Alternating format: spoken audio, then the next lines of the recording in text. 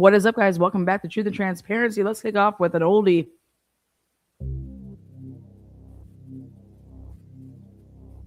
We're going to be taking phone calls today.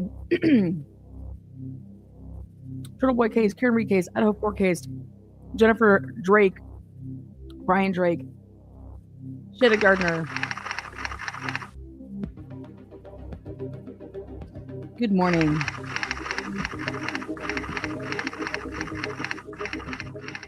December 1st, this clip is from, as well as December 1st was the day that Dylan Mortensen was interviewed. Did the bedroom doors of the 4 murdered University of Idaho students have electronic locks like this? A former tenant posted this photo and says all 6 bedrooms had combination locks. It's believed the students had a lock on their door similar to this. This is a keypad lock. This was my Red Flag Project episode 6. Red flags. Really not sure how mainstream media got it wrong, but there were no locks, padded locks on any of the doors of any of the bedrooms, and that had been known for quite some time. Now, Kara, can you hear me okay? Yes, I can. This is the interview that Ashley Banfield does with Xana's mother December 1st, and then she broadcast bits and pieces on December 2nd and December 3rd, and then a little bit. There is a mysterious sort of 4-hour and 45-minute block of time that's unaccounted for by the police timeline. The police say that your daughter, Xana, and her boyfriend, Ethan, were at the Sigma Chi house from 8 until 9 p.m., but then they don't have any information on where they were from 9 p.m. till 1:45 a.m. Do you know anything about that from either your information from the police or Ethan's family or anybody? I may be candid in saying this, but I think that they were at a bar. What? And where do you get that information from? Did someone tell you that they'd gone from the Sigma Chi house to a bar before they ended up home? That's what their father conveyed to me, that he thought that they were at the bar at that night. So, yeah, I mean, that's what college kids do on the weekends. So. But you don't know for sure that they left the Sigma Chi house, went to a bar. This would make perfect sense as to why MPD kept this hush-hush and why Jeff told people that Xana stayed in and got pizza, because he was told not to release this information to the public because Ethan and Xana were, yes, underage, and then being out in the bars. On social media anymore without being some kind of weird stalker. So that wouldn't surprise me. I don't think that that's what it was, though. I will be honest with you. I think it's closer than that. I think it's deeper than that. I think I think they have information that they're not giving us, and it's real fishy. That's what I will say. When you say you think it goes deeper than that, what do you mean? I mean, I think it was somebody closer than a stalker, and I don't know who. I'm not gonna specify anything like that. I'm just going to say I think that it. Somebody, and I think possibly they may have trusted. The police. That's the only thing I can think of, because how could something like this happen so quickly, so quietly, so without any answer, unless it was somebody super close to them? You know what I mean? Do you think the person who did this had been in that house before? I think they knew them. I think they may have even been friends with them. I think it had to have been somebody close to them to have been able to get away with it like this, just without. Okay, so now we have to talk about it, you guys. Dylan Mortensen does her interview on December 1st. Then, she's been listening to everything on social media. She probably then hears Kara do this interview, and she's probably like, oh my God. Okay. Wow. Because Dylan's never talked to again until December 30th once the arrest happens. It just doesn't make sense. None of this makes any sense. It had to have been somebody they trusted that was, you know what I mean? I mean, somebody who knew the house well, somebody who knew them well. Ooh. Now, please keep in mind, when we fast forward to 2025, after the suppression hearings, we find out now we have never heard from the 1213 interview. we've heard the 12-1 we have a little bit of information from, because guess what? Ann Taylor puts in a motion some exhibits, and she gives us the transcribed little bits and pieces of Dylan's 12-1 interview. But if you go back and you actually search the motion that Ann Taylor filed, she mentions 11-13, 11-17, 12-1, 12-13. Okay. I believe that they had Brian Kohlberger's name by then. No doubt about it. And 12-30, which we all know that the 12-31, that's with Joe Lake after Brian's arrested. But we hear minimal shit from 12-1 and 12-13. In fact, we know nothing that took place on 12-13. When are we going to find out anything to do with the interview that took place with Dylan Mortensen on 12-13? The dates of when Dylan Mortensen had interviews with law enforcement, and that would be November 13th, November 17th, December 1st, December 13th, and then finally December 30th.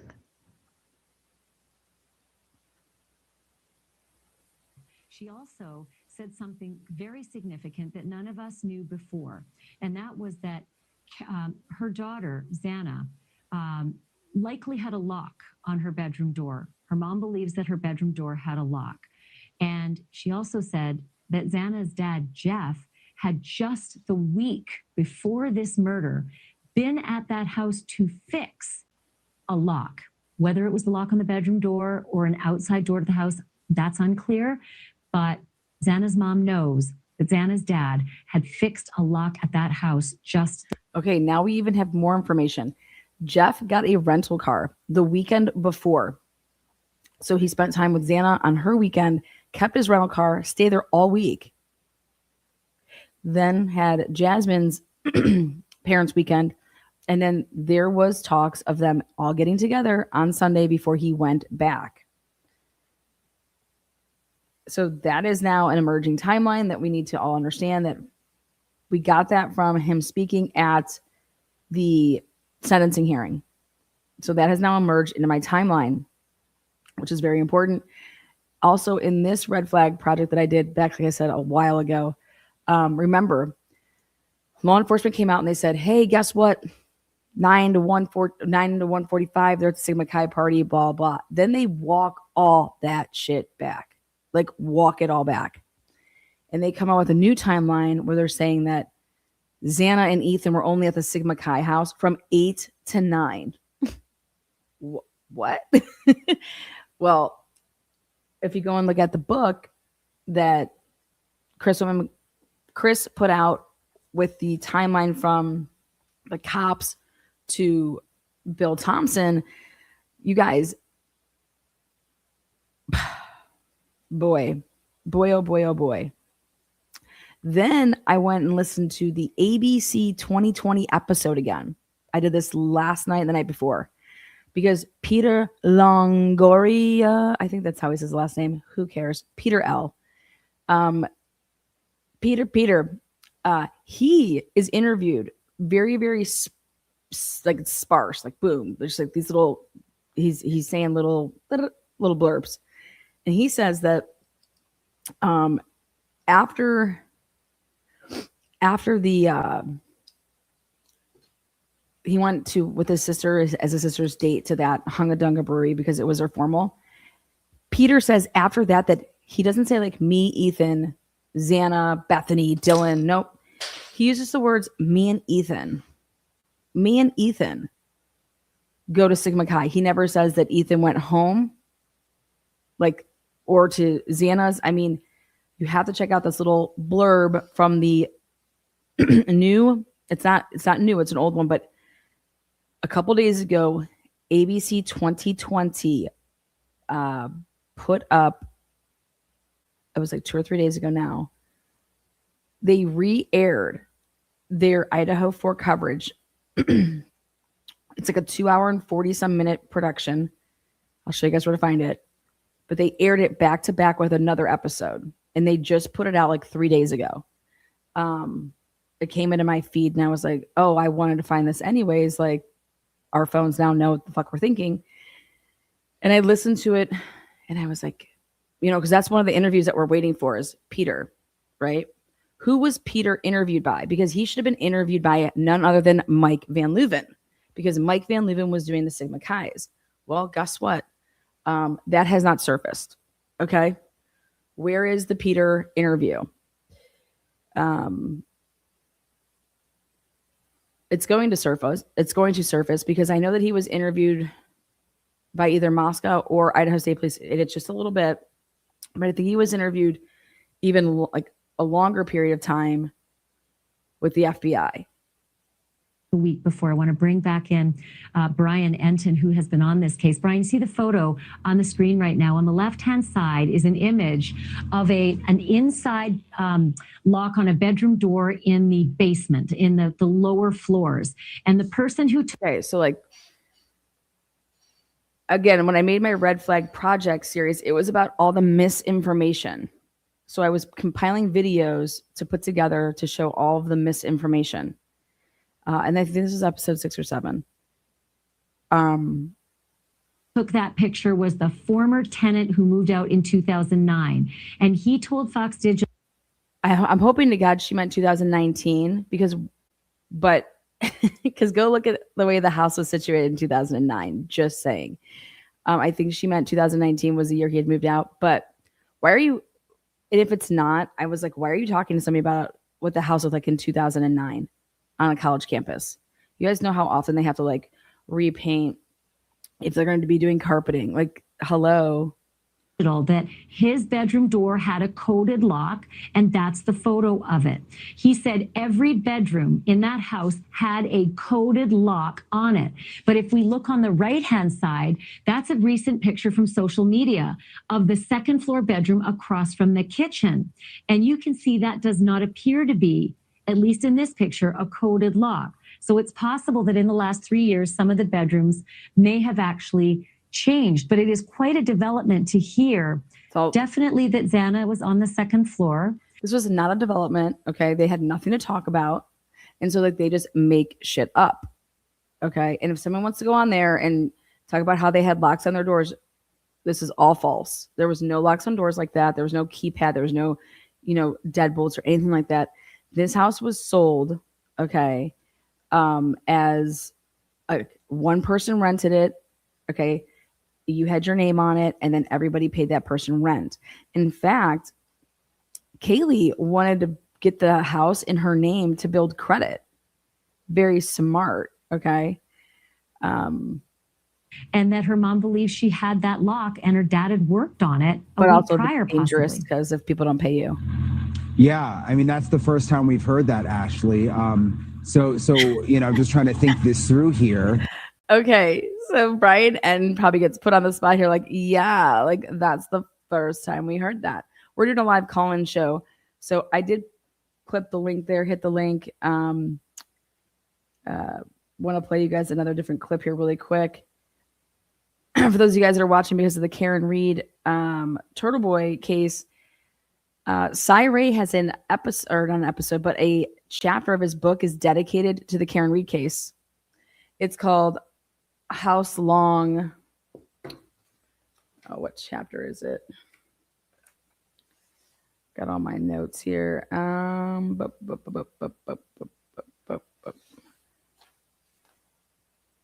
It's called House Long. I want to say it's my favorite chapter of the book. So that should tell you what I think about the book. It's the Karen Reed chapter. It's actually a huge, it's House Long something or other. He calls it like House Stupid because basically it's in support of Jen McCabe that she didn't Google shit, and it all came out in 2025 when they had some big conference. A different lock, is that a reason that the killer was possibly able to get into the room? Certainly possible, but just heartbreaking. I was listening to your whole interview so closely. Just heartbreaking to hear that mom speak for the first time. Very similar what she's saying to Kaylee's parents, who I spoke to a couple of hours ago. Just frustration that they don't have information. And frustration that they say the police aren't keeping them updated as frequently. So that is something that is new at this point. You know, obviously, Brian, tomorrow is the 3-week mark since those kids went out on a Saturday night, like all college kids do, and had a great time and got home at a pretty reasonable hour, you know, for college kids, 1:45 in the morning. And I'm sensing as well from looking back at this, guys, mainstream media made truly no effort. Like they didn't bring anything to the table with like fighting that timeline on when Ethan and Xana came home. Okay. I swear every time that Ashley Banfield had Xana's mom on, she had so many opportunities to really hone in on, because that's all that was talked about was this timeline. Ethan and Xana got home, and it's Bethany that's saying that. Well, now we know that that's just a complete lie, just like such a fucking lie, because Bethany and Dylan are adamant that they never saw Ethan and Xana that night. Okay. That got entered into the probable cause affidavit. Do you know how that information is actually exculpatory? And could be to the person like, well, what if they were home before then? What if they had been home before then and nobody was home? I don't know. What if Dylan and Bethany just weren't lying? What if they just could remember things that, I don't know, it seems like they suppressed themselves. The Gonsalves family, and I cannot imagine the pain that they are. What type of questioning are these two going to be subject to in the Washington State lawsuit with the parents? You know, maybe they made a pact. Hey, we're leaving Bethany and Dylan alone. Maybe they were all just like, we're going to go forward with this, but these are some of our rules. Are suffering, especially since they've been left in the dark. But they are starting to, their patience is giving way to frustration. It seemed pretty clear. Yeah, absolutely. I think that they, I mean, you heard what they said. I mean, they don't understand. Their main frustration tonight seemed that they just don't understand why some of the people are being cleared. They want to know what the alibis are. They're like, is it just a friend who said I saw them? I mean, they want to know what the crystal clear alibis are of why some of these people were cleared. Something else interesting, Ashley, because I heard Xana's mom bring it up and you asked her about the stalker.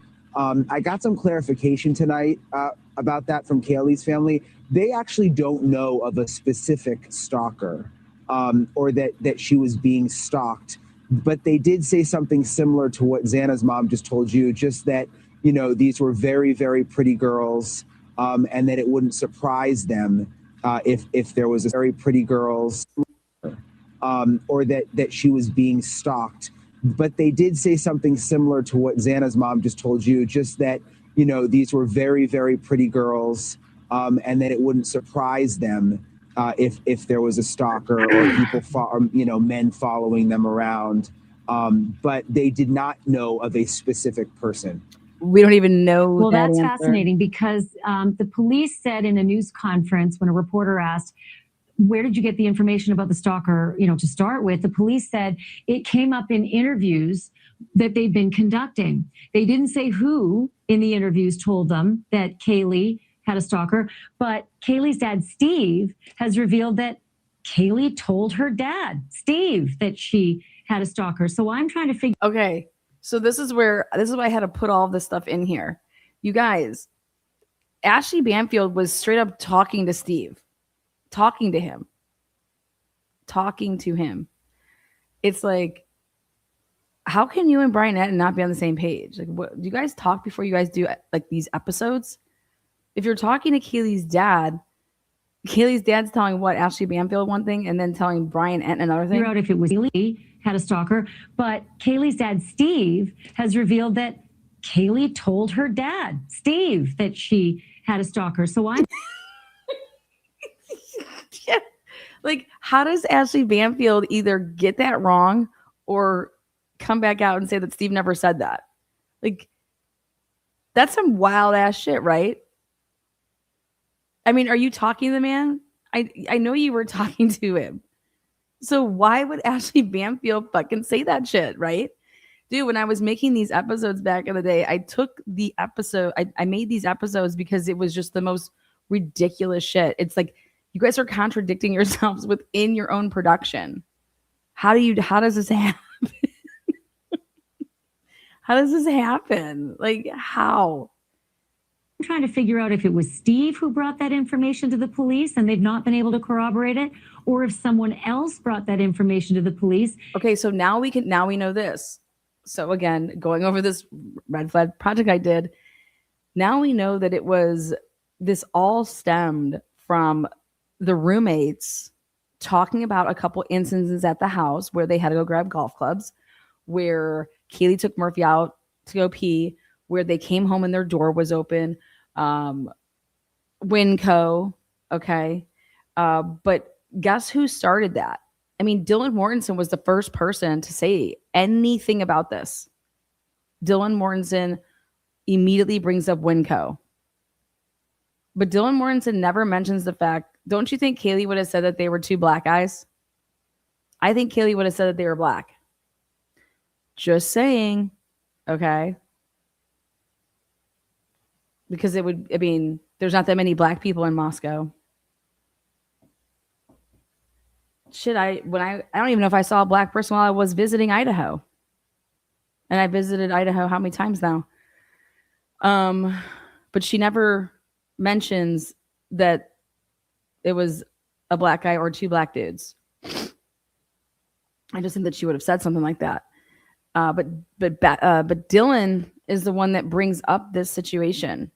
And Steve could corroborate it. Is that still unclear? So I think there was confusion along the way. And so the reason I'm mentioning it is because Dylan was adamant that she saw a white person.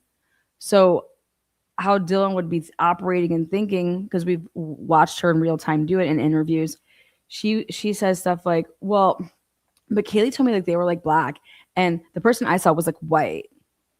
Like she'd be so quick to like say that. Based on her interviewing, based on the hours of interviews. Is what her parents told me, that I don't know if they were misquoted or how it actually came out. If they were misquoted. Yeah, Ashley Banfield just misquoted. But see, Brian Enton's trying to clear this up in such a passive way, just like, well, I did talk to them, and I think they got misquoted here. This is Tina with What the Fuck Transition Services. Who the fuck is going to hit the link and call into the show? I'm doing a call-in live show for you guys, not for me. Told me. What do you have to say? That, I don't know if they were misquoted or. Oh my God, guys. Yes, take a look. There is the Blazer, bitch. Look at, she always says she parks her Blaze. Okay, there she is, mini Blaze right there. And that Blazer was parked almost in the same spot. What her parents. The night of, if you look at the picture. Parents told me next morning. That, I don't know if they were misquoted or how it actually came out, that the dad said there was a specific stalker, but he says that is not the case. There is not a specific. Dylan Mortensen, you are allowed to call in. This general field. The Idaho4. Yes. Red Flag Project, episode 6. If Locks Could Kill. The name of the episode, If Locks Could Kill. Oh, shit, Lana. If you go back and look at what news stories would break on the days of Dylan's interviews with law enforcement or the days right thereafter, it seems pretty obvious that someone was leaking something from those interviews. Ba-bing! That's what I took from all of this. Yeah. If you go back and look at what news stories would break on the days of Dylan's interviews with law enforcement or the days right thereafter, it seems pretty obvious that someone was leaking something from those interviews. Yes, law enforcement to media. Yes, all day. Now here on December 21st, 2022, our good buddy JLR would make his way out to Moscow, Idaho, and he attempted to interview the vape guy. Yes, the store manager, just like News Nation did, but he didn't have as much as a success as News Nation did. Police made no arrests. Why was law enforcement running them from the stalker narrative?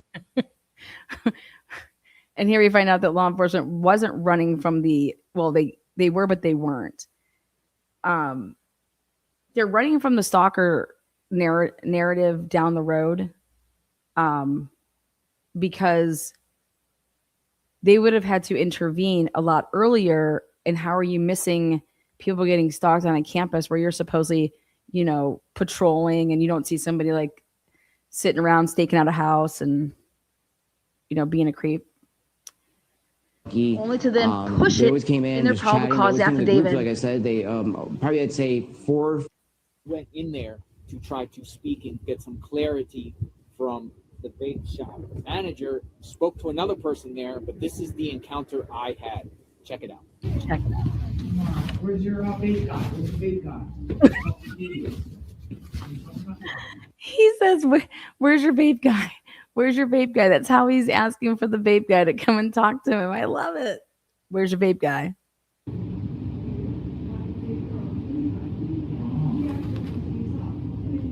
So I want to know more about the stalking situation. Oh, he doesn't want to talk. You want to talk? Okay. You got a thought? You want to They didn't want to talk. They didn't want to talk. Nope. So was that just an exclusive interview with News Nation that they gave a contract between them not to talk to anyone else but News Nation, Brian Enton, or did the vape manager see that his face was plastered all over the news after he gave the interview, and people might have been questioning that, or he basically didn't want the exposure that he thought he was going to get. I'm just going to show you this vape shop. At the very least, he's claiming that the girls came into this vape shop here. Let me show you what it looks like. It is closed. It is closed. But that is, let's see, all the vapes. JLR is casing the place right now. Oh, shit. In closing, check out this last clip. I was stunned when I saw November 23rd, 2022 as the production date. Someone told law enforcement as early as at least November 23rd, 2022, that Kaylee had a stalker. Yes, before 11/23/2022. Who was that person? Dylan, come on down. No, I mean, It has come out that it came out in an interview yes, Dylan. that was had between law enforcement and a person that they interviewed. It has to be in reports because it came from an interview. Yes. Again, this date would also be the last ever police public press conference until the arrest of Ryan Koberger. Remember, Dylan was interviewed a second time on 11/17/2022, and then a third time on 12/1/2022. And then a fourth on 12/13, and then the arrest, and then on 12/30. And so what this episode was is I was showing how everything I believe was gearing around Dylan Mortensen, and saying that's everything's leaking from that. Stuff's leaking from that. So looking back at it, what do you guys think? When we take a look back at some stuff. Cynthia, hi, good morning. Hi. What's up, girl? What do you have for me? 2 minutes. You're on the clock. What do you think? I don't know. First, I just have to say that I am so in love with your integrity Oh, thank that you. you actually, I'm 61, so you give me hope in our future. Thank you. We are so blessed to have you doing this, all that you do, and standing your ground. I'm so sick of the bullshit. Yeah, I'm so girl. sick of the lies and the just complacency of the people that even watch you, because you know what? We need to be out doing what Turtleboy did for Karen. Well, I mean, we need to be at the courthouse, Yeah. I would say we could do what Turtleboy did minus. Oh yeah, minus the bullshit. Yeah. Yeah. No, Minus asking the this. questions, being there. There's ways, but honestly, the times have changed as well. You can get a lot done with, emailing and Zoom calls and Yeah. doing the public, requests, and then when you get the information, then you could put the pressure on to Yeah. get it out to the media. Well, So and I have to take blame too because I haven't been proactive. So I can't blame everyone, but well, you're at and least I listening to the right material. and I have to tell you, I'm not a member, not because I don't want to be, just because I haven't worked for 5 years. I was taking caregiver for my mom till she passed, and then my daughter's fiance passed, and she had an 18-month-old. So I went for 3 years and cared for. I was a nanny for my Ella. And now I moved to Missouri and I'm getting myself back together. Just not, I know it's not much to join, Well, we don't need you to but, join, girl. but I We don't watch all the time, and you don't even know I watch. I'm Ocean Sugar, but Oh, there you go. but you don't see me because I'm watching it on TV in A lot my of people cousin's do. extra house. So it's like, not, you don't know it's me, but believe me, I'm watching, I am clapping, I'm cheering, Oh, I'm dang. doing everything, and I wish I could help. But Watching helps, passing the word helps, sharing the stuff helps. So if you're in Missouri, I think you're by like Brent Turvey, and I think that's where Chris Whitcomb. I think that's their neck of the woods. So I girl. think, I don't know. Well, I'll have to do a little research on that because Yeah, I think that's like their little stomping ground over there. Okay. Or maybe at one point it was. I don't know. Maybe Turvey's now in Alaska. I don't know. Yeah. Yeah. So, do you think that there's going to be a trial with the WSU parents lawsuit, or do you think that's going to end in a settlement? I can't even think about that because I'm so disgusted by Kaylee's parents and sister. I know that I'll probably step on toes, but I think they're just in for the money now. They're just, I know that they're sad, I think, but I just think they're so caught up in the money and the fame and the attention that they can't see straight. Well, you're definitely not alone in that thought process. So I just think they could do things with a little more class. I think Kaylee had class, and I think she was a little different from everybody else in the family.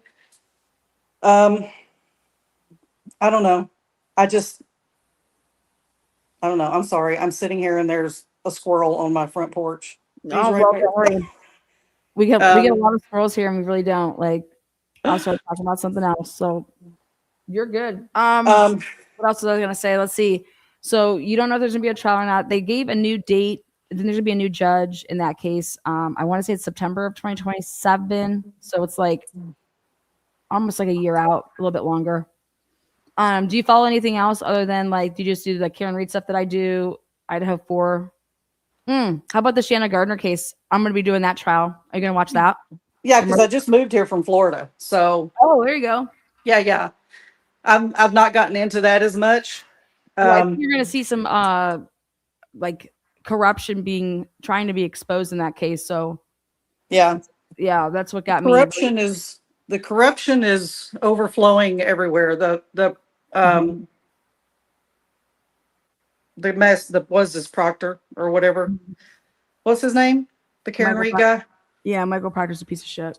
Oh my God. I literally don't even know what to say about that. I let my cousin listen to it and I said, I don't even want to repeat to you what this man is saying. Yeah. And said, oh Lord, I would never even say that to myself in a dark room. Oh my God. I wish you could see this. I'm sorry. I have to turn this around. Oh, we're going to do squirrel time. No, he's hanging upside down. You see him on the bird feeder? Oh, right here. We're going to take a good look at him. Wait, he's going to hang upside down. Do you see him? Let me see. Oh. Is it on that little pole? Yeah. Watch him. Okay. He's going to hang upside down again. I'm sorry. It's just fun. Look at him. Look at him. I'm sorry. I'm old. No, you're good. I wanted to see it, so we tried to zoom in. Well, I feel like Snow White. I had a deer in my front yard, like 6 feet from my front window this morning, and about 10 squirrels out there right now, and it's funny. But yeah, just know Thank you, Cynthia. I appreciate I'm you. cheering for you, and I'm, carry on with your calls and keep doing it, girl, because I'm cheering for you. Well, thank you so much. I appreciate you, and thank you for having the courage to hit the link button. A lot of people don't, and so thank you for doing that. I appreciate that. Oh, you're welcome. You have a great day. And Okay, again, you too, hon. I am in love with your integrity. Bye bye. Oh, thank you so much. That means a lot. My parents will be proud. Yes, they should. Bye bye. See, I'm telling you guys, we have good ones here. Oh, come to the platform. What's up, Jesse? I'm surprised that people aren't quicker to the draw to get on here. I know, right? I dropped the link. It's also early. Some people are probably just rolling up out of bed. Like right now, I'm eating one of my bagels. So, what's up? What do you? Just rolled out of the gym. I'm still covered in sweat and perhaps breathing a little heavy, but pay no attention to that. We don't have to pay any attention to that. What do you think? What do you got? What do you think about all this? Okay. Jesus, how much? I got 2 minutes. I don't know if I can get it in 2 minutes, but well, as long as you're rolling with me, I'll keep it going. I think Chris if you bore Whitcomb me, is I'll running. just kick you off. I'm just kidding. All right. I think Chris Whitcomb is a smart guy, a very personable guy. I'm impressed by him, but I said I was on with Dago originally when he first came out. He made his debut with DA. And we all sort of agreed that there's a group of us there. Eddie, I'm sure you're familiar with us. Yeah. We'd sort of agreed that we didn't trust him. We kind of think it's a limited hangout. I believe it's a limited hangout. Well, do you Eddie think that he was given the material? I think that he was given the material. I think he was given the material. Pieces. I think his objective is to cover up what actually happened. Yeah, I mean the whole. Oh wait, you think his objective is to cover it up? Well, I think it's a limited hangout, and a limited hangout in intelligence circles is to offer the truth to gain the trust of the public, right?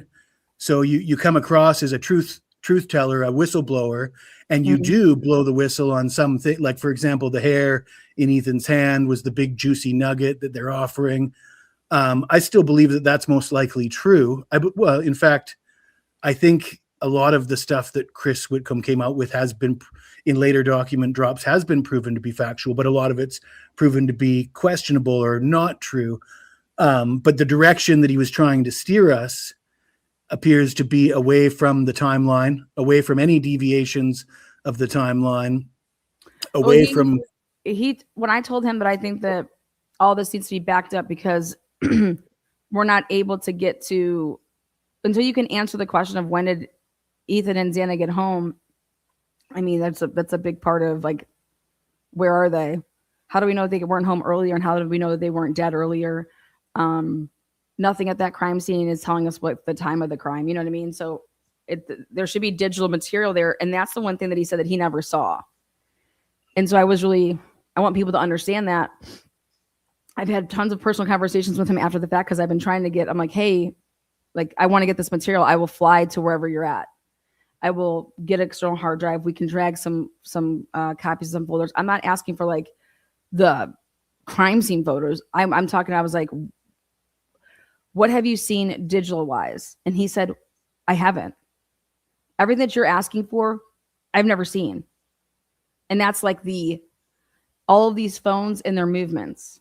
And now I know that that wasn't going to be something that Cy Ray was doing regardless. That was Tom Slavinsky. So, like, if you look at the exhibits, like each of these experts just had their little thing that they were like their niche or whatever. And I personally, my take is that Ann Taylor was not passing out the discovery in full to every single expert. That's not even how you do it. And I cannot possibly think that Ann Taylor, in a case like this, where she has to, everything's under a protective order, that she's just passing out unredacted discovery to anybody just because they're on her team to do something that's the minimalist thing. That would be the dumbest thing. I've never heard of that. Experts are given like specific material, huh?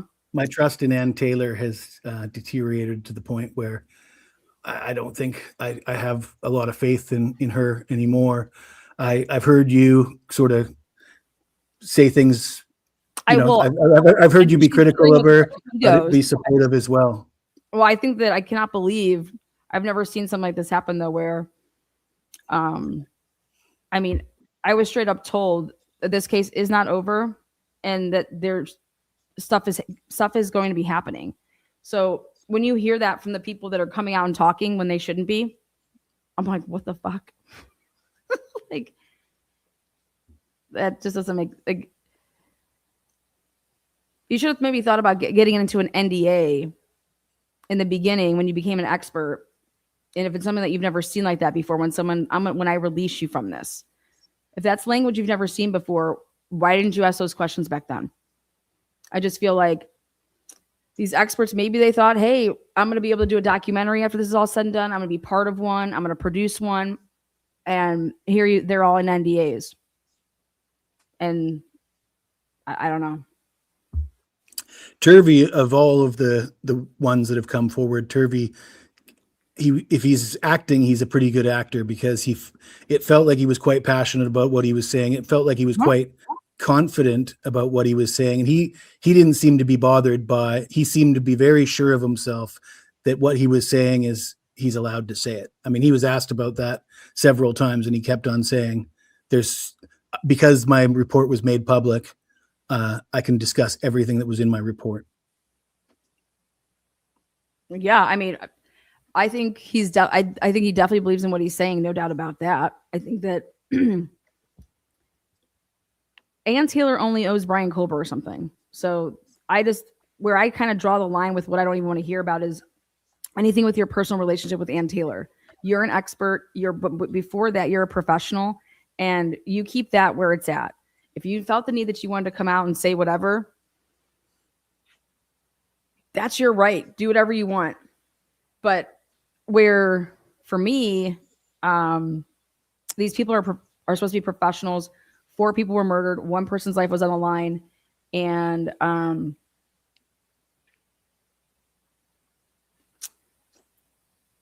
if coming out and talking on the internet, what's the purpose of it? What are you trying to accomplish? How about that? What's limited hangout to steer us all. If you truly believe that, hey,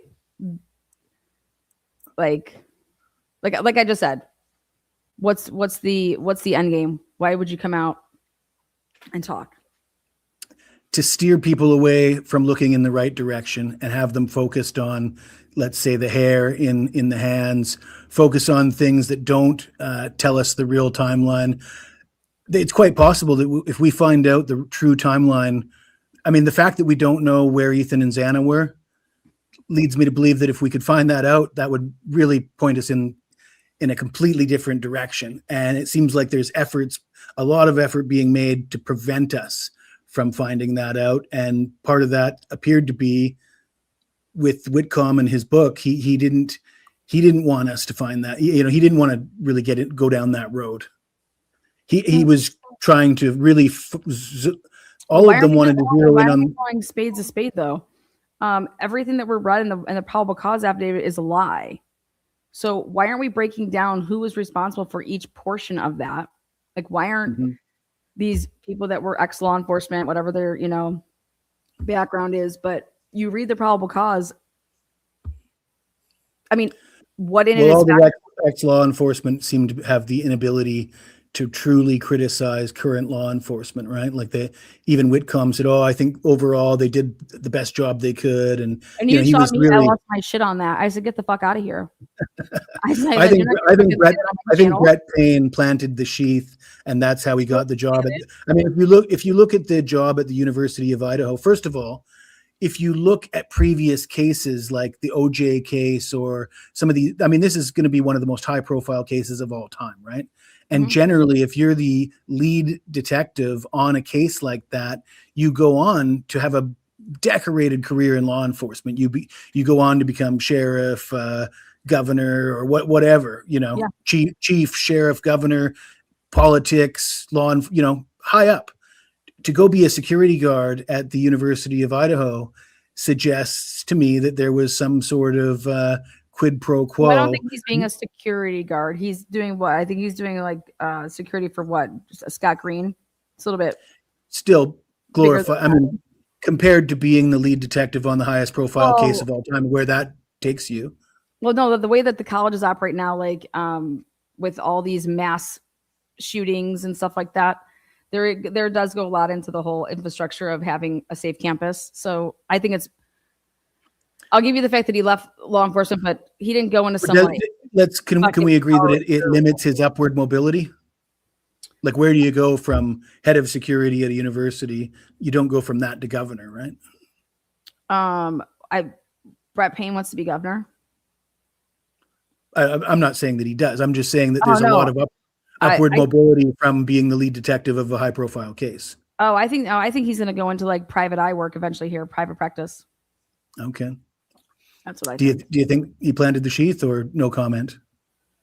Oh, well, no, I think everything about this case screams that these experts should be calling out the fact that law enforcement lied. People don't get passes for that. People don't get promoted for that. People get fired for that. But that's my take, is like, why aren't you guys who's coming out and speaking? What are you speaking out against if you're not speaking out against law enforcement? Because you are, because that's who ran the whole thing, law enforcement and the prosecutor. And so to sit and hear people want to say that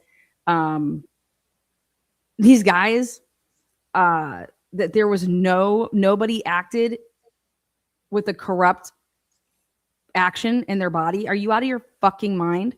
You're not going to come on my channel and say that. And I'm not going to read a book to you that says that and say, well, I'm going to say that this is all bullshit. I'm going to say that that portion of it, but you're not going to give passes to people that made the choice to lie, and each person had their part of these lies. I mean, this is human behavior. This is human. This isn't a mistake. This isn't an error. This was purposeful. And so to see that you're so where I see the same thing with Whitcomb but I don't really see it with Brent Turvey. I think Brent Turvey is, he's not speaking that same language. But to see that Chris and Cy Ray are going to come out, and there's going to be everything that they feel is different. But the one thing that is going to stay constant is that these weren't bad actors. And that, to me, right there, full stop. I don't want to kill any credibility. Yeah, I don't want to hear anything more that you have to say, because it's not. This is not. There's no system that you can try to say that you want to put in place that if you do my system here and you go this, that will never happen again. Incorrect. That's false. That's completely false. Because not only are there bad actors, but it seems like every single person involved was a bad actor. Yeah, all the mainstream media, all the officers doing the interviews. Every interview, to me, appears to be scripted, like rehearsed. Well, I wonder, they don't know what they're doing. Like the young people, like when you're asking questions, how do I know what to ask you if I'm not truly active? Well, for example, Dylan Mortenson's interview, she tells the officer, well, I saw what, I thought was a gun, but I wasn't sure. But now thinking back on it, I think it was probably a gun.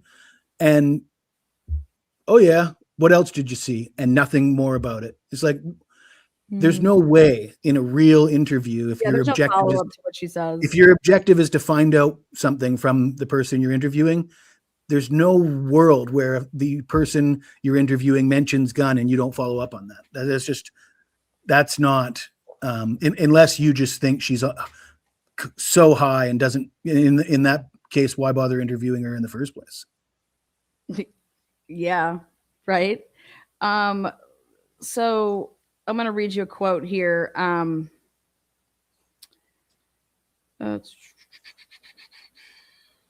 So they spent 48 hours putting the probable cause together.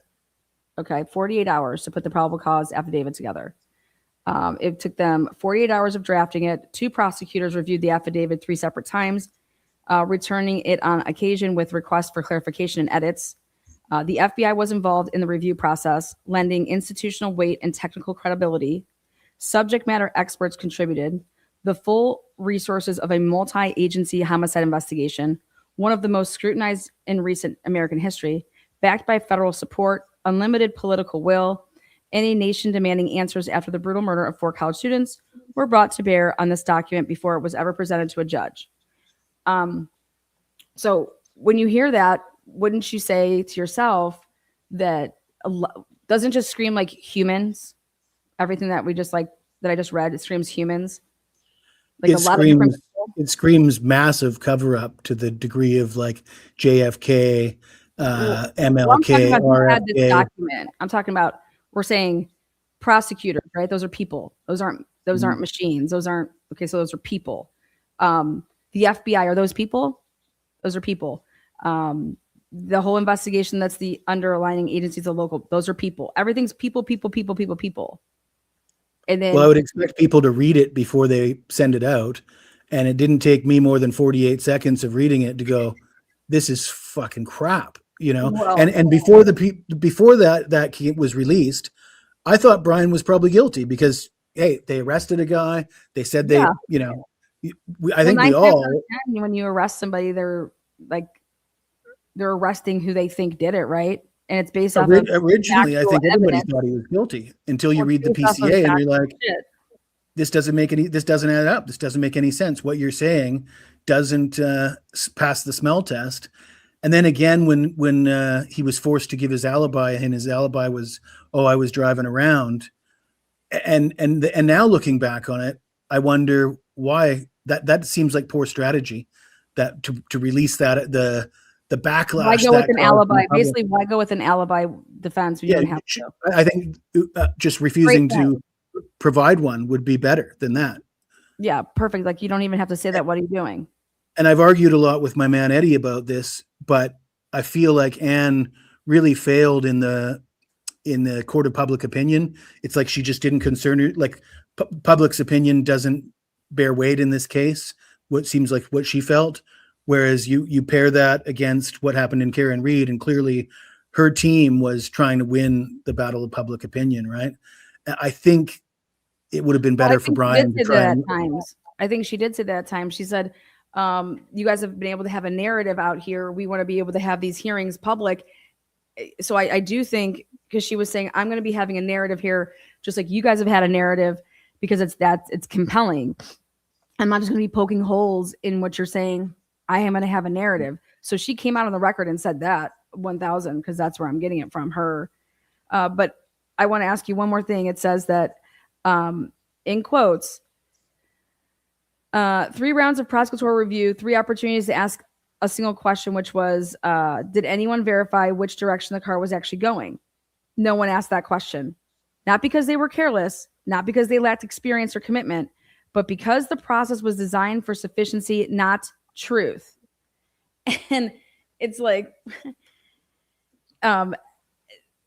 you cannot sit here and tell me that the system is what failed here, and not the fact that these people 1,000% knew what the evidence actually showed and that they lied.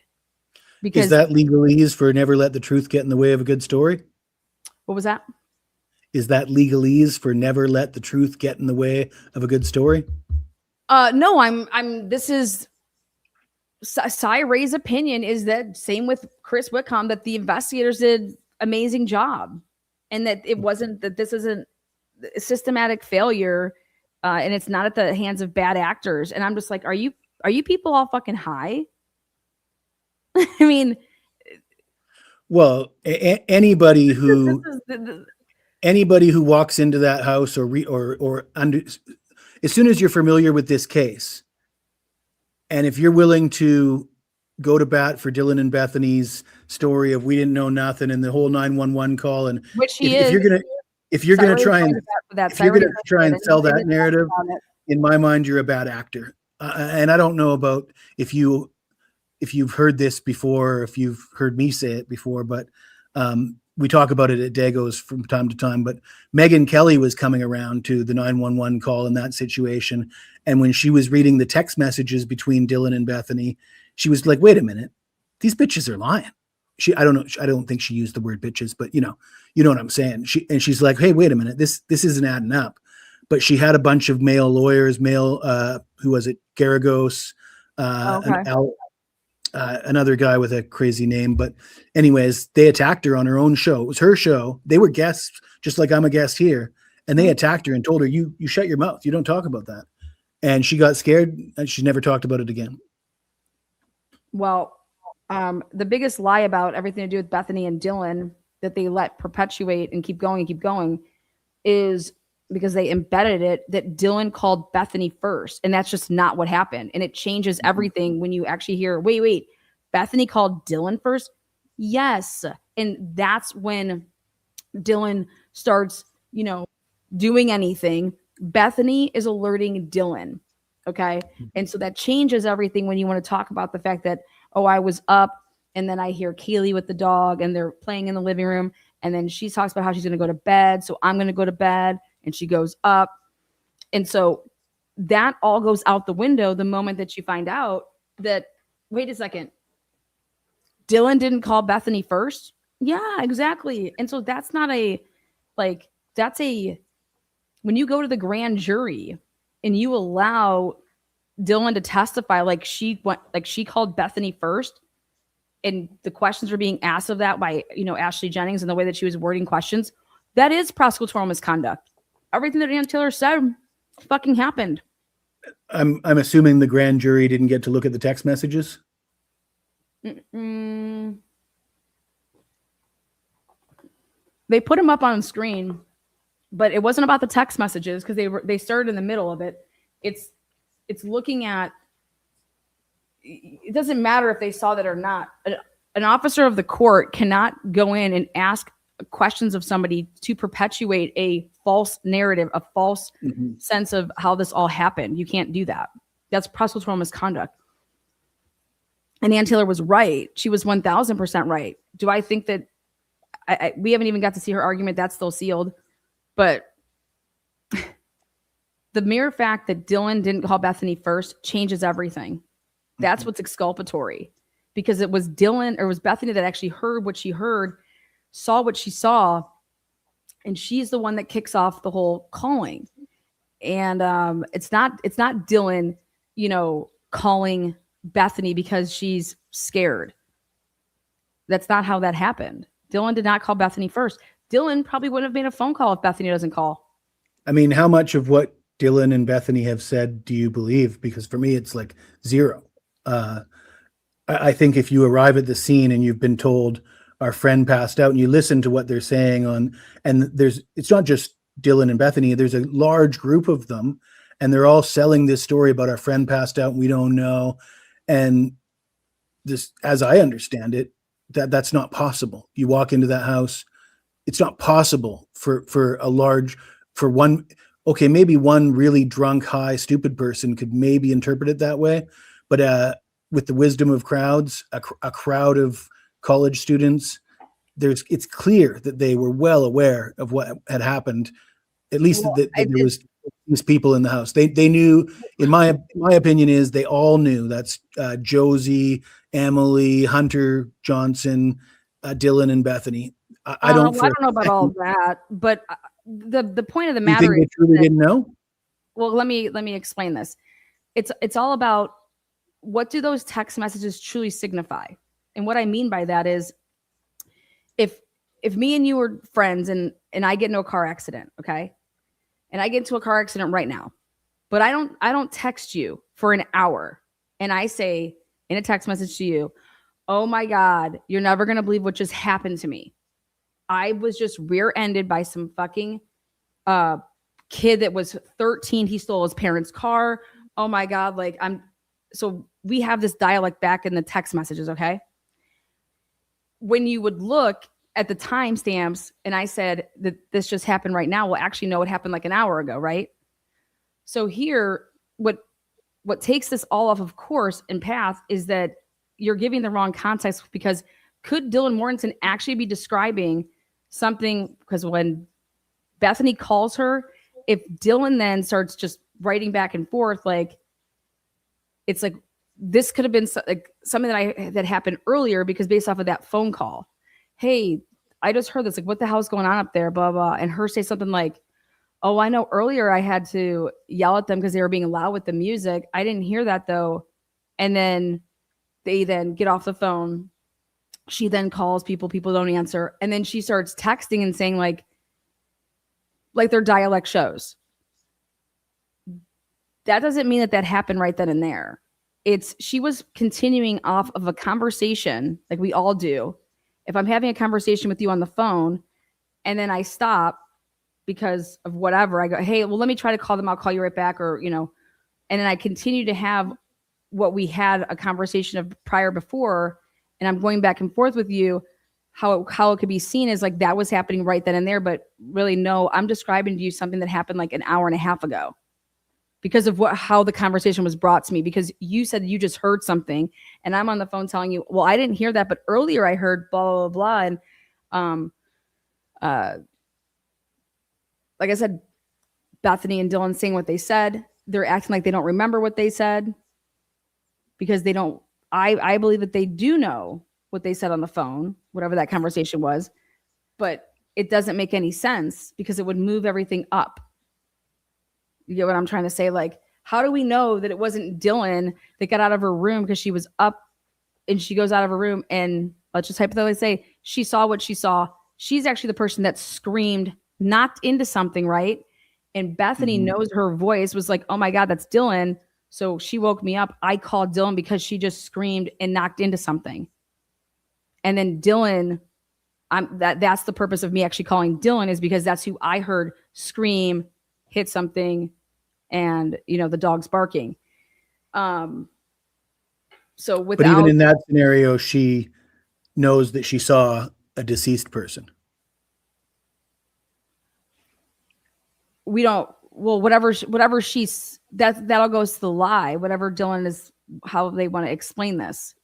Because I think they called for an unresponsive person because of the rules, the 911 rules, and the way that the response. I don't think they knew anything like that yet. You don't, as far as like to be, oh, if we don't call it's a crime. Fuck no. No. You don't think so? That's no. Dylan talks enough. I'm a bigger conspiracy theorist because I kind of think there was. I think there was a lot of coaching going on. I think it would be about them, like the way that, oh my God, they're going to think that we had something to do with this. That's why we have to clean up stuff. Like if there was a cleanup after the fact, I'm even trying to like show how if the cops just would have done the right thing and got to the bottom of it. Yeah, those girls saw something. They panicked. Then they thought they were, because they were drunk, that they were just dreaming. Then they just went to sleep. But everything changes. Or if they were hiding drugs, right? Nobody cares. Nobody really cares about that in comparison to this, right? So, I'm the cops should have been telling them, listen, if you guys had drugs, you're hiding drugs. We don't care about that. Well, they said that. Blaker said, we don't care about the drinking and the. It just the way that this was handled is anything that was said was never corroborated. So like they can say whatever they want, Jesse. I don't care what they say. We live in a digital world where you go and get people's cell phones, and to come to find out that they did not download these cell phones for full file extraction, to see that they did not look into their cell phones to actually like see what the hell happened here. Like these officers, they don't live in the 19th century. We have the capability to do so many things, and from the beginning, this wasn't done and handled properly. So it's hard for me to get down with when someone wants to talk about protocols and the way this whole case was handled, and it was shit, and that people lied, to then come out and write a book and say that, no, there wasn't bad actors and nobody was lying. I can't get down with that. And so the way this was handled from jump was, it's not necessarily they had to be covering. We don't know the situation, so we have to be so careful about it because we do protect the university. Like, this is going to be awful. You heard in the body-worn cameras that Payne and fucking Warner were having that conversation, or Morris at the door, talking about how they had just recovered from the COVID shit, okay?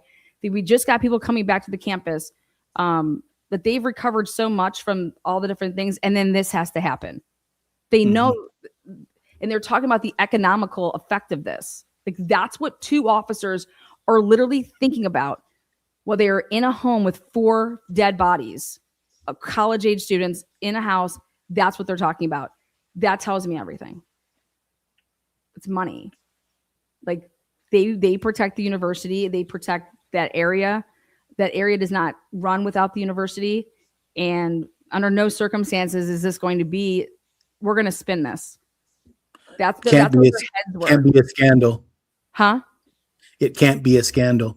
Well, it can't be something where these people can't send their kids to the school, like the parents. And, but that's what they were, to think that that's what they would be talking about.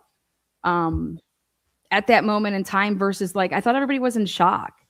I thought everybody was like puking and that these officers had never seen something that was so horrific. I didn't see anybody that couldn't function. Did you? I don't think anybody acted appropriately for how they should act, to be honest with you. I don't think any of the college students were behaving the way that you'd expect them to act. I don't think any of the voices on the 911 call, it just, all the interrogation videos, none of it jives for me. It all seems like psyopy. Well, I just know that at the end of the day, it doesn't matter what system's in place. Human beings are operating that system. Okay. Human beings have to do things. And to see a reoccurring theme here that these officers didn't lie and that it wasn't bad actors and that this was just a systematic failure. And if we would have a different methodologies in place, then this couldn't have happened. And I'm like, are you fucking kidding me? You can still lie, and it doesn't matter what system you're in, that, oh, but we're going to catch that lie.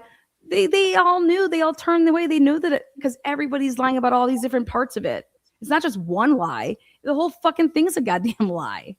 This isn't just one lie. This is multiple people lying and being able to contribute a lie. And that, and whatever the lie is, it's big enough to get the mainstream media on board as well. The way that mainstream media has covered the case, I mean, it seems like somebody high up has made it clear there's only one way to cover this case, and asking too many questions will result. Like I said, I saw it right on Megyn Kelly's show. She's told, shut up about that. And just the bottom line is that there was no probable cause. They lied to get it, and then everything would be tossed because of it. And I know that I just know that people told me certain things, and then when it came time to write a book, said the complete opposite. And do you believe Dave is an honest actor? You interviewed Dave, right? I think that Dave was being honest. Why? Is that what you asked? Yeah, that's what I was asking. But just the fact that nobody ever followed up with Dave, as far as I know, he was interviewed by the police. Dave was interviewed by Ann Taylor. Okay. And Dave then reached back out to me, and I told him to make sure that you get on the witness list, because a lot of things started happening. There was started to be FBI raids of houses and apartments. Yeah. And it was soon right thereafter I had him on the channel. I know that soon after I had him on the channel. What was it? He got roughed up a little bit, I heard. No, he didn't get roughed up. But just people around him, I can't remember if it was where he lived or his buddy lived. It was about raiding. It was about coming in there looking for drugs. And but the thing that's crazy here is, yes, no, I know that he was followed up with, because I get an email from the Kootenai County Public Defender's Office asking to produce Dave, asking for my reading. And so I have all the emails for that. Because it was all about the Snapchat shit, about how everybody knew about this earlier. And, when that was going to show that 911 wasn't called right away. Right. But because if you believe that, you can't believe that the 911, you have to believe that the 911 call was nothing but theater, right? If you believe Dave. Well, but there's a part of it here. If I start talking to you and telling you at 11, like, I'm freaking out, fucking man, like, I don't know, like, nobody's moving around upstairs. Last night, this is what happened. Like, so that doesn't mean that I went upstairs yet. Okay. But if we're starting to talk and I'm just saying, you call 911 for a reason. You don't call 911. Like, why did you call? Like, usually somebody calls and says, hey, get an ambulance over here right away. Or you're calling and you're saying something. Here, they call 911 and they don't know what they're calling for. And that's how I would have treated the 911 person if I was to ask questions about that, is who is asking for help on that call? Nobody is asking for help. They want to explain. And that tells me that you aren't calling for help, right? Because help doesn't, there's no one to save here. Okay. I You mean, usually call 911 because you know why you're calling 911. And on There- that there's 911 also- call, they acted like they didn't know why they were calling 911. And there's also something. person is just what it got labeled, because they had to label the call, and then that got changed to a homicide, But so I don't look too much into the fact that like they just ran with that narrative after the fact, but that got labeled an unconscious person because what was it at that point? So that's like what the call. Like, so I don't really look into that so much. Is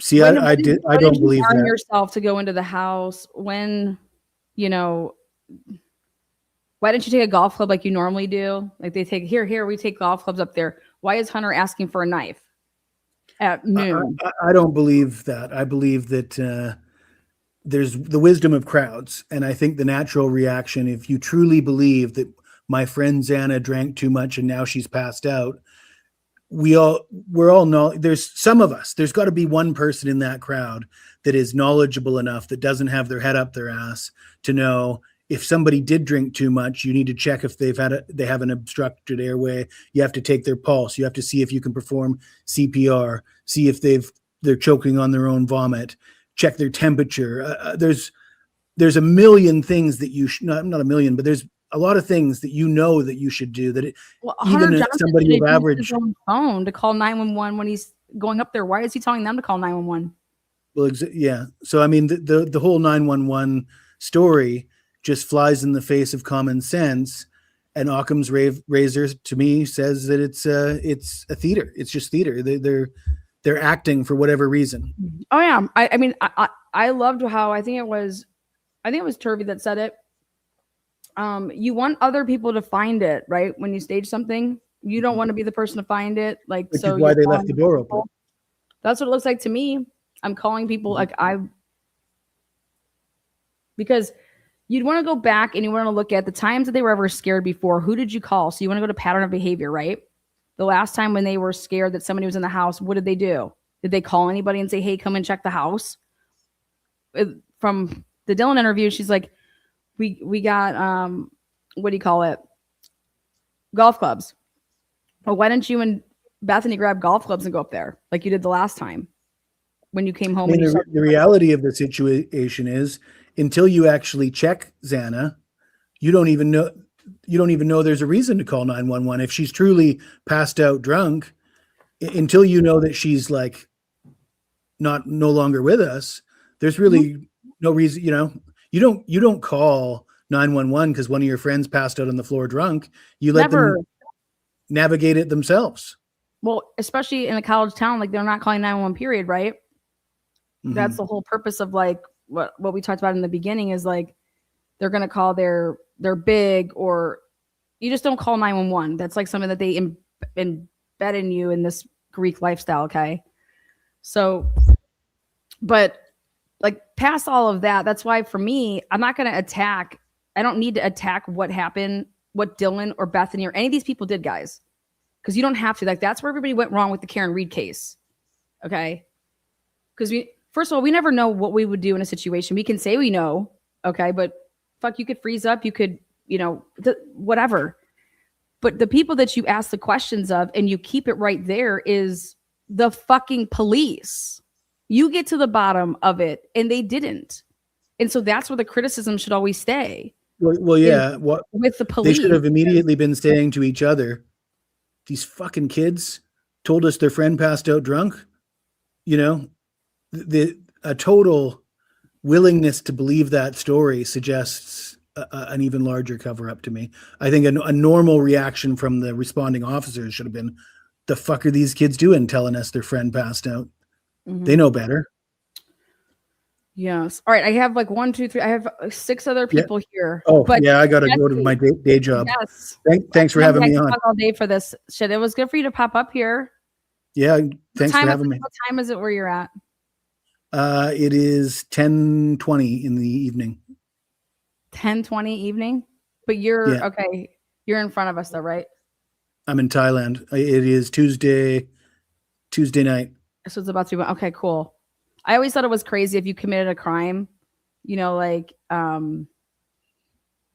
somewhere and then traveled. You're like, you're arresting me for a crime that's the next day. It's not even the next day yet.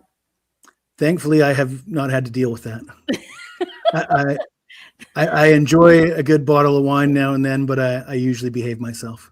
Look at you. All right, buddy. Thank you for hitting the button. I appreciate you. See you guys later. Okay. Bye, bud. Jesse's awesome. Hey, what's good? Sterling. Hey, good morning. you? Yes, I'm fine. How you doing, Lana? Good. Sorry to keep you guys so long. We just got rolling. Oh, I know. Jesse was great. I like him calling out Chris Whitcomb on pushing the timeline later. I agree with you. Its timeline is earlier for the crimes. But I wanted to ask you about three things, see what you think about them. Footprints and the walk with Jack S. to the grub truck. And then the fact that there's obviously more than one perp. And to me, the fact that there's more than one perp, and Chris Whitcomb, that's the limited hangout, or he admitted that there's good evidence for that. And I know you've said that too. And I believe it too. Mm-hmm. Well, if you I think portray, Brian, if you portray him as an incel or the Asian lady that but he didn't seem to have an accomplice. If he's socially awkward, he's going to make really good buddy to trust me. Yeah, come on over to the mass murder I'm planning and join on in. It's just not going to fit his profile. So they could have used that as exculpatory evidence. If he's a loner type, he's probably not going to be involved in a mass murder with multiple perps and multiple weapons. It just doesn't fit his profile. Well, so I wanted to throw that out there. Yeah. And then on the footprints, Bill Thompson said, can't tie him to the residence at all. Correct. Well, that means, I guess, his footprints, his foot size, shoe size, is not going to match the footprints going out the back that they actually measured at size 13 or 14, 13 and a half roughly. And there are also footprints inside the house in the the latent print that they found in the red liquid there. And I don't know if they even measured that, but if those things matched his shoe size, Bill Thompson wouldn't, they would have been crying that from the rooftops. And one last thing I wanted to mention, then please let me know what you think. On the grub truck walk, they interviewed Jack S., the police, and they interviewed the bartender, Adam. And they didn't ask them, or did I miss it? Did they ask him, who's going to get Maddie, Jack S.? Why did you say that on tape, that they're going to get you for that, Maddie? I think that's what people think he said. And then why didn't they ask Adam, what did Maddie tell you, Adam? Why don't, I mean, that the police had that tape pretty early. Yeah. So a couple of things here. What's going on? Well, the first thing is Adam was interviewed so early on by Idaho State Police. And what they were doing is they were just doing their initial, hitting people up with the questions. Then all of these people, anybody that we're talking about here, we know they were never questioned again by Moscow or Idaho State Police. Where these follow-ups came and how we know that they actually did speak to somebody and it was the FBI, all of those file folders are missing from the discovery. We don't have those. So that's why I said to Chris Whitcomb, the first thing I said to him is I said, when I take your book and I notice that you don't mention a single federal agent's name in this book, but you have no problem mentioning some Idaho State Police people and some, local Moscow people and the prosecutor's name, but you don't mention any of the federal investigators who actually investigated this case and they were responsible for the lies. Why are you excluding them? Why is he barely mentions Nick Balance, barely. He doesn't say his name at all. I think. Yeah. Yeah. And it's no, he was an investigator. He was in on this case from jump. Okay. He was in on this case from jump. But so I said, I can't respect that. I don't respect that you're not mentioning the fact that the federal, where is any federal investigative report You saw 59,000 files. Show me a federal report, because the feds were the ones that questioned the people after this first little go around of, patty cake with the Idaho State Police people. Okay. That was just their initial, reach out to them.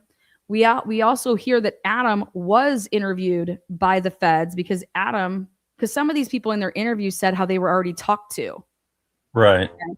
And so it's like, I tried to use those interviews to try to say, here, this is the interview that I'm looking to find, the one that's mentioned in this interview. And that's when I'm getting redirected to, the agency that did that was the FBI. Okay. So like Emily's interviews, Josie's interviews, Hunter's interview, again, like not the stuff that was at the police department, but after that, all of that stuff is the feds. And so I was saying to Chris, I'm like, the best thing about your book is that you came with unredacted police reports. We don't have to guess what every other word being blanked out is. And so those are the receipts that I give him credit for, is that he put that in there. Otherwise, you would still be playing, guess a word. But I said, but why you were choosing not to speak about the feds in your book is nuts, because the feds ran this entire investigation. So then I go to the Cyre book and it's like, okay, I know that the feds lied. Why are we then not saying how people lied? Why are we saying that this wasn't bad actors? That's where I get my hang up with that. I'm like, that is absolute crap and it's trash and it's just not true. They lied and now we're not going to call them out on their lies. Now we're going to say that if we would just have a different system in place, that like there would be that accountability. No, there wouldn't. Because at the end of the day, a judge who signed off on that affidavit, it's no different. Like they're going to sign off on another one down the road with whatever methodology you want to put in place. Sorry, there's just. Yeah, you're right. Liars can frustrate any system. Yeah, exactly.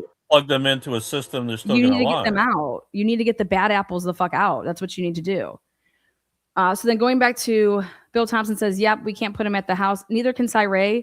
Nobody can put Brian at that house on the night of the murders. And they're talking about I guess the fact the shoe size doesn't fit the footprints then, right? Well, no, not even that. Well, then it's exculpatory. It's exculpatory. If his shoes don't fit, you must have quit. Well, I think that shoe print, if I was on the jury, that is from days old. I would never, that's going to be those rent-a-cops, the guys that were the first responders, rent-a-cops, I'm going to call them. Yep, taking a picture of that. Yep, sure. But you can't prove when that footprint was made. Just like you can't prove just because someone's DNA that was there when it was there. But that's not what he's talking about when he's saying we can't put Brian Culver there. He's not referring. No, He's simply referring to the digital evidence, huh? But if the shoe did fit, if the shoe size fit the latent print inside, or if it fit the 13.5 outside, they could have made a big deal about that. But they didn't, did they? So I don't think it fits. It's just a process of elimination. Either it fits or it doesn't. And if it fit, I think they would play it up.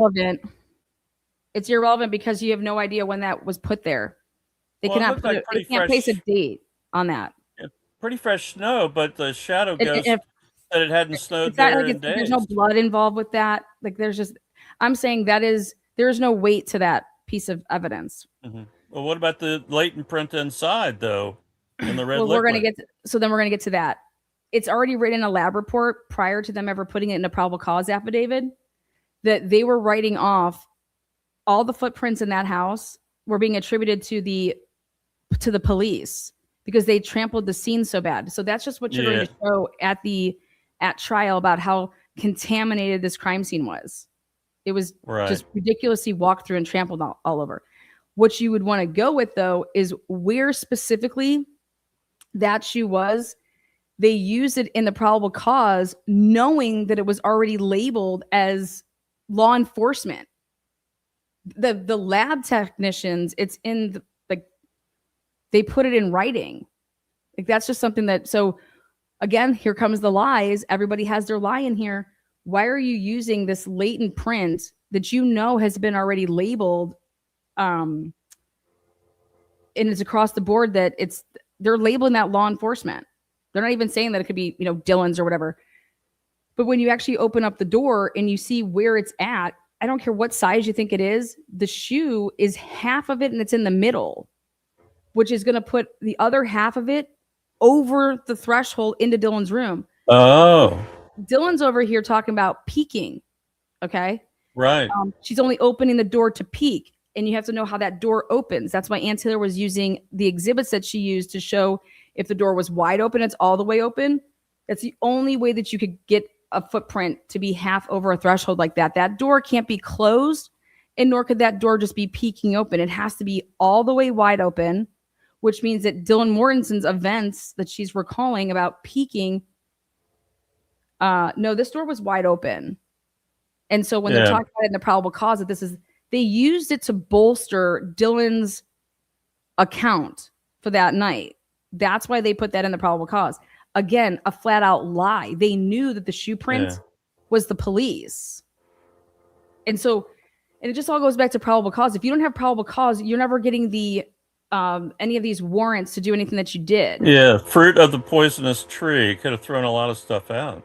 Yeah, and so where's the focus of that in any of these books? I'm going to focus on it in my book because it's the most important thing, because it's all lies and nobody wants to talk about the lies. And in these books, people want to suck the dicks of the cops. And I'm over here like, what the hell are you people talking about? Like, Harold, let me watch you do that live. Go ahead, because ain't nobody should be getting medals for this shit. Yeah, you were great, and you made Chris Whitcomb walk it back. He said, oh, MPD did an outstanding job investigating. You said, well, wait a minute. And you made him walk it back to a comprehensive job, not an outstanding job. You know, there's a lot of files, but there's not the basic stuff like asking Jack S., you know, why did you say on tape that they're going to get you for that, Matt? Do you think the FBI asked him about that and it's buried in an FBI file or something? Oh, yeah, I think there's a ton of FBI reports. A ton of FBI Jack reports. S., did you hear on the tape? It's hard to hear, but some people think he said they're going to get you for that, Maddie, which means prior knowledge of a crime. And it's worth asking about for MPD for certain, and for the FBI if they have they're involved. So, but why didn't they ask it? They did interview Jack S. at least once. Oh yeah, no, So they that's interviewed him something a that bunch would of be times. worth asking. They interviewed him a bunch of times. They redacted a hell lot of the ones that we got when he's sitting. The second time that they interviewed him, it was to really focus in on Connor Chestnut. You guys, they were still to this day like, what's the motive here? Like, unless you know a motive and you're confident in your motive, like, how do you even get to the right person, right? And so that's why it was like, hey, the motive here, it's that somebody wanted to be a serial killer and they were in the process of becoming a serial killer. Yeah, that's kind of bogus. I'm just saying that's the narrative that. Yeah, I know you're not saying that. But, yeah. Well, I think Kaylee was the target anyway, given the nature of her wounds. But Maddie, apparently, according to Jack S., they were going to get her because she spilled the beans on something to Adam. It would have been nice to ask Adam on the record that we can look at what his and they answer. did. Oh, I'm confident that they did. I'm confident that they asked Adam, like, that's, again, all of that stuff is in the FBI files. And can we not get that? Are they going to say it's an ongoing, ongoing investigation and they can't release the FBI files? No. They should be releasing the FBI files. It should be actually given over to the Moscow Police Department because they should have actually been incorporating it in. I mean, if you're the lead investigative agency on this, you have to be coordinating with Moscow Police or with the FBI because you said that you're receiving pertinent information throughout the entirety of this case. That means every single day, the lead investigator and the lead agency is telling people what they want people to do. Like, what are you in charge of? But then guess what you have to do? You have to come back and report stuff to me. So here, I thought we were just utilizing the resources of the FBI. But here, the FBI is doing all the interviewing. Then how does they're in the driver's seat there for a while, maybe the whole time. No, but it comes back onto this. Every day you had a briefing in the morning and you debriefed in the evening. You have to get that material from the people that are interviewing people to be able to have what's pertinent here. So the questions that Ann Taylor needed to ask, and maybe they were going to come out in trial, don't know, but how often were you talking? Like, You were sending, how many different people were involved? That's 120. So how did you determine who was going to go interview who? And then how did they report back to you when these reports weren't written for you to actually take a glance at them? Or how did you get their recording devices that they recorded on to then you listen to? How are you able to move along in an investigation organically, getting the pertinent information? How did you get it from people? Because there were no reports written for fucking months. Like there was no then they lost reports written. So how do you know what's going on in your own investigation? And then they lost key tapes and transcripts of the Pennsylvania interview of Ninja Brian. So even when they do have that's not true. Who said that they lost stuff?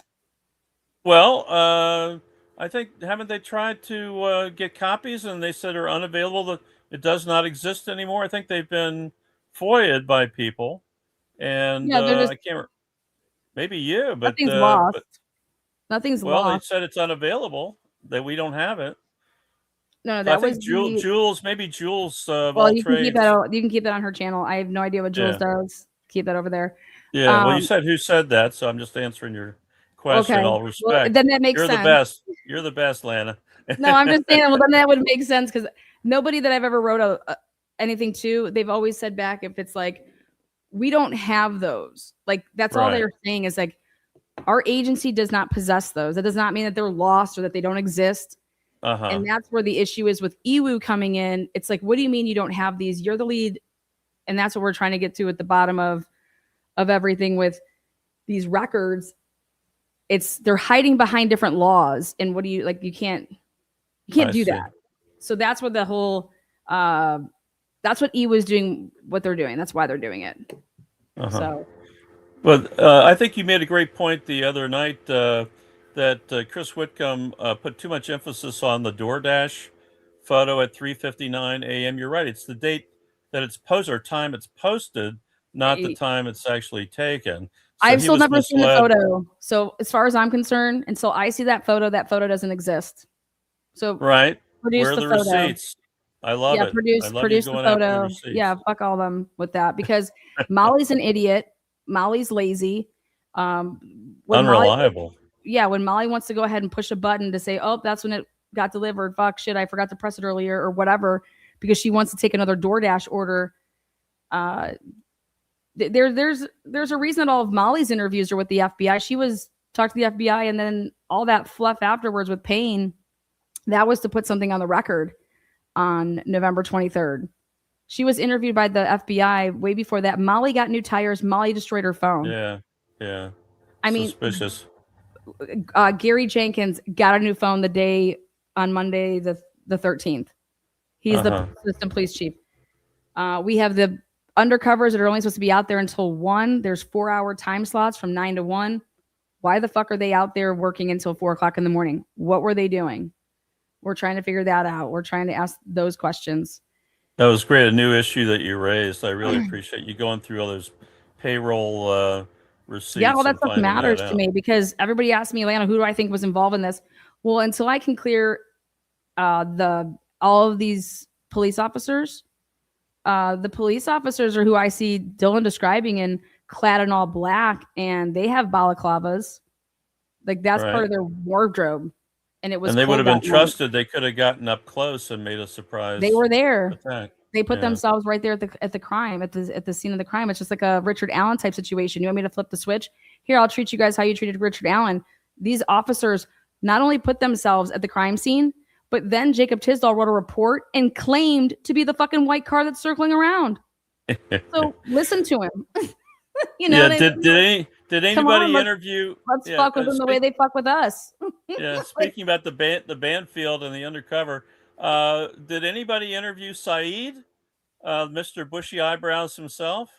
I haven't seen I haven't seen anything yet. Again, though, I haven't either. But he was in the general area. Why? And the police know about him because there's body cam of him. So why not interview him? At least see if he saw anything. And the same thing for the other 3 Banfield. Exactly. Where are those interviews? Arresties. I think they're like the FBI interviews. I thought they did a comprehensive investigation, Mr. Whitcomb. What's so comprehensive? They don't even interview the Banfield boys. I know they did. They were. I think all of these people were interviewed, guys. It's just the feds did it, and the feds were clearly running the show. And they're the ones that I believe supplied Moscow with everything to write it and how to write it. Okay. And to come out and not write a book and actually state that shit, because I know that's what they believe. So why aren't you writing what you believe in your book?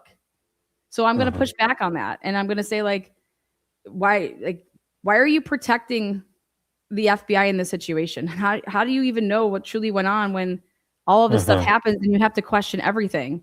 Otherwise, then your biases are showing. Well, speaking about your earlier point about the motive, what do you think about Kaylee's LinkedIn account getting deleted during the crime or shortly after the crimes, and her being the target? Evidently, even Chris Whitcomb says she was the target. So, given the nature of her wounds and how rageful, angry the person seems to be who attacked her, and then her LinkedIn account is deleted, and the police denied doing it. Said, well, we don't know the order of the Steve killings. G. So until we know the order of the killings, I think that anybody saying who they think the target is pure speculation. So there's nothing that proves that any of these people were killed first right now. There's nothing that proves that. So Killed first is the evidence. Killed first is one way to see who the target is, but also the ferocity and the overkill of the attack, the passion, the anger shown is another piece of evidence that you should take into account, right? I mean, there are multiple ways of trying to figure out who the target is. But yeah, the order is obviously what if the person wasn't dead? What if you thought that the person was dead, but they weren't? Yeah, and or then the other way around. I'm just saying, like, if they believe that somebody went back up there and kind of like staged the, moved the sheath when the blood wasn't wet, whatever. I'm just saying, if somebody wasn't dead that they thought was dead, and then they just, I have to make sure. Like, I just don't like to think about that. It's just really, it's hard to think about. And it's hard to talk about. Well, Turvey also coming on, Sterling. Yeah. Thanks for having me. SJSU philosopher loves you. I know. You're the man. You always got the good emails. Okay, yeah, I'm trying to send you stuff.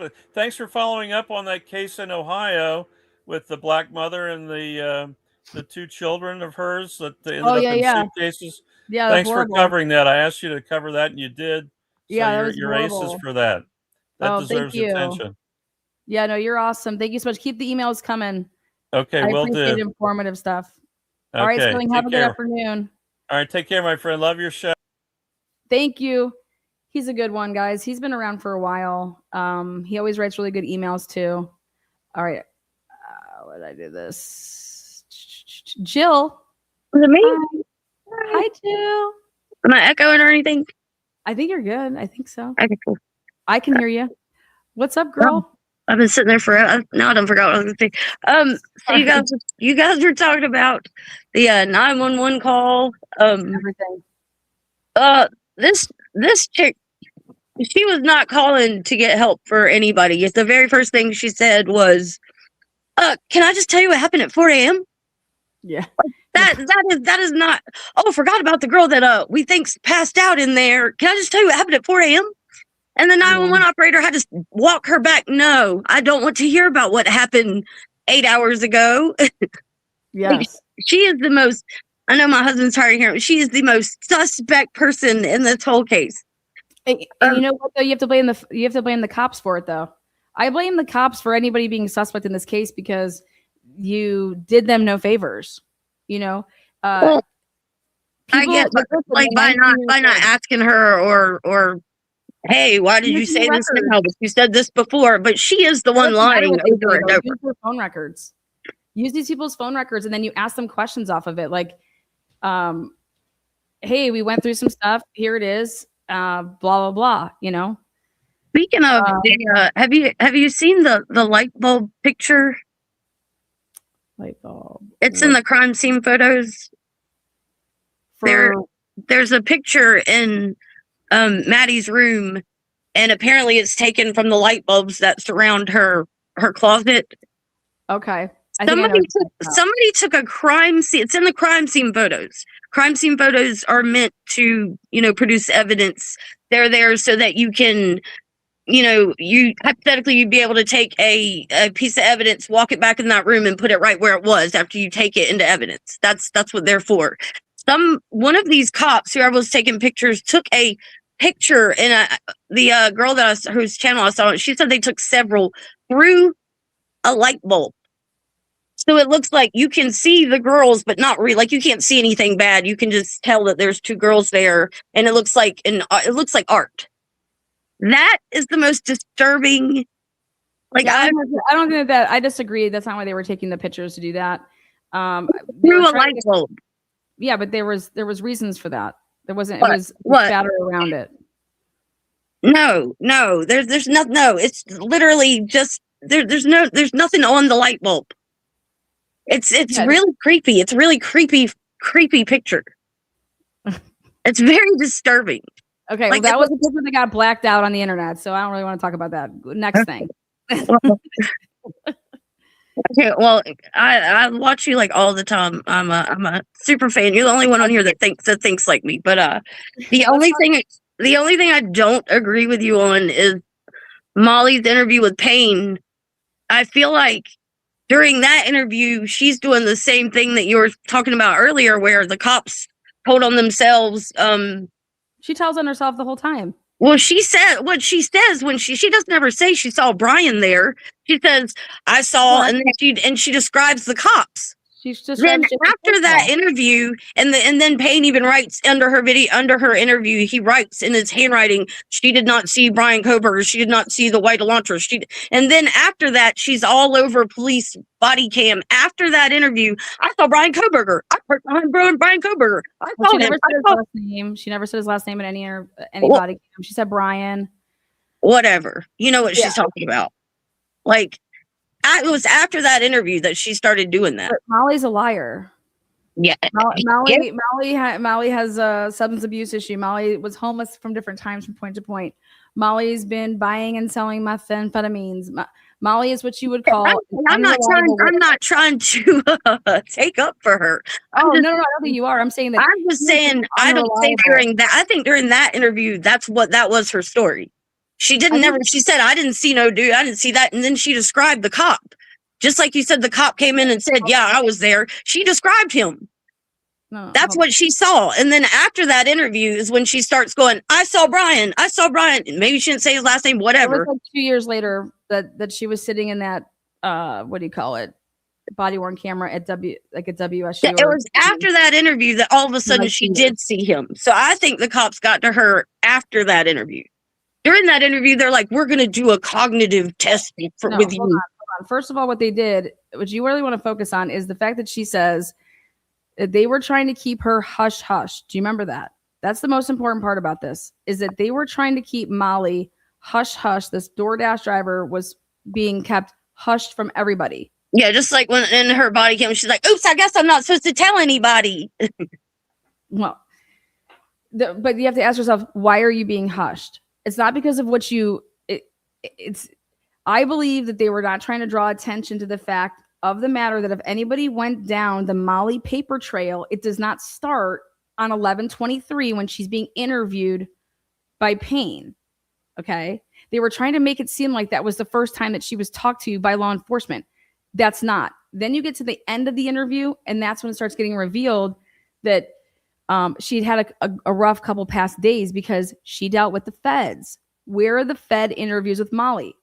That's, but what's being given to somebody that would be a public defender down the road who's going to be defending the person that they're going to be arresting one day. They're going to piecemeal you shit. They don't go like, here's the best discovery in the world. They're going to hand it to you. No, they're going to make you go fucking, here's 52 car pickup. Yeah, I get it. Yeah. So that somebody goes, hey, we're just trying to get a plea deal out of this. Right. But they're also trying. So the question should be is Molly, we see clear as day that whatever Molly's describing was either rehearsed, told to her in some capacity. She's already had to say it. She's getting things wrong though, because we have the cameras from Linda Lane /1112. But why did they not download Molly's phone? Has anybody asked that question? Like, I mean, they didn't do anything. Protocols and the things that you're supposed to do. Molly was the DoorDash girl. hey Molly, can you give us your phone? And guess what? If she says no, I bet you can get a warrant for it because she was right there at the time of the crime. Okay, Yeah, she's and that's supposedly how they found her, by doing the geofencing and all that. Like, so you think that she messed up and she was supposed to in that interview be like, oh yeah, I saw him, which she did not say. No. She wasn't supposed to say anything like that. No. They used that interview as because they were trying to just have that be the only interview that anybody was to ever know about. Well, in that interview, she said, I didn't see him. And then she said, I saw a redheaded spiky dude that was like looking focused straight ahead. He didn't even see me. She didn't describe Brian. She didn't say, and then afterwards and all the body cam, I saw him. Yeah, because she's just saying that because she's trying to get out of getting in trouble. After the fact, when she's doing all that stuff, she's trying to like blow the whistle on, hey guys, I'm the DoorDash driver. Hello, like, I don't want to get in trouble here. I shouldn't be getting in trouble. Hello. That's what that's all about, in my opinion. Like, it's not. Well, then they weren't trying to have her as a witness. I don't think they were going to use her as a witness. If they were to take it to court. I mean, they couldn't have put Dylan up there. They put Dylan up there, it would have been worse than Molly. Wait, who? If they put Dylan on the stand, it would have been worse than Molly. So they wouldn't have had nobody to put up there then. No. The state is just going to give their focus on Brian Culber and how they got to Brian Culber. Molly, if they didn't want to put anything, they wouldn't have to even put Molly on the stand. I get it. I mean, you don't have to put anybody up there. And well, you do because you have to put your case on. But yeah, and who would it be? Who would you put up there? Dylan? No. Yeah, you're gonna be putting Dylan and Bethany up there. That would have been worse than Molly. What is she gonna do? Tell a 16th story? How many of her personalities are gonna come out up there? Like, it's no. All right, Jill, we love you. We're gonna go on to the next caller. I love you to death, girl. Molly and Dylan, you guys suck, basically, Jill says. Yeah. Molly keep my potty mouth shut. Molly and Dylan, get your shit together because not today. Not while Jill's here. No. Thank you. Girl, we love you. I get it. You're like fed up with the shit. Everybody's a liar. Trust me. I just think that people should be calling it out. But you guys, it starts with law enforcement. Okay, law enforcement allowed all of this shit to take place. Oh, I am not for the police in this case. No, that's not what it's for or against. It's just that's where you have to keep it as about because don't allow people to have a good argument claim against you. So that's where Turtleboy went totally wrong with what he was doing. If you keep us about law enforcement and that they didn't do their jobs and that therefore that they didn't do their jobs, we can't get to the truth because that's what matters. Law enforcement should have known all of the lies because they had the devices. And if they didn't get the devices, then again, you're showing that that's not protocol. Why aren't you getting her device? So they knew the lies. They knew the lies. Then that should tell you if they knew the lies, and that should tell you who's responsible for something. Exactly. And I'll leave you with that. Yeah, I agree. Bye, Jill. You're a good one. Thank you. Thank you. Jill feels some type of way. Little bit, I know what you want to talk about. What's up, little bit? Little bit, you want me to find that video? I've been looking for it. Little bit. Hi. Do I have to keep my camera on? Okay, good. You got it off. I know that you're a real person. But okay, good deal. You just have to pause that other thing so we can hear you. Okay, thank you. Okay, you're good. Yep, you're good. What's up? How are you? Well, I'm good, you. What up? I called on a show one night, and I talked to an ex-law enforcement, well, 3, I guess, and like a couple other people, and I won't mention any of their names. However, these are people that people know, and they believe everything that was initially put out there.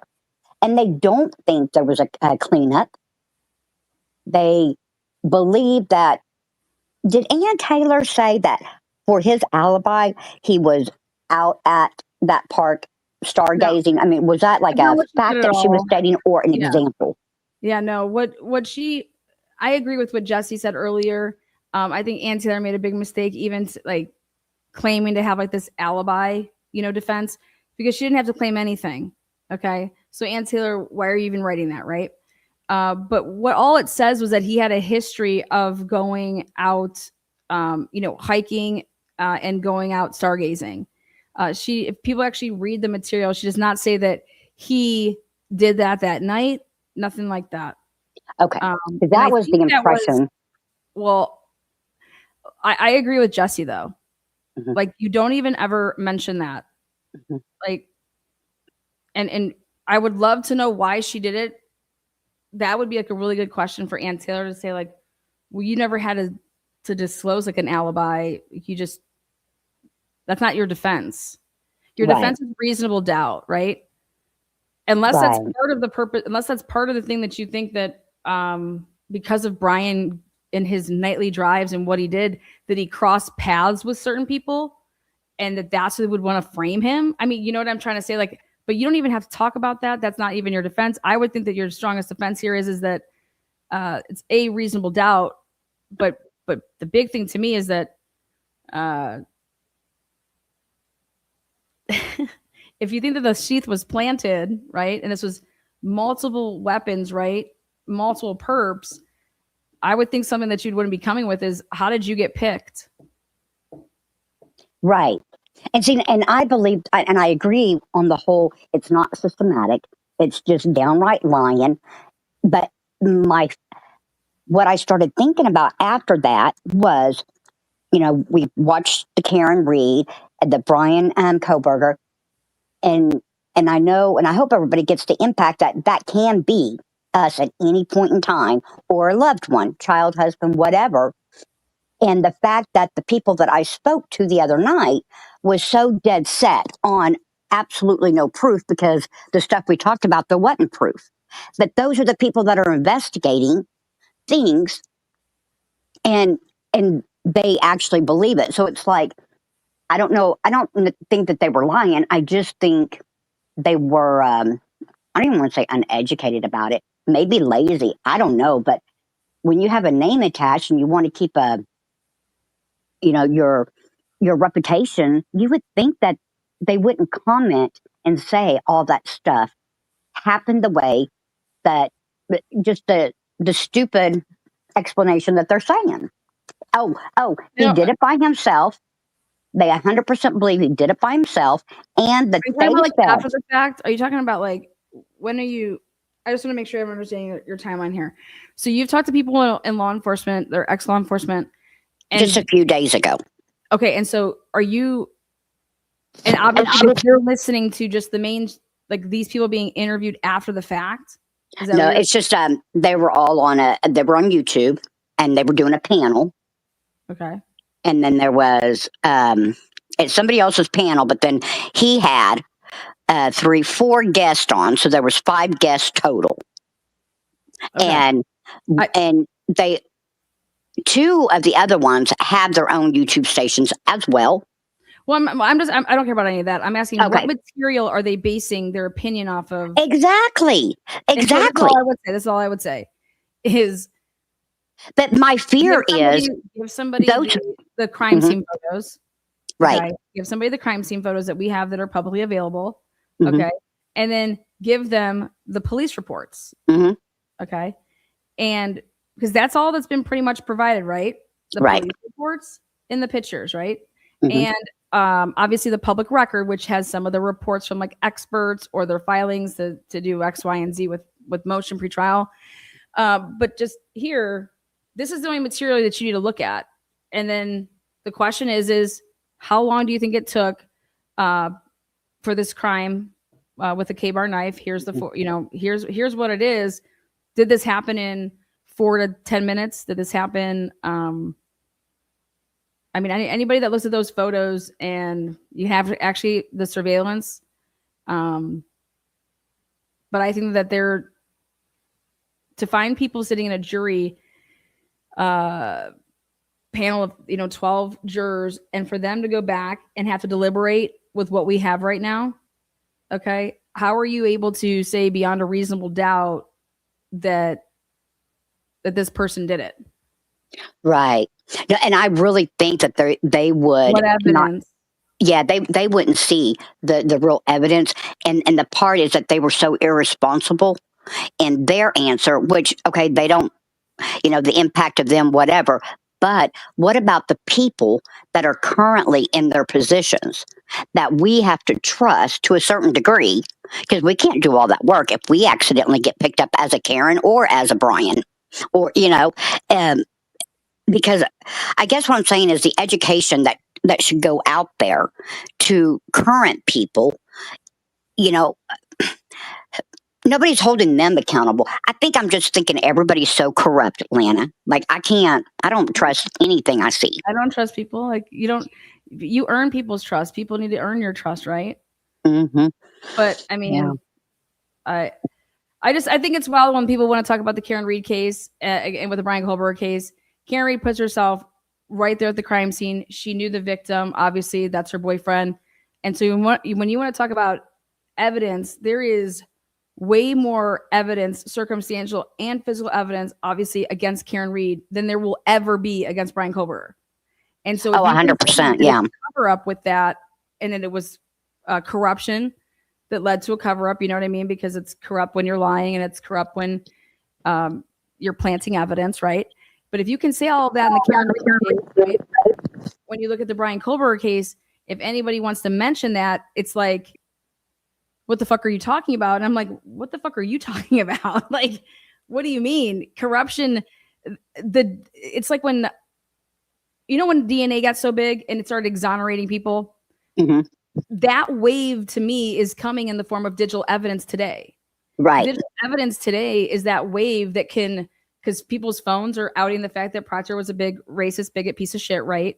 And that no investigation. You think that any black person that has been convicted of a crime, while Proctor has been the lead investigator, you think that was woohoo,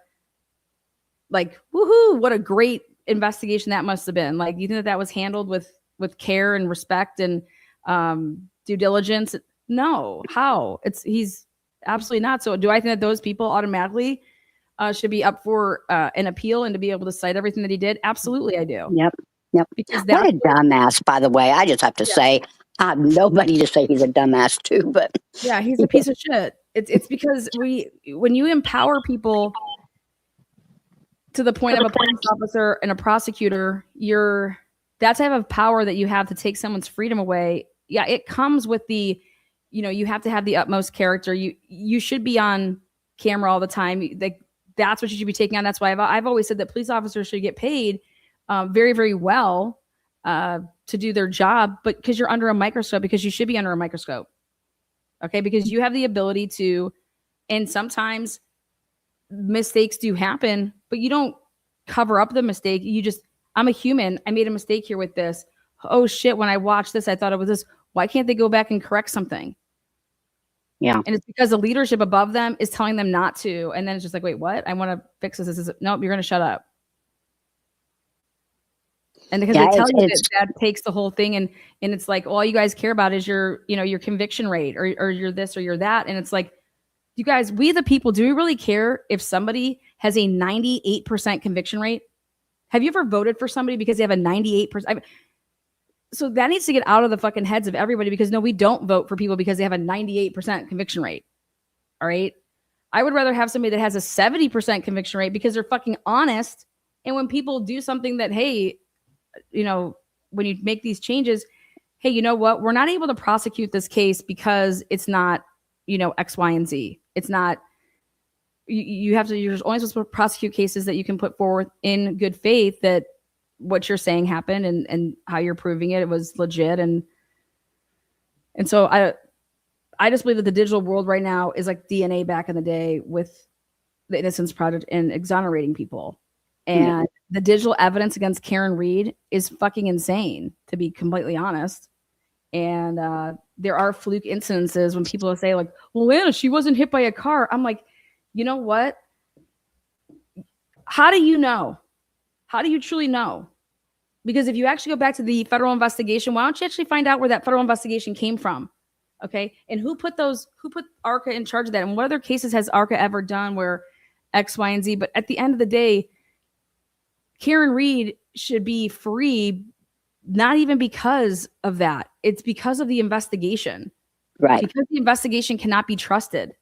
Okay. Because it was done so poorly. None of those people that were getting paid $300,000 a year in Canton that were working should ever be in those fucking positions. Ever. They suck.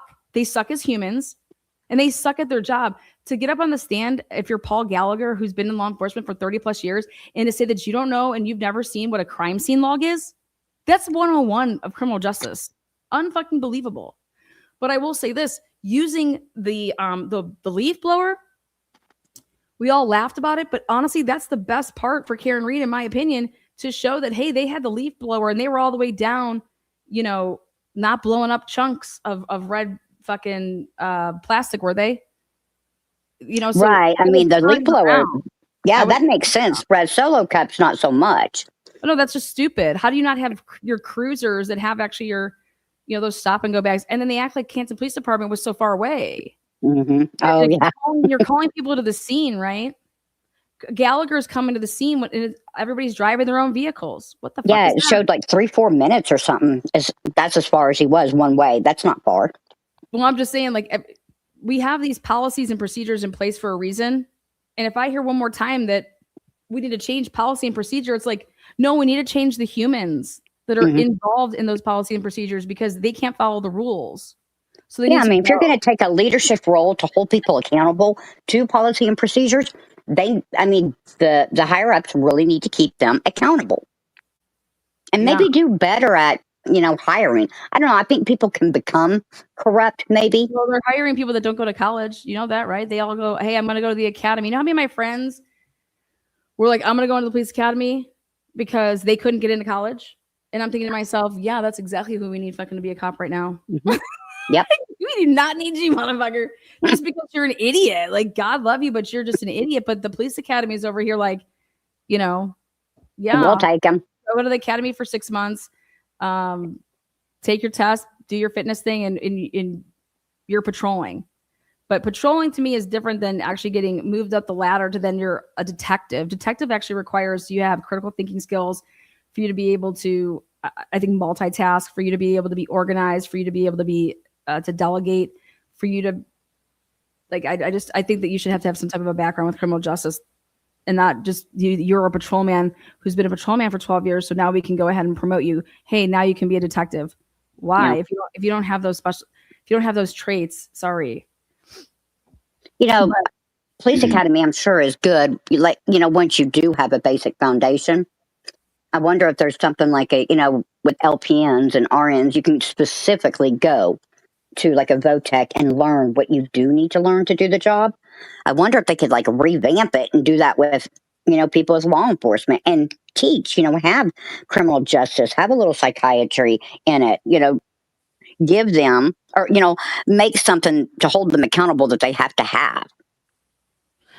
Yeah, I think that it should be more of a pristine position and it should be paid way more. Yep. And then people wouldn't be, it shouldn't just be like this default, I'm going to go be a police. You get what I'm saying? Like it should be pride to go want to do that. And there should be the rewards behind it because you guys think about it. Every day they go to work, they are putting themselves in the utmost danger because all those domestic calls, those are the most dangerous calls. And those are fucking what the majority of these ridiculous calls are coming, in as because people are, acting a fool in their relationship. But those are the type of calls that get people killed. Okay. And so every day that the cop goes out to work, they're sacrificing. And I just think that should be. But they don't know from second to second properly because of it. Yeah.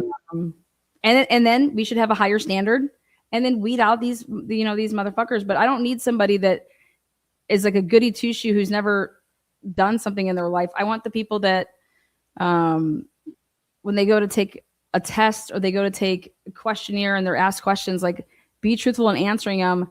But if someone's over there saying, oh yeah, I never drank, I never did drugs, I never did this, and it's just like, do I believe you? Like, so you never tried anything? You never, because they ask you all this crazy ass shit. They ask you wild stuff. Like, have you ever wanted to have sex with an animal? Those are on those tests. Did you?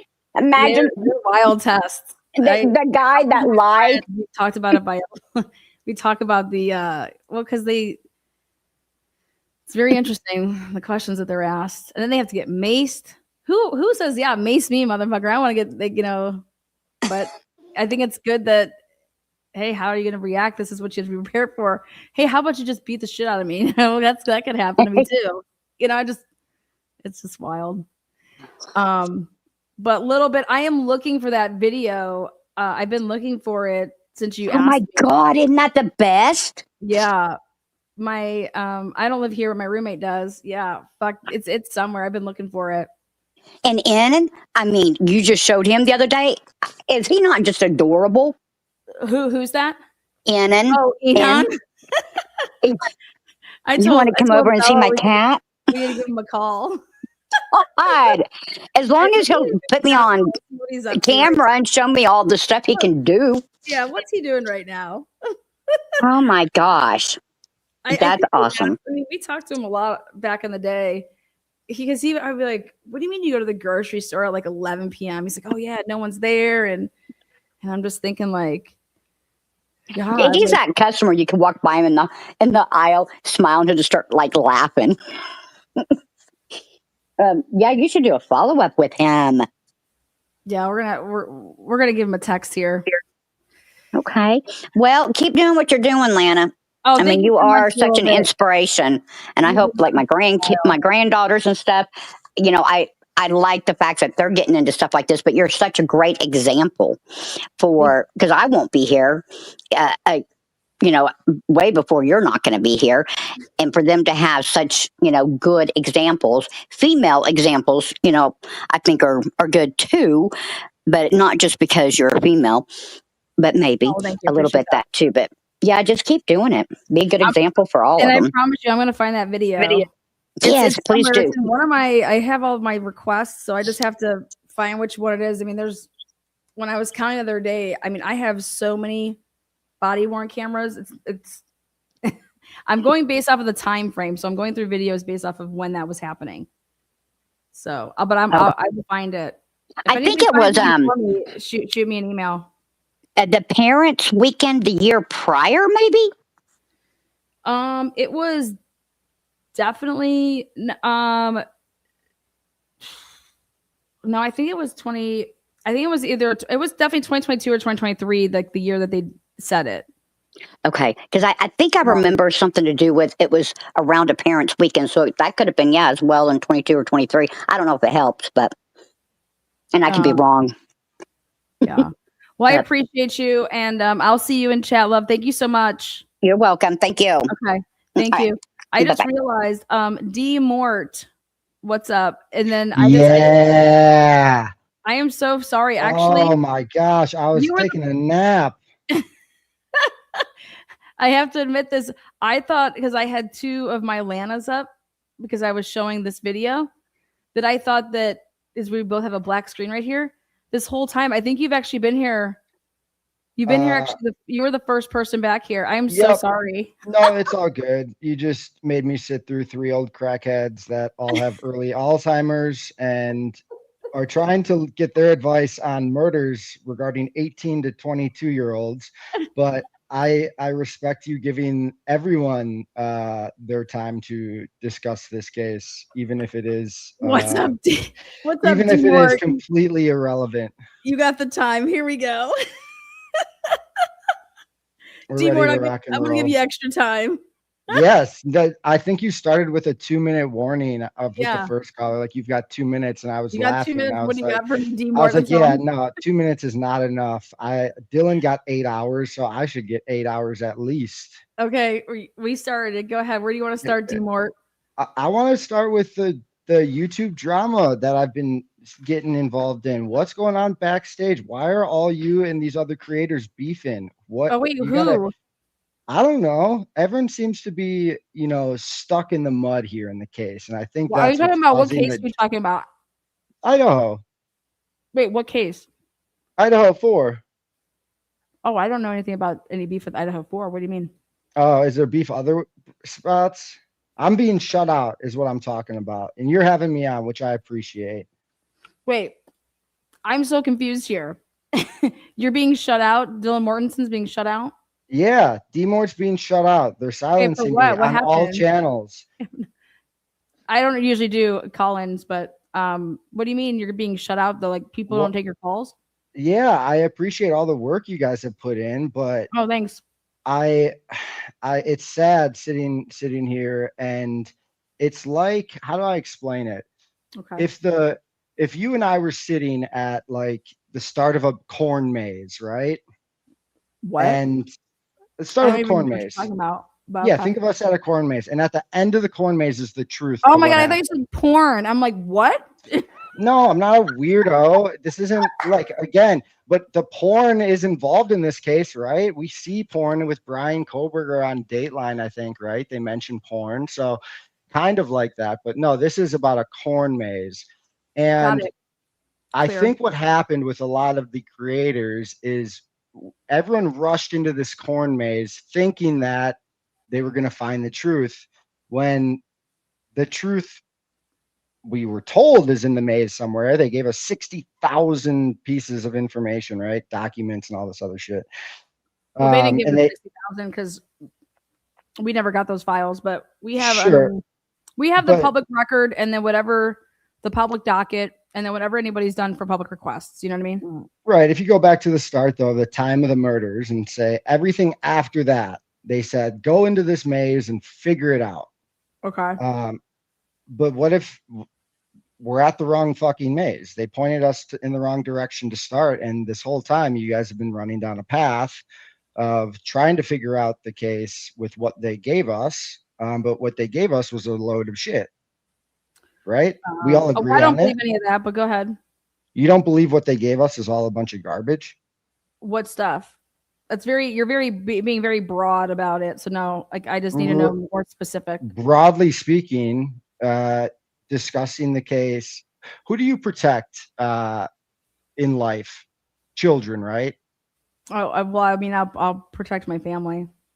Right, exactly. That's a perfect starting point. So if you're working in Idaho and you have kids in school and you work in the court system, you protect your kids. So you blank out all of their stuff. So on wait, the do you think this is a documents. psyops? No, 4 kids are dead. Okay.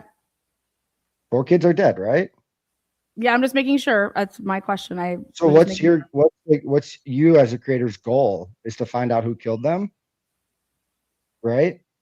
Or do you have other goals and focuses? Just to my host goal a is to get the channel? information. My goal is to get the information, and I don't tell people how to think or feel. It's here's the information. You should be able to then, once you get the information, because mainstream media, my biggest thing with always is that everything's always has to be a narrative, and it's just, for me, it's not. All right, storytelling, right? Well, no, it's here. Get all the information and then connect the dots in chronological order as you see it in chronological order. But I'm not going to allow people to put something out of order that we know it doesn't go that way. But for me, it's about the information. And then the only way that you can have an opinion about something is if you have the right information. So I can't have an opinion about something if I don't have information, right? And if I don't have the right information. So if I for me to have an opinion on something, I need the material. You can have an opinion on whatever you want. No one's stopping you. No, I'm saying those are my standards. I don't have an opinion on something that I don't know the material, don't have the material, because it doesn't fucking matter to me. I don't care about something that does.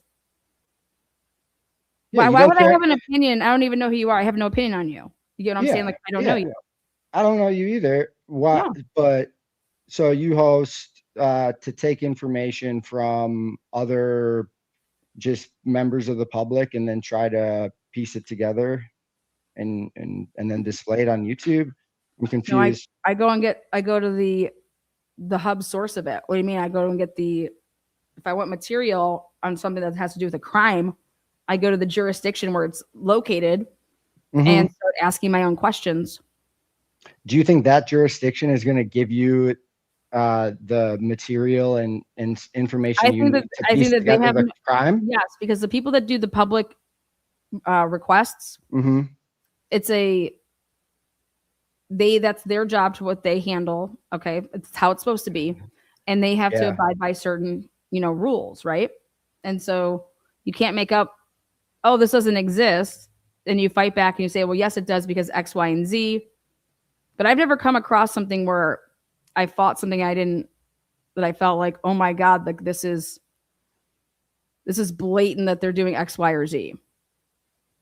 Because these people are doing their job. It's pretty blatant that Moscow PD and the kids close to the crime covered some stuff up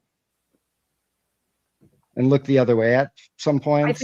I think that if the reason I don't believe in what you're saying is because when I got the body worn cameras in August, September of 2022, if they wanted to, they could have buried those. I was able to get them, put them out unredacted. Of the body cams with bodies on them? No. All the calls that came in for the noise complaints. Okay, and what did that information give us? That it was a party house. That it was a party house and it was a revolving door. we didn't need those calls to know it was a revolving door. And that people were coming and going, and that there was a bunch of lying going on. They had no problem lying to cops. Okay, so we got that figured out, and then where? So that's what I got. So I'm answering your question. All right, no, but that's showing a pattern. It's showing a history. It's showing a pattern of history. Yes, it matters. But if you're going to lie about freaking noise complaint, only you're going to lie about something bigger. It's 50 feet from the frat house. Of course, it's a party house. It's in a college town. We didn't need video or there's a ton of houses footage to figure that out. They were calling on noise complaints. Yeah, it's a loud, noisy area. There's still 4 people murdered. I don't care about a lot of houses over there that aren't loud and noisy. Anyways, what's the point of this? What do you want to talk about? You said there was beef. I'm saying that there isn't beef. There's the next step? Beef? How are you guys going to come together and figure out this case? What? How are you guys going to come together and figure out these cases? That's what we're doing. We're getting the information. What's the next question? What's the next case you guys are looking into? I look into a bunch of cases. I have Shanna Gardner case out of Florida right now. It's a murder for hire case. It's a good one to look into. I still do work with what was it?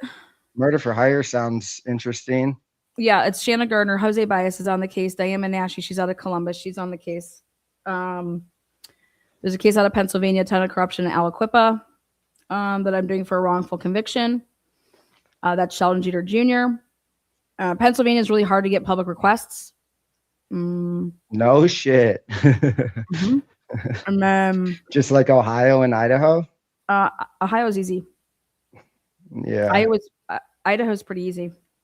Mm-hmm. Like Tennessee, you have to live in Tennessee if you want to even put in a request. So if I was to request something like with back in the day for like the Riley Strand case, I couldn't because I don't live in Tennessee. I'd have to get somebody from Tennessee that wants to submit those for me. So, but yeah, it almost seems like every little area of the country does things in their own different way. They kind of go by their own rules. Do you agree? Who does? Every little niche in the country, right? You have different rules in different areas. Well, correct? It says every state has different laws. Yeah. So I would say that that's probably accurate. Yeah. Different cultures, different ways of, waking up in the morning, doing shit, right? Everyone's different in their own different areas. So we have to look at every case a little differently, right? I'm covering the big Turtleboy case because is it witness intimidation or is it not? You waste your time with people like that? Who's wasting what time? I covered the Karen Reed case for 3 years. This is a down. It's part of the Karen Reed case. So yeah, I don't know. Giving people like Dr. Turtleboy like more publicity than he already has, I think is negative to what good people are trying to do and solve cases. Actually, you have no idea what I'm doing in the Turtleboy case then, because I actually believe that he is 1000% guilty of everything that he did, and that it's a pattern of behavior with him on how he acts and how he basically exploits and uses the witness intimidation statute. He's done it for the past 10 years. When I actually did my deep dive on who really Turtleboy is, it's a wow. Do you ever feel like when you listen to him or like talk about him that it's just like he's so beneath you. Like he's just like, he's dumber than you. He's ruder than you. He's just like, I don't like stooping down to those levels to discuss people like that. Yeah, I think he's guilty of whatever he wants to be, but I think that if when you're talking about a nation, and in a Karen yeah, Reed case, this guy fooled a lot of people and was actually being just as corrupt as the people that he claims to cover. So yeah, I think it's actually something that you should cover, because somebody that disguises themselves as, oh, we the people and all about our freedom of speech and all this bullshit, he's fucking full of shit, and I think that it should be called out. don't you But think people like that are a little, like JLR is the same way? Don't you thank think you those so guys much, are a little? Mort. I'm not here to talk about all these other creators. That's not the purpose of what I do. But the cases, he's made it a criminal case. He got charged with 16 felonies. Oh, That's nice. pretty big. I mean, he's looking at 100 years in prison. The witness intimidation statute, because it was a murder case, is 20 years per count. And I think that he's going to get a 10 to 20 year sentence. And Did you follow that stabbing case of the kid in Texas or whatever, the black kid and the white kid? I did not. Nope. I might get on that sometime soon and see what happened there. That seems interesting. I think that it doesn't seem that interesting to me. It seems like it's pretty cut and dry with obviously what took place. Now, what it spiraled into, which is an economic downfall and a societal thing with when you want to split black and white. And I think that our time would be better spent talking about Sheldon Jeter Jr. with the Rachel Del Tondo case and the Tyreek Pugh case out of Pennsylvania. Or Dr. Turtleboy in his case. No, I think that the jury had a very easy decision to make. Oh, interesting. I think that might be a hot take, isn't it? Well, I don't think it's really a hot take. If I was on that jury, and I mean, what are you carrying a knife for? What'd you go there to do? Are you saying between the murder charge or homicide or a manslaughter charge? What are you talking about? I just told you I might look into it. I haven't looked into it at all. All right, next topic. Next one. Do you carry a weapon around for protection ever? Or have you ever considered it? No comment. Next question. Are you single? No. Okay. I don't know what else I got for you. How about I ask you a question? Yeah, sure. Okay. How long have you had your YouTube channel? YouTube. I had a couple different ones. I had a Jack Showalter one. I had an Officer Rosendale one. I had a Bethany Funk one. So this one, this one, I think I've had for like maybe a couple months. I think I took off December, January, February. So March, maybe I got around. Doesn't it say if you click on my thing? Oh, like I don't know. I don't know. Yeah, a couple months. What about you? I think I had my channel since 2021 March. What'd you first hop on here for? March. I think it was March when I went live for the first time. November 2021, and you were like, "I need this." No, YouTube channel. March of 2021. But I actually started like on December 31st, 2020 is when I wanted it to be official. Like right at the New Year. You were like, "Hey, my one New Year's resolution is I'm gonna get YouTube live going, and we're gonna talk." No, I didn't do YouTube live. No, that's not it at all. What were you All doing? right, buddy. I'm gonna go to Anna D here. I appreciate you. Keep on trucking along. All right, sounds good. You All too. right, more. Okay, be safe. What's up, Anna? Hi. Oh, go. No. Can I hear you? Oh, I can hear you. Can you hear me? Hold on. And then we got Josie after that. And then we got RC. Hello? I can't hear you. Can you hear me? I can't hear you. You can't? Oh, no. What to do? Here, go out and then come back in. And I'm going to go out and come back in. It should. Okay, hold on one second. Let's give her a chance to do that.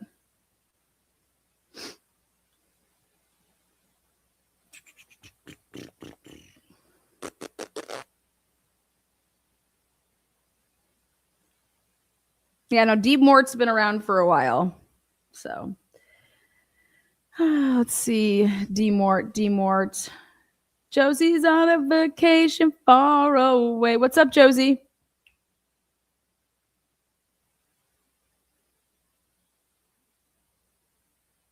Josie, are you there? Josie, I'll come back to you. Hang tight. Let's see if Anna was able to get it working. Anna, were you able to get it working? Can you hear me? I tried. Okay. Go ahead. Just say whatever. We can hear you. I can't hear you. Okay, hold on. Talk. We can hear you. I won't say anything. Oh. All right. Let's see if this works. Aw.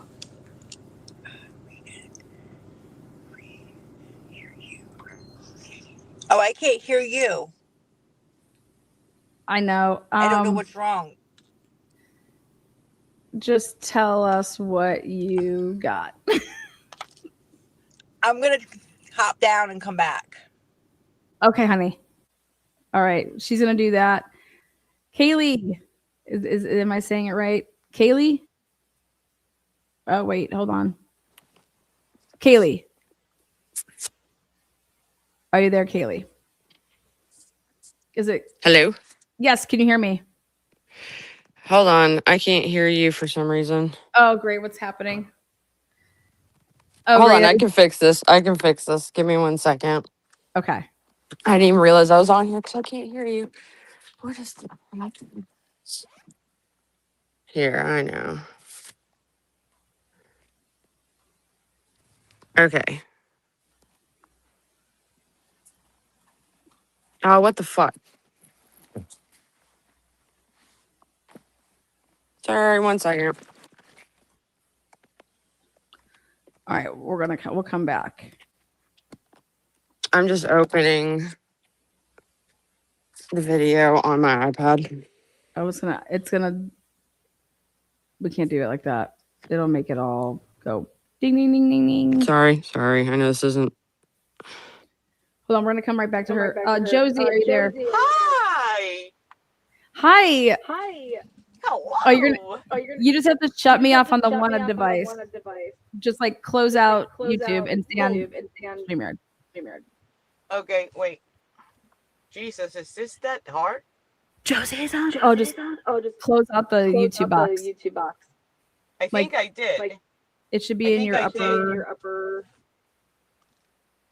Did I? Just like go to your tabs and just click out the YouTube tab.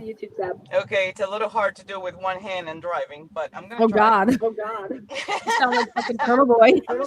I'm still on the damn cast. How are you guys doing? Everything okay?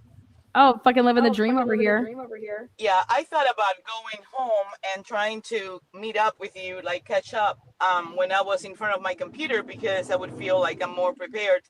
But I had to get whoever that guy is out of the stream thing. Oh, Demort.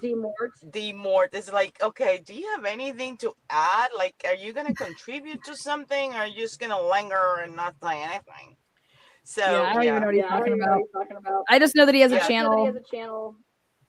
Hey, I have no idea what he was doing or saying, or why was he probing the way that he was probing. But hey, I wanted to talk to you about Ryan Nagel. Oh, let's do it. Can you hear me okay? Yes. And I may have to but Ryan Nagel, I mean, we're gonna have to revisit him. You know that I found him staring at John and Karen at the CF McCarthy's, right? I don't know if you have the long video. Yes, I do. Okay, so he's staring them down, but before he comes in, his brother comes in, and he walks right behind Karen and John. And then he turns around, almost like if he's heading towards the bathroom. I'm not really sure. And I don't know whether you've seen him. He's the taller guy with the baseball cap that goes right behind John and Karen, and then he turns around and he looks at them. I didn't realize that was his brother. I didn't know that he had a brother. Okay, so now you're gonna kill me because I took pictures of both of them, the guy that walks behind them and the guy that is right outside D&E Pizza when they're confronting Turtleboy, and I overlap them on top of each other. That's how I normally I'm able to, not only the faces, because you know these videos you can hardly see who is who, right? He's also wearing a mask, which I found it odd because even though a lot of people have said that during those years they were still wearing masks, he's the only one wearing a mask in 2022 inside CF McCarthy's. Nobody else is. And Really? he's not, yeah, nobody else is. He's the only one wearing a mask. So I took a picture of the video and I overlapped that picture of a picture that I took of when that was the same brother, the other brother of Juliana Nagel that was trying to touch Can we say his Meredith on. name? What's his name? I can't remember. Is it Paul or is it Stephen? I can't remember. Okay. She's got two brothers, Ryan and whatever his name is. He's like a loser. He's the one that says, "You're such a loser." That one. Are you laughing? Okay, no, I can't see you. You know. Oh no, I'm laughing because you said he's such a loser. Yeah, well, that's how he talks. Loser boy, you're such a loser.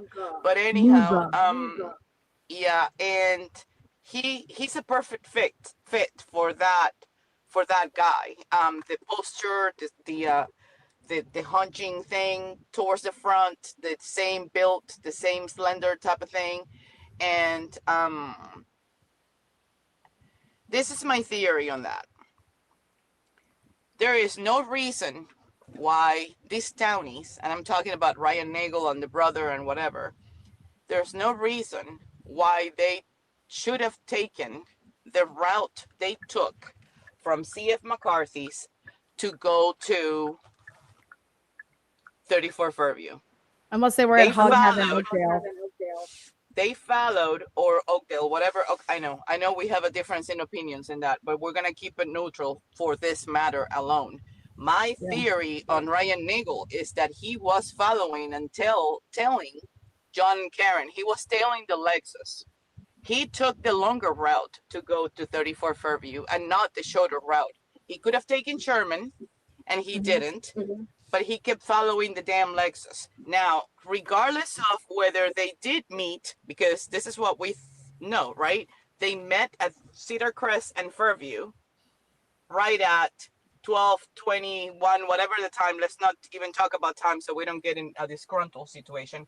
But if they met at Cedar Crest and Fairview, and John and Karen missed the turn to the left on Fairview and kept going and had to do a 3.4 turn to turn around and make a right, they all coincided on their testimonies on two things. One, we gave them the right of way. They didn't give them a right of way. They had the right of way because they were turning right and left, right? Hold on, don't go anywhere. Hi, how are you guys doing? Can I have a white chocolate mocha venti hot, made only with sweet cream, please, and a whipped cream on top? You got it. Thank you, babe. Sorry about that. So I just had lab tests. I need something to spike me up. I'm a little low, but anyhow. Just stop me up. Yeah. So, they all coincided on that they had to. Oh, we gave them the right of way. We give them the right of way. They didn't have to. They were turning right anyways.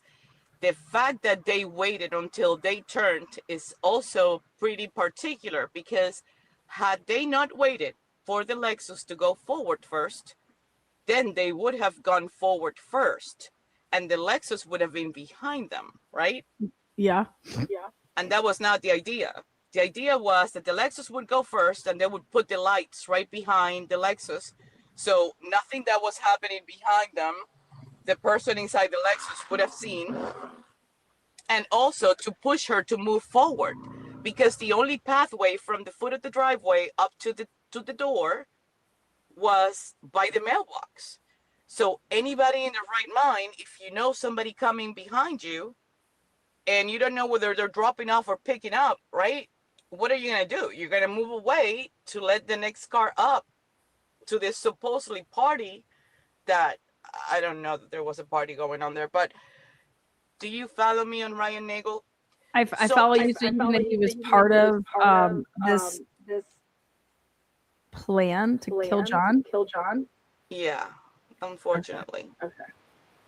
And if you're flipping on me right now, I think I'm going to have a heart attack before I get my coffee. But my point is, if you look at the D&E Pizza video, where the first person who goes out is Juliana Nagel's younger brother to go confront Turtleboy and Meredith. And then the next one that goes up is Ryan Nagel, because Chris and Colin are there, and the other one too, Christopher Jr. is there. Ryan Nagel goes up and he plays like he's the rescuer, he's the protector. How do we know that he was not doing the same thing with Chris and Colin because he knew that they were there? How do we know that Ryan Nagel did not go to 34 Fairview to back up Chris and Colin? Because Ryan Nagel, if he saw Karen and John at the intersection of 34 and Fairview and they allowed them to go first, they were on that Lexus ass right after them, meaning he was there during the time that everything was going down. And I'm going to throw another curveball at you, because up to recently with the FOIA thing, I didn't even know, nobody knew that Ryan Nagel was the owner of the 2018 Ford F-150. Juliana Nagel lied about it. Sarah Levinson lied about it. Ricky D'Antano didn't say who was the owner of the truck. Ryan Nagel didn't claim ownership either. And it was on the fourth report from Heather Maxson that she states that it belongs to Ryan Nagel. Why was that concealed? How do we know that it was all of them? Just Everybody because it wasn't testified talked about on otherwise. whose car it was. I mean, No, Actually, everybody I mean, testified otherwise. what? I don't remember anybody testifying that who the owner of the vehicle was. Nobody said who the owner of the vehicle was. Why is that? The only person who said on the actual report, on the MSP report, Because they weren't asked.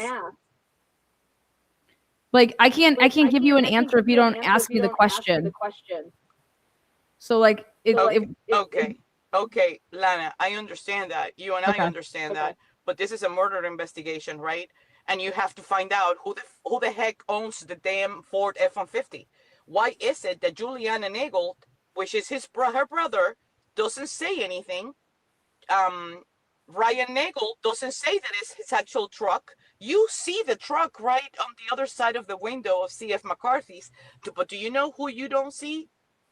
Ricky D'Antano. because he joined them. Right. Or And he we're picked them up supposed or to believe that. something. I can't. I mean, like I said, this all goes back to the cops, right? They didn't do their job. I think Ryan Nagel was there, and I think Ryan Nagel was part of the fight. And I think Juliana Nagel did not get out of the 34 Fairview to go talk to her brother on the window of the car. I think Ryan Nagel drove his ass there. He got out of the Ford F-150, and he was there during the exact time that the whole fight went down, and he left at 12:25. By 12:24, John was already down. So, no. I think this is the next name that is going to come Karen out. just didn't see any of this. Karen was pulled all the way forward, and she left by 12:26. It's the only way that you can see her in front of the Canton Library video by 12:29:02. Well, we don't. You've done that route. I've done that route more than 3 times. You've done that route too. If you go from 34 Fairview to Canton Library, even if you're going 5 or 10 over the speed limit, it doesn't take you that long to go from 34 Fairview to the front of the Canton Library. And she went a weird way too, because she went straight through Chapman. For me, there's no. I had the 1229 vehicle being Karen has not been confirmed for me though. Did you see the pictures? Did you look at the video? Yeah. Did you? Okay. Well, the only thing you have to do is take pictures of the different whatever and overlap them with the other pictures as she's leaving. It's the same car at 12:29:02. And then it makes perfect sense with the fact that she's connecting to the Wi-Fi at One Meadows at 12:36. She had to have left no later than a second before 12:27 to make it regardless. Let's just give it like a range of like a margin of error, right? Well, let's just throw out the Because of the speed limit. 12:29. Let's just throw out the 12:29, and let's just go off of the Wi-Fi when her phone connects to Okay, John. it's the same thing. She had to have left anywhere between 12:26, no later than 12:27, to get to John's house by 12:36, connecting to the Wi-Fi. It's a 7-minute drive. 6 It's to an 7 minute 8-minute drive. drive. Depends. Okay, Yeah. but hold on, ready? Now the next part you have to put in is Karen. Her own words. She says that she made several calls to John while she was at 34 Fairview. Do you know what time her? Yeah, I'm echoing. Why are you echoing? Yeah, I have to. Josie, hold on. I gotta take you down. I know what I have to do. I have to just mute your stuff when I'm talking. Okay. Okay. So that'll. I got the echo now. Okay, so at 12:33, that's when the calls begin, and Karen's either lying, okay, or Karen's lying, because it's impossible for Karen to make a 12:33 a.m. She says it with Alan Jackson there, and Alan Jackson, and this is before I think that they found out that there was the connection. But at 12:33, those are her first phone calls, Karen Reed to John O'Keefe's phone, and she said she made several, but the first one starts at 12:33 and some change. And so if she actually remembers this, and this isn't a false narrative or a false memory, there is no way that she can be on the connected to John's Wi-Fi at 12:36 and be at 34 Fairview at 12:33. So, and those are Karen's own words.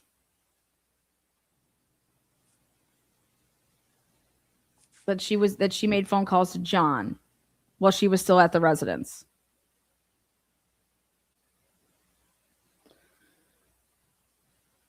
So, because she called him once, right? And it was right before 12:26 in the morning. No. The The 12:31 is, I hate you. Remember? No.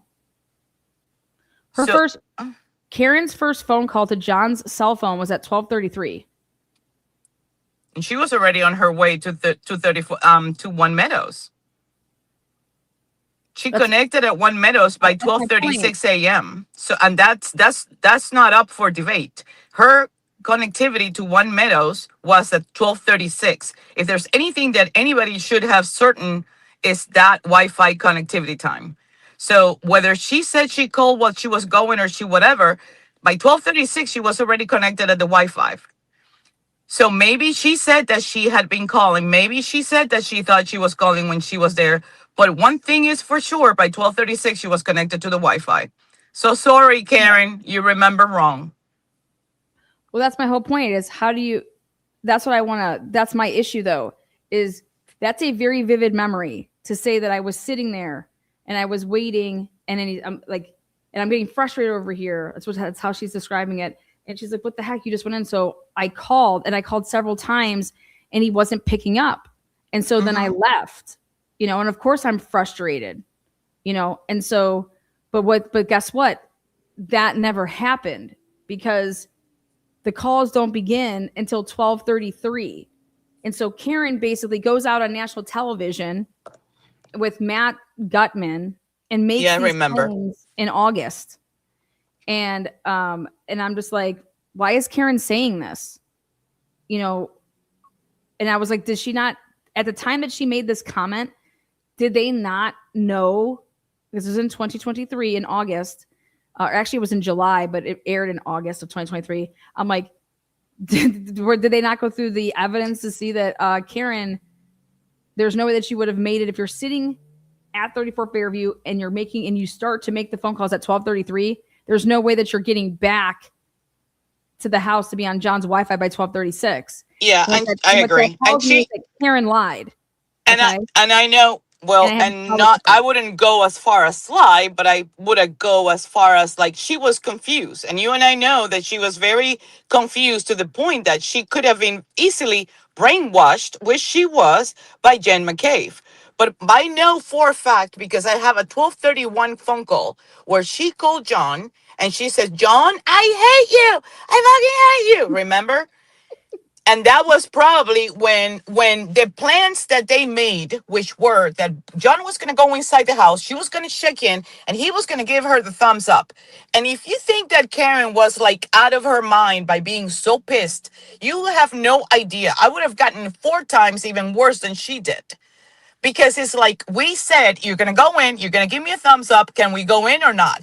It was freaking God that saved her from not going in. Do you think that Jen McCabe was not just waiting on her or thinking, well, is she going to come out? Is she going to come out and come and get him? She probably thought that she was going to get out of the car, but she left. I can't wait for the civil trial because I just can't wait for the civil trial. I hope it goes the distance. I hope Turtleboy doesn't run out of fucking money. No, I think that there's a lot of issues. I think that we were lied to a lot. I think that well, and the problem is that everybody's like either disappointed or not disappointed, depending on whether we're lied to or not. I'm not lied to because I'm not taking anybody. Oh yeah, that's what I'm saying. Like people lied to or not. Like I mean, and I'm using the federal investigation was used to witness intimidate. I don't care what anybody says. It's right there in front of our faces. You too. But then again, we know that there was a federal investigation. You don't know whether the federal investigation was used for what. Yeah, but the federal investigation was brought on by who? For what? John's phone was cracked. The BPD account that he had embedded on his phone went through firewall breaches. There was a breach on John's phone. Do you think that was not going to alert the FBI? Hold on. If this is all accurate, it will come out during the civil case. But let me ask you a question. Why wouldn't Karen Reed's team be using any of this? How do you know that they're not, Lana? And that's my point. I watched 2 trials. They didn't use any of that. No. So we watched one trial, and the first pitch was that it was going to be a third-party culprit, right? And you knew all the roadblocks that we got from Antibeb and everything that they were stopped to even dare to present. Yeah, they were not allowed to. Lied. Once Auntie Deb found out that they lied in court to try to get phone records. Once that happened, it's like we're not gonna they lied in the court record. Wait. Alan Jackson and David Yannetti lied, okay, and said that the federal investigation came from a blogger and quoted him. Okay, they tried to circumvent the fucking whole process that we're supposed to use. That comes out during the motion to dismiss, okay, when Alan Jackson and David Yannetti had to file, and then you got David Yannetti sticking up for the fact that we didn't know about that. We didn't know about a federal investigation. It came from the media, aka Turtleboy. And guess what? No, Alan Jackson and David Yannetti on April 20th gave that to Turtleboy. Turtleboy wrote the article, and then the article. Which year? What year? April 20th. What year? In 2023. Okay, in 2023, between April and I think it was August, there were 7 letters that were exchanged between the Department of Justice and Norfolk County. A timeline matters. In April of 2023, Turtleboy writes an article so that then when Alan Jackson and David Yannetti filed paperwork, a motion in May, they cited Turtleboy as the source of the information for the federal investigation. That is a lie. Okay? The source, Turtleboy has come out and said it. He's telling himself now. He's blowing off his own dick. He's blowing off Karen Reed's tits. I haven't watched Turtleboy in such a long time. I'm totally lost in that area because I've been about the timeline frame. So the investigation was not brought to the defense by the media. Okay? The defense brought it to Turtleboy so that Turtleboy could write a blog about it, and then the defense cited it in a motion. Wait, That's the wait, wait, that's the wait, actual wait, timeline. wait. But you're I've already talking done about that. April 2023. Wait a I've already minute. put it Wait. out there, this timeline. I understand, but I need to put it into context because you're talking April 2023. That's around the same time, the 18th, that the House Lawn to Die in the Cold came about, right? Richard Green was hired in September 2022. By December, he was contacting Norfolk County, telling Norfolk County, hey, I mean, contacting Celebrite, asking Celebrite as his vendor to provide further clarification about the 22740. And then it was on the following year that they Guarino managed to actually retain Whiffin and Jessica Hyde. You're talking April 2023. By May 8th, Morrissey is sending an email to Celebrate Let me tell you why. directly. Let me tell you why they're gonna do Wait. that. I have to pause you. Let me tell you why. When anybody would come into an open courtroom and file what they filed in April, you bet your bottom dollar a district attorney has to go hire somebody to say, what the hell is the defense talking about? They brought this to the table. We need to go hire somebody to get to the bottom of this, to get to the bottom of Nick Guerrero's work. That's exactly what would happen. And it all happened after the motion was filed by the defense, which was to get the McCabe's phones again. They had already filed that motion in September of 2022, and it didn't work. Now, in April of 2023, when they filed it to get the McCabe's, aka Brian Albert's, I think it was Brian Albert's phone, Higgins's phone, they then added Richard Green's affidavit. Okay. And it was denied in part and granted in part, by the way. It wasn't completely denied. But again, the reason you have to, if you only get your information from Melanie Little and Turtleboy, then the timeline is exactly the skewed shit that we've been dealing with for years. That timeline sucks. It's wrong. It's inaccurate.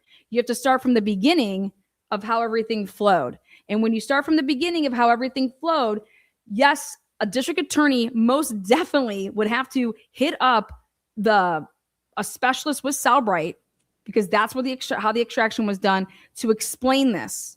Okay. Okay. That's First exactly of all, what they you did. know that I have been following this with just like you and other people in every single freaking channel since this whole thing started. If of all people, you know that. You also know that I don't restrict myself to just one person, that I also check documents, that I also explore and research and do my own thing, because I don't just believe what people tell me. I don't care who it is. I gotta double check it myself. Now, for all we know, Mr. Nicholas Guarino was the same person who omitted 32,709 text messages between Matthew Farwell and Sandra Birchmore. For all we know, it was, yes, he concealed 32,709 messages between Matthew Farwell and Sandra Birchmore. Nicholas Guarino, the same forensic analyst that works for Norfolk County. So Richard Green brings this up to the table. Contact Celebrite. Celebrite does not contact Guarino back. Celebrite contacted Norfolk County and talked to the investigators. And that was around the beginning of 2023. So you're talking about 2023 April? Nope. And that's then not the time frame of that. What do you mean? Say that again. I'm talking about Nick Guerrero never even mentioned the 32,000 tax. But I don't want to talk about this right now because it's a whole timeline thing, and I'd have to have everything in front of us.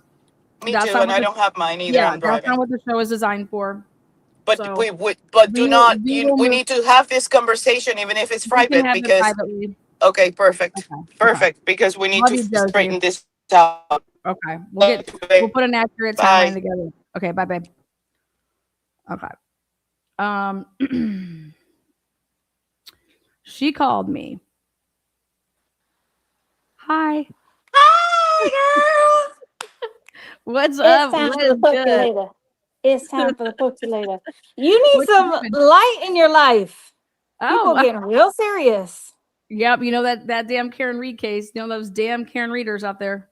That's right. I just wanted to tell you that I watch you every day. Oh, thank and you. I have for a long time. She And I called think me you do. buck tooth bitch. I didn't even see the rest of it. That is hilarious. Love I love Kaylee. that. That is awesome. I think that's the funniest thing.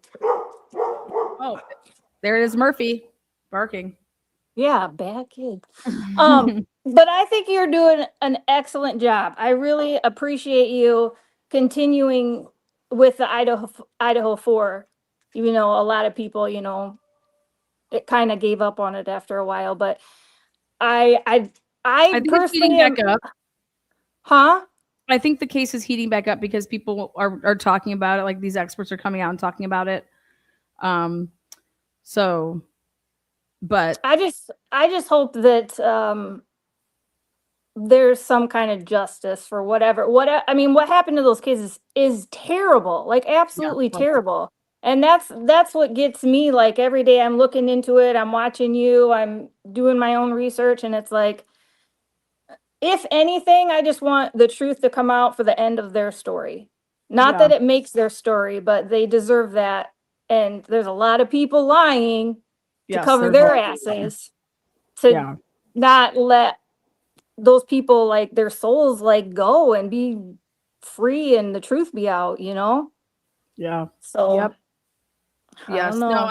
I agree, and that's why cases like this, I think murder cases should not be ending ever in a plea deal, especially if you go this long. Why is there a plea deal now? The amount of money and resources that was spent on this case to end in a plea deal, you know what I'm saying? Like that doesn't make any sense to me, Right. except a bunch of wasted money. I don't think that you should be able to use the death penalty to hang over someone's head to make a plea deal so that your life, because then it's putting the lawyer in the worst position possible. Because if my job is to save your life, how do I not try to get you that deal and then try to tell you to take that deal if that's part of my job? So I just don't think that it's a conflict of interest. At the end of the day, I don't think that it should exist. I know the most heinous crimes, like people, argue back and forth about like the death penalty. That's not what I'm talking about. I'm talking about we have to eventually put a human being like ourselves who would be a lawyer into the position of defending somebody like that. And how are you going to ask them to do their best job, right? But then all the while let them live with the fact that, well, if I would have only told my client to take this plea deal, that I could have saved that person's life. It just shouldn't come down to that. That's why I believe that the death penalty shouldn't exist, is because of that. It's a conflict.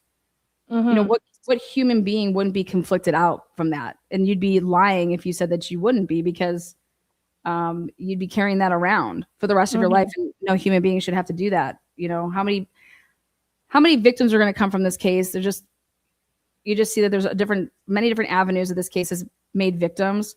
But asking questions is not victim blaming. It's not victim shaming. If my questions make you uncomfortable, then something, in my opinion, there are ridiculous, don't get me wrong, like there's a difference, but asking legitimate questions that are posed to, hey, I can't say this enough, if these investigators would have done the right things, the Bethany and Dylan in the situation, it could have been like flushed out way earlier. Okay. Hey, yes, we panicked. We didn't know what to do. Okay. We were taught never to call the cops with the sorority lifestyle. You know what I mean? And if we did, then, you would be in shock. You would be like, what do you mean all my roommates are dead? What do you mean there's blood everywhere? Like, think about it. It would be mind, blowing. But to be able to explain it that way, I think a lot of people will be able to understand that. Like a jury can understand that. And but when cops just don't do their jobs, this is like, I just believe that more victims come from it. And so call a spade and call out these cops and say, hey, you made a mistake, or this is what I did and I should have done this, or I lied.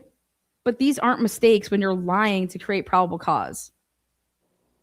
Those aren't mistakes to me. That's a human being making a conscious decision to say, hey, I'm just going to say that this car turned left when it really turned right.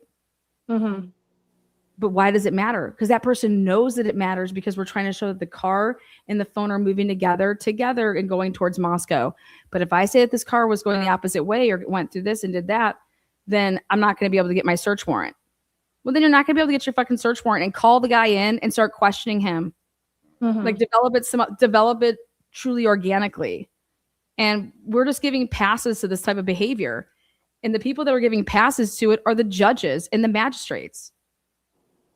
And you need to allow these defense attorneys to literally rip all into this shit. And that should be the consequence of it. If you want, you should be able, hey, yep, you went ahead and put all this forward. A magistrate was said okay to it, a judge, whatever. Now, guess what? Now the defense attorney gets to fucking shred this shit. And you're not going to stop them from shredding it. You're not going to say you can only ask one question of Nick Balance. And if he says that, nope, there were no timing advance, then it's bye-bye. Who the fuck does a judge think that they are to say that?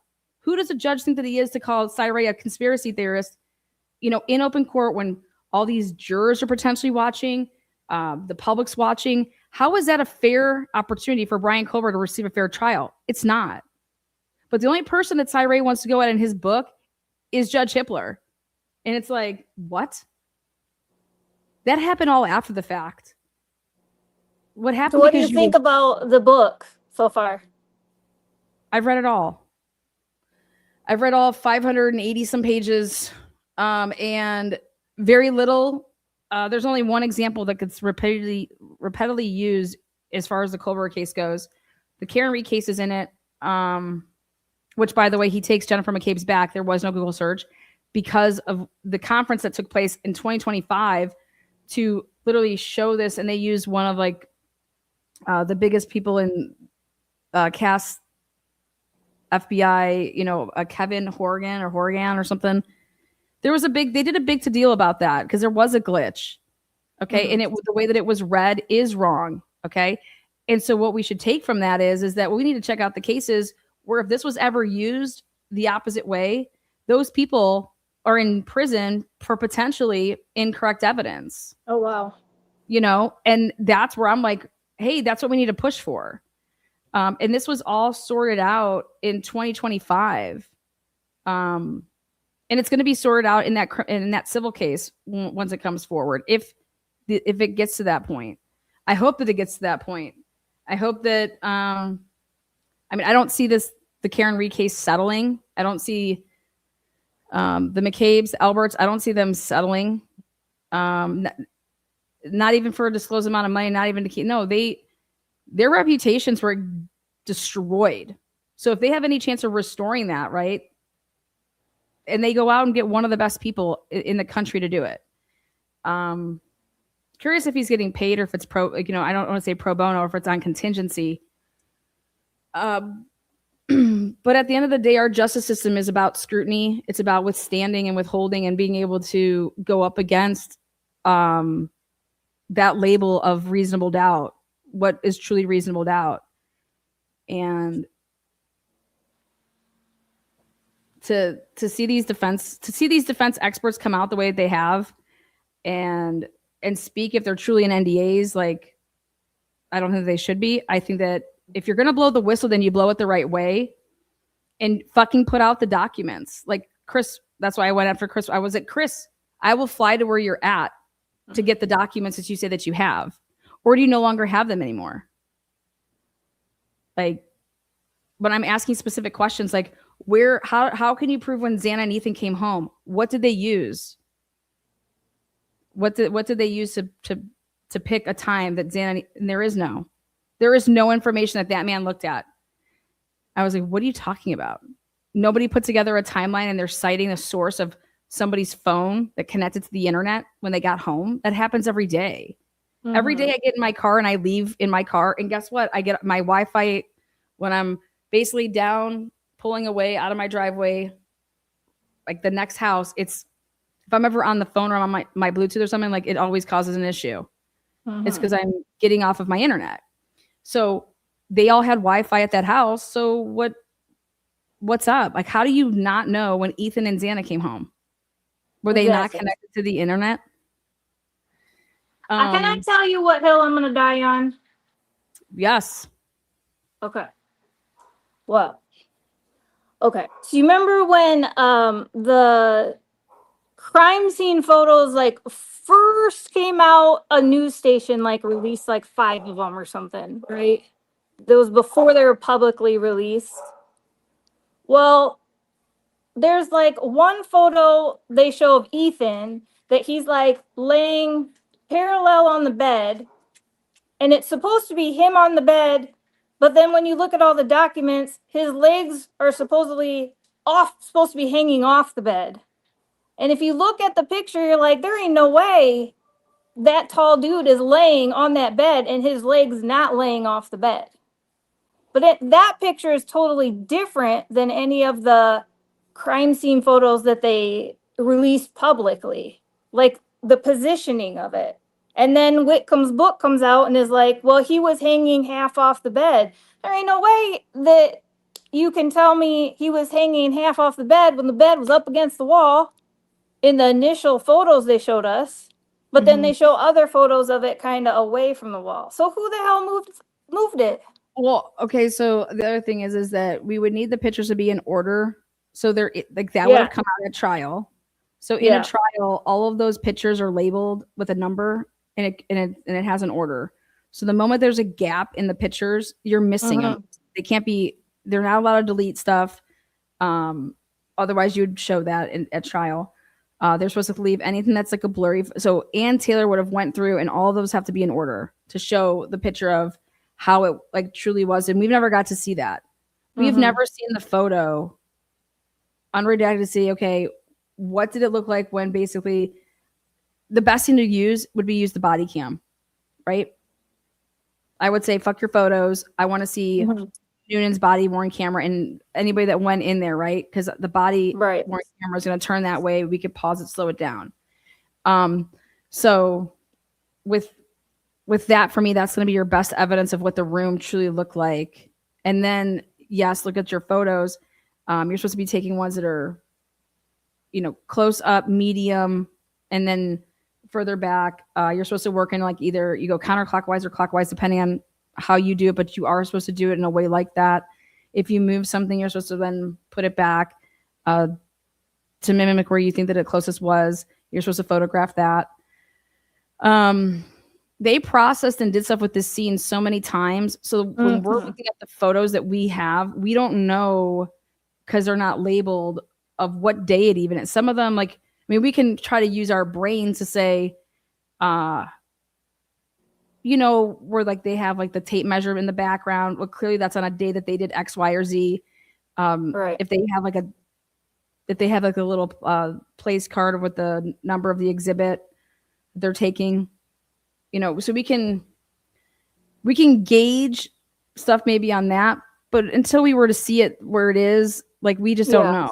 We just don't know. Right. And but in a trial, it would have been like we would have seen that, especially the people that were there physically at it, maybe on the television screens at home.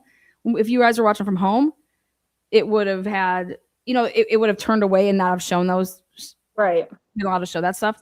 But at least the people that were there in the courtroom that day would have known, and they could have reported back and said that, yeah, like it all went in order, because at the beginning of each day or at the end of each day, they let you see the exhibits, and sometimes they let you take pictures of them. I don't think that any of that would have been happening with those photos. But we would have definitely been able to see, I know when I was at Delphi,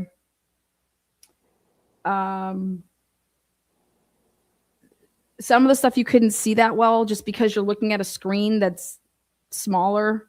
But they definitely showed the shit. And we got shielded away from, we didn't see when, what's his name? Alan was in the jail cell naked, running around and throwing feces and eating. Thank God. Cool. We didn't get to see that. They turned the camera because the defense motioned for that. And then the family actually fought back, and the family was like, wait a second, none of that happened when our kids were shown, stabbed to death laying there. That's a good point. So I love this person. Nick, Lana, no one fucking cares what you're talking about from Ohio, 3,000 miles away. Actually, a lot of people do, because they flag. Nick? Yeah, they flag every single one of my FOIA requests. They make it go through the chain when they see my name. You want to know why? Because they know. Nick, they know. tone it down. But Nick, I love the fact that you're here, because I know there's so many other things I could be doing right now. One of them being golf. It's like 75 and beautiful outside. Oh yeah, it is. Everybody's commenting, by the way, on your house with the beams. They're like, take us on a tour, girl. For real? Yeah, That's I funny. noticed that in chat.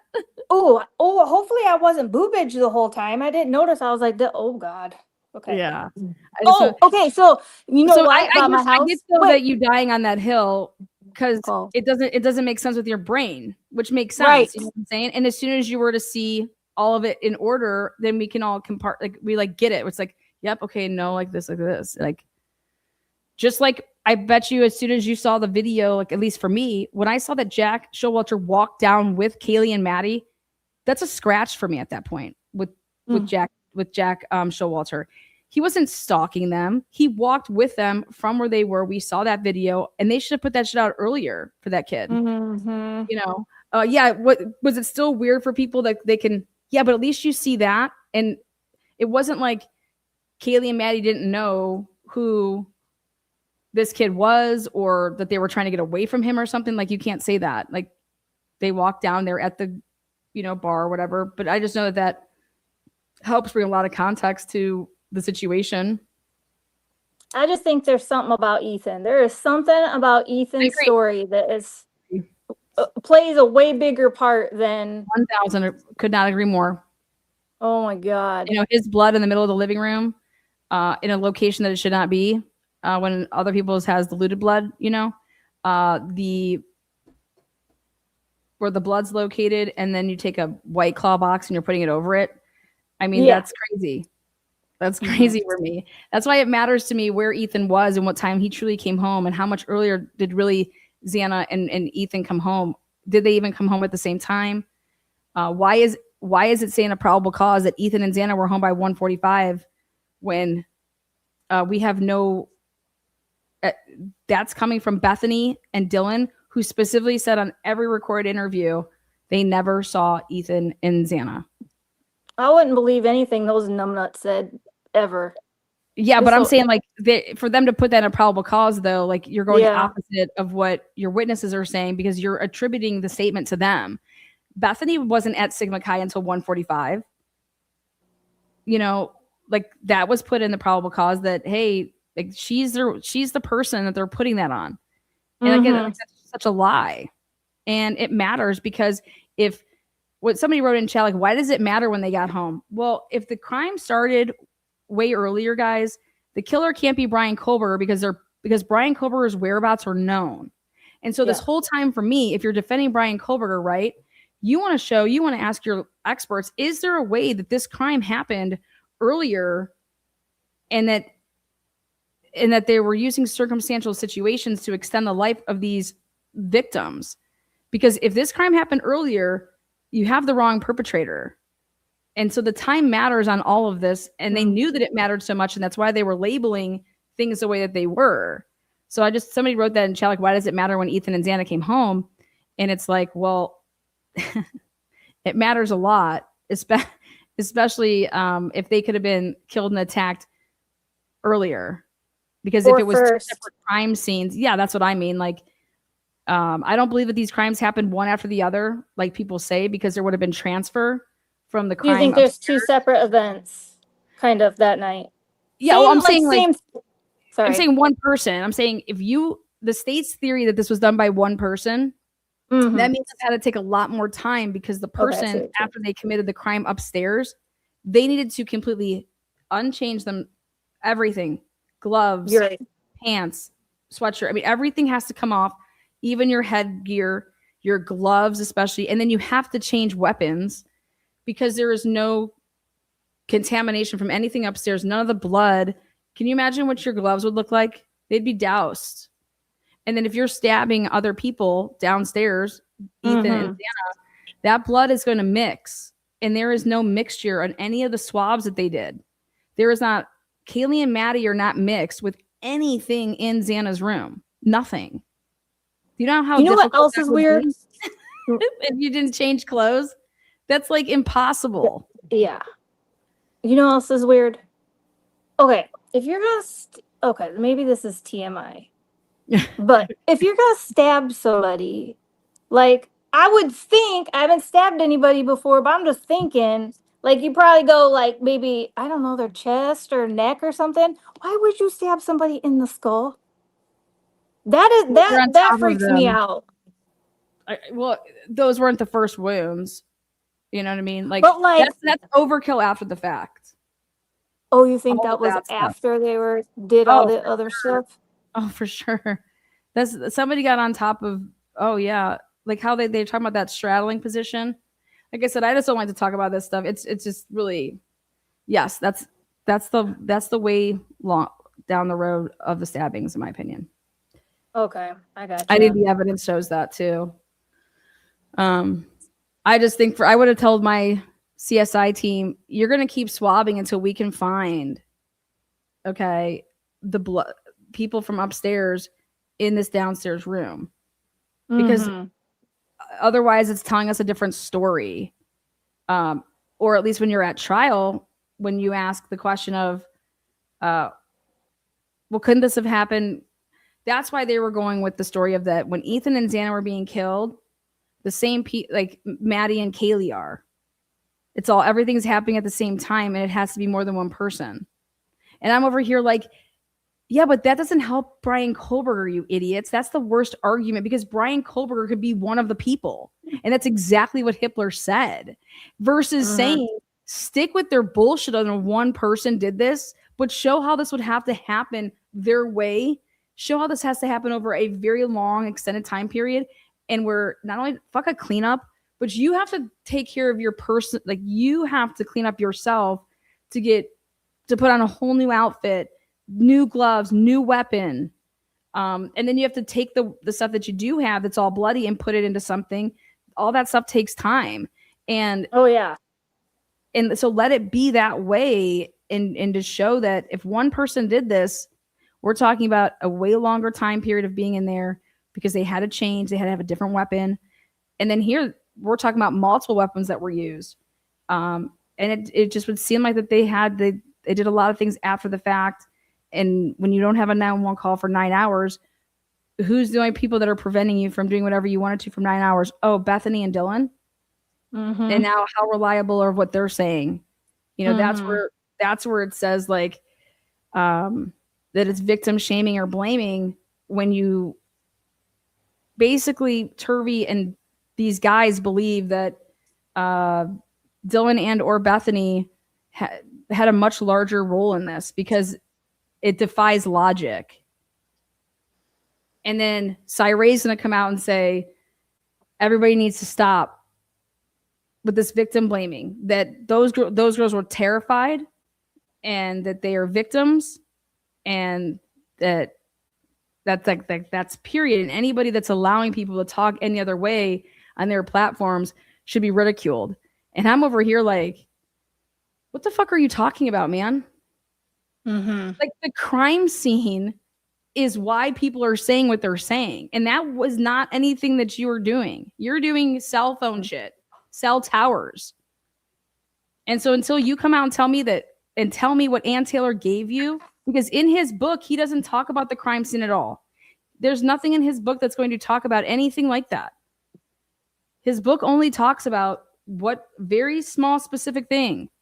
And that was that the cast people knew. They knew that the phone did not shut off at 2:47.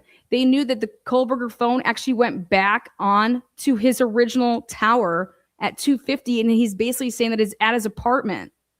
It's back on his apartment.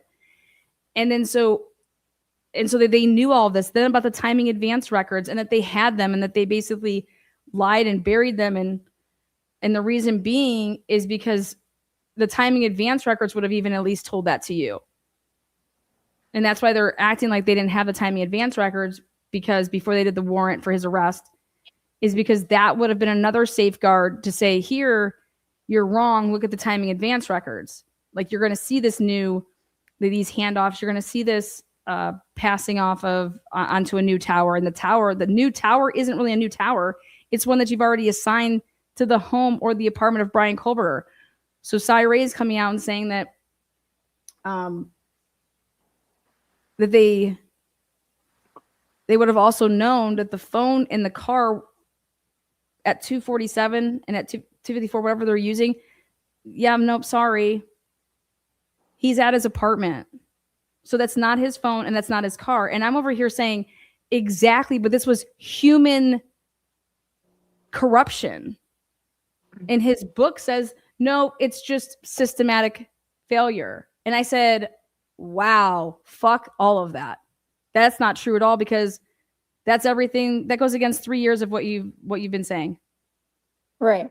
To now write a book to say that if we put a new system in place, that's not going to happen. That's wild to me, because that's not the case. You have to get rid of corrupt actors. The corrupt actors were the people that knew that the data said something else and they lied about what the data said. And so you don't think that those people should be fucking called out and out of law enforcement? I think that they should be. He doesn't think that, I guess. Or is it for a political purpose? Or does he want to get back in with the police? I have no fucking clue. All I know is that it's not a systematic failure. These are people that lied, and every person that contributed to that fucking probable cause affidavit lied their fucking asses off, and they should be nowhere around protecting us and putting people behind bars, because there's no integrity there. There's nothing to trust there. You've lost all public trust, at least with me. And now I'm supposed to read a book and be like, yeah, this is amazing. No, it fucking sucks. So that's the truth. And I'm true to myself, because if I wasn't, then I don't know how people can, like, you're never going to go find me contradicting my beliefs and who I am as a human being. Like, sorry. And I just know what I was told, and it's opposite of what the book says. And so if I was the same person, then that's a problem, right? I just wanted to tell you that I appreciate the amount of work that you put in every day. I don't know when you sleep or do anything really. But we all appreciate it a lot. Well, thank you. And systematic failure means the V corruption. I don't know if this person meant to put V there. Means the corruption is embedded and cultural. That's not how the book describes it at all. So it's a bunch of word salad. Okay. The book is a bunch of word salad. That's my opinion. And when you can read the book, you can, take your take from it. The bottom line is that at every turn in that probable cause was a lie. Dylan and Bethany are not the sources that Ethan and Xana came home at 1:30 and they're in their rooms and asleep by 4, whatever. The car is not moving in concert with the phone.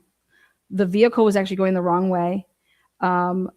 Their own police department is taking ownership of the vehicle that's circling around, and the vehicle that's found in the middle of, Indian Hill. They knew that none of that was that person, meaning Brian Colbert. They knew all of this. They knew that they knew that they didn't have evidence of stalking. Okay. Every single piece of that probable cause is a fucking lie. And that requires what? A lot of people lying and a lot of people looking the other way about each other's lies, because it was reviewed over a 48-hour period by 2 prosecutors. So call the spade, because I guarantee you, if you put that in the police department, and here you're going to have the FBI, the highest branch, is contributing and providing the information for people to lie about. That's fucking crazy to me. And you're not going to call it out. And if he thinks that this is a subtle way of doing it, because this is the only way that I can make change, I can't go at people. Well, okay.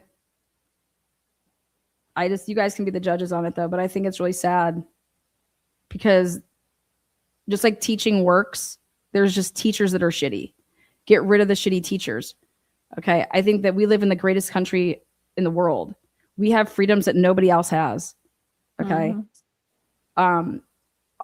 Our justice system is the best in the whole entire world.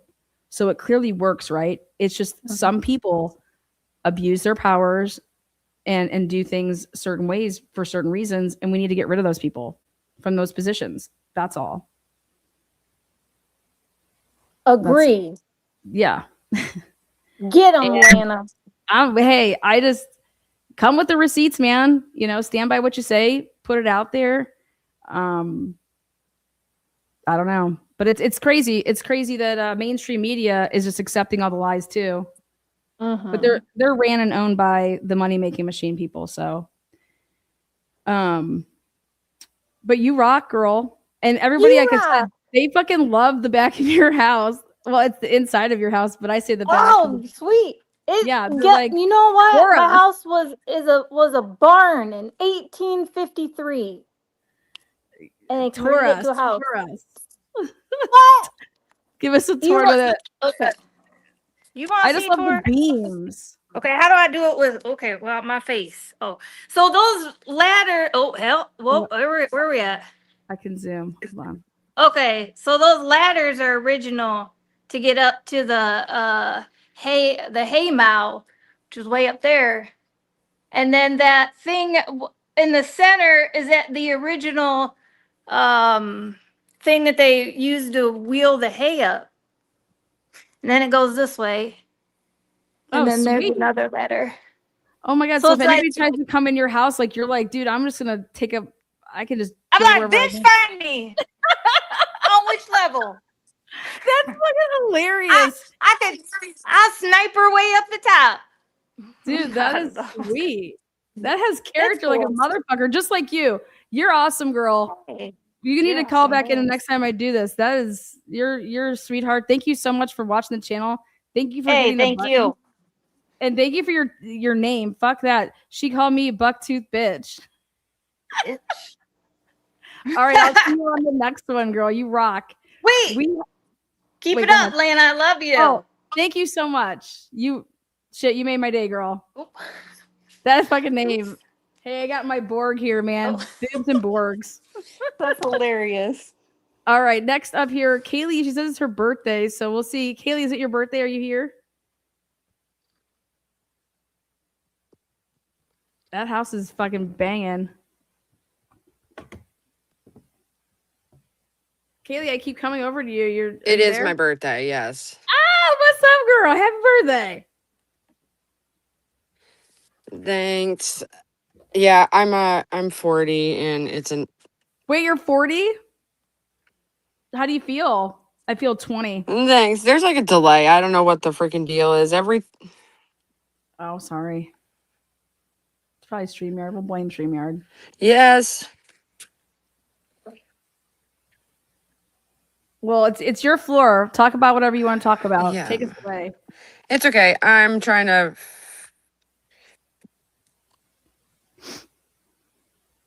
see if maybe switching back and forth between my phone and my iPad would fix it, because it was working fine before. But anyways, well, we can hear you. So what I wanted to talk about was, okay, the Cy Ray book. What exactly does he just try to make the whole thing out like it's just the whole thing was a big oopsie? No, it's about methodology. It's about methods. Like if you've ever taken criminal justice as like in school, it reads like a textbook in terms of like, here, I want to implement this new way of doing something. But a lot of the stuff, it's not like it's new things.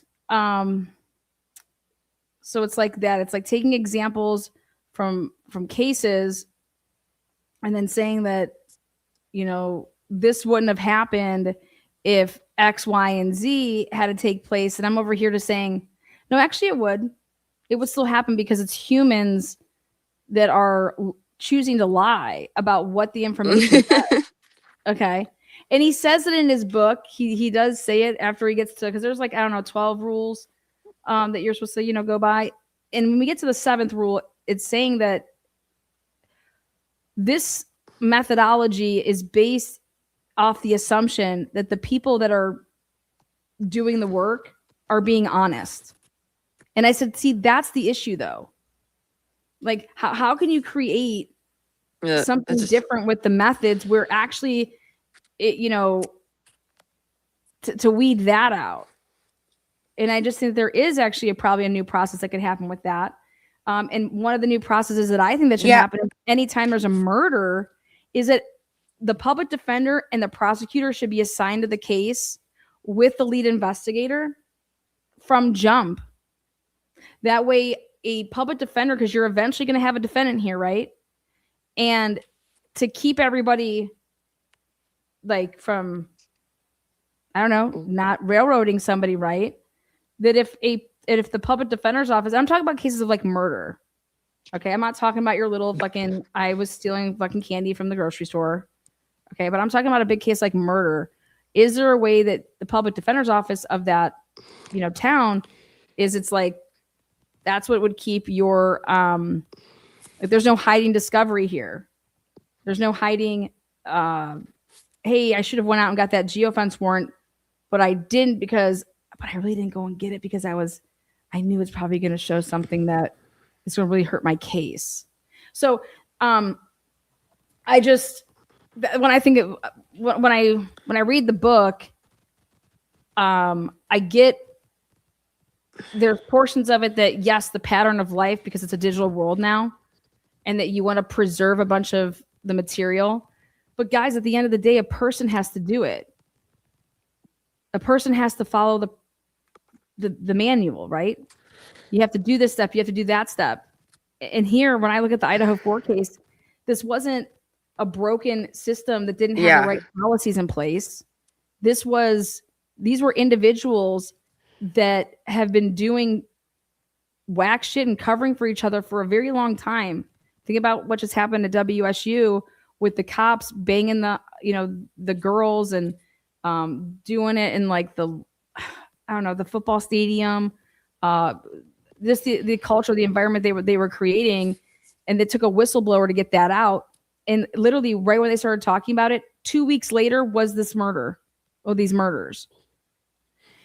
And so I just think that he says it numerous times that these weren't corrupt or bad actors acting in bad faith. And that's when I just had I said, get the fuck out of here. Get the fuck out of here. No fucking way. I said, nope, you said it. These people lied. Okay. Now you said you haven't seen anything like this in 30 fucking years of what you've done. There's like a 10-second delay on me for some reason. Oh, I don't know why. You're good though, but that's my take. My take is that the book it talks about all the processes and the methodology, like you would expect. But I totally agree with you, and I don't know why he is portraying it like it was all a honest process. Yeah. Well, and that's and I hope like I said,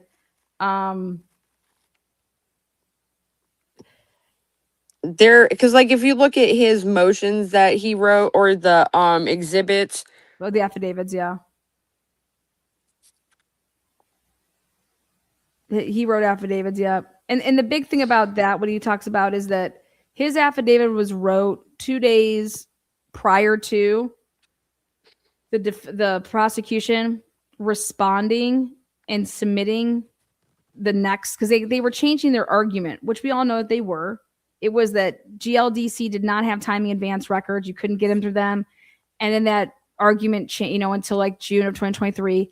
And then that argument changed, and it was something about 7 days. Okay. But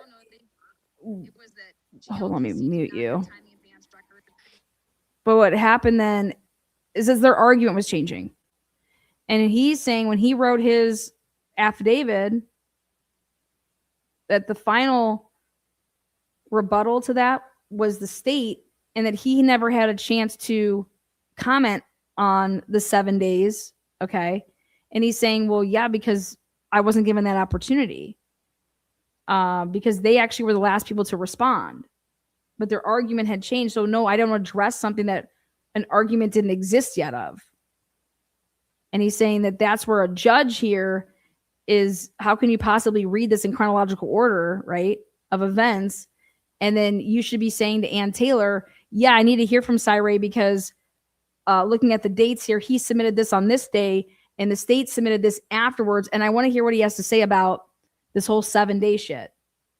Well, he brings that up in his book and he talks about the fact that I couldn't answer the 7-day thing because that was brought up after I had already submitted my affidavit. I could be called and talk about it here in real time.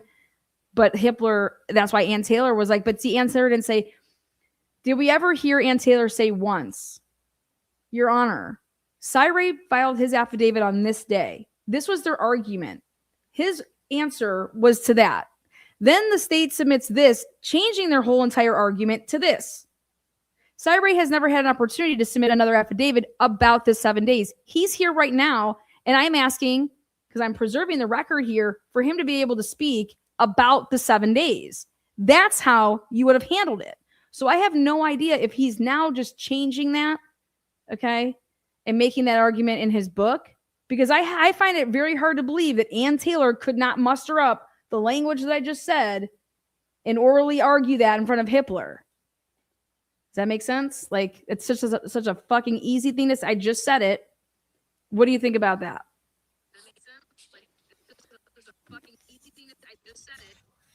Yes, for sure. I agree with you. And the whole thing was so frustrating, and I was so desperately wanting them to go to trial because I feel like the victims deserved so much better than what ended up happening. And I literally cried whenever it was announced that there was going to be a plea deal. I'm not even going to lie. Like, it was just so devastating to know that we were never going to find out what actually happened to them and that they were never going to get justice because, in my opinion, it's so obvious that Brian Koberger, he didn't do it. And even if people want to believe that he was involved, one person didn't do this. And I think that there's a lot bigger situation going on behind the scenes. Like, I think that there was like a federal drug investigation happening at the university, and maybe some of the victims were confidential informants, because that's the only reason I can think of why they would have been involved from day one and why they would have been the ones to build this entire narrative and cover up. And it's the only thing that makes sense. And because if you think about it, like, they wouldn't do all of this just for the university. They wouldn't do all of this for Jack D. But if they had some of those victims there working as informants, maybe not exactly, willingly, but because they had charges being hung over their head or something along those lines, and then they end up getting them all brutally tortured, if we're being honest, and murdered. Yeah, it's horrible. This is exactly what you would see as a result to cover it up. And I think that anybody that's saying explains that they why were all the sleeping. secrecy and just the whole situation. And you've talked about it before, and you're one of the only people I've heard talk about this, that it seems like some of them in the house must have been informants. And I don't know what Bethany and Dylan's deal is, but that situation is crazy. Oh, have you seen, I don't know if you've ever seen my Substack. I think you have, but I realized that the footprint going into Dylan's room, well, first of all, it's going into her room. It's not going past it, and it's her freaking footprint. Like, Yes, it's I agree, literally it's her hers. footprint. My mind was blown. Yes, it's totally hers. I agree, it's totally hers. I said it's totally hers, and the door has to be wide the fuck open. It cannot be there was no peeking, there was no, it was hers, and it was right before they did the cleanup, in my opinion. Now, I will say this though. I think that it's possible that the girls had to do this cleanup because if they're all freaked out, which, oh my God, they're going to think that we did this because they watch all these podcasts and shit. I could totally see that happening too. So that's why I'm like, I'm open to that the people that had to clean up, it wasn't that they were cleaning up for the murderer. They were so scared of like, oh my God, we're going to get blamed for this. We didn't do anything, you know? And so I can see, like, I'm open to all the different ways that somebody could be thinking at the time. But what starts closing those doors for me is the actions and behaviors of if it was so innocent, or if you ever thought that, you would have told your lawyer that. You would have told your lawyer that. You would have said, listen, they don't have to do these interviews. You don't have to talk to the cops. And your lawyers, for them to just, I would love to know what these lawyer conversations were all about. Because I would have told my lawyers, dude, listen, yes, I went down there sleeping, whatever, but then like, it didn't hit me right. And then so like when I woke up in the morning, I did go up there and then I saw, and then I don't know if I just didn't want to believe what happened. I don't know what was going on, but I shut down, but I definitely, like, it was like they were already dead and I panicked. And then I just acted like I didn't ever do any of that. I thought they were going to blame us. I mean, wouldn't you be saying this type of stuff to your lawyer? And then your lawyer would have to make a really big decision here, which is, okay, we're not going to be talking anymore. Okay. Or does your lawyer go and I want to know if there was ever any immunity offered. Yeah, you would think that they would say something like that. I tend to think that there was a cleanup by the killers who I think we hear on the next door neighbor's camera.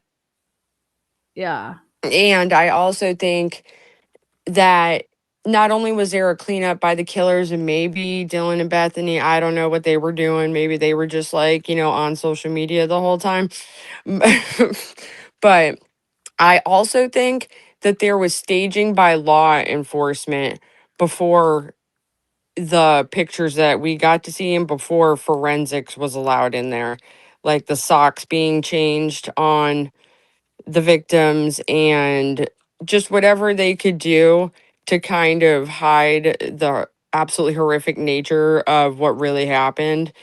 Because I do think it's a possibility that some of them were bound and gagged. And I do think whatever happened in there was so terrible. And they already knew that they couldn't allow what really happened to come out, especially if they had some of them working as confidential informants. So I think it's very possible that the ISP detectives who admitted to having moved everything out of the bedrooms and then tried to put it back in the right place according to the pictures, I think that it's a very real possibility that they staged it further after the killers had already cleaned up. But that's just my opinion. I give as much grace as I can give, and then there's just certain things that even a cleanup wouldn't be able to answer the question, which is why the 4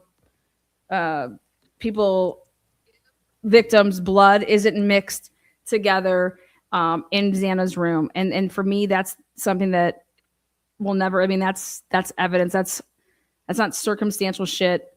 That is a fact. There is no mixture of any of the 4 victims' blood together anywhere in that house.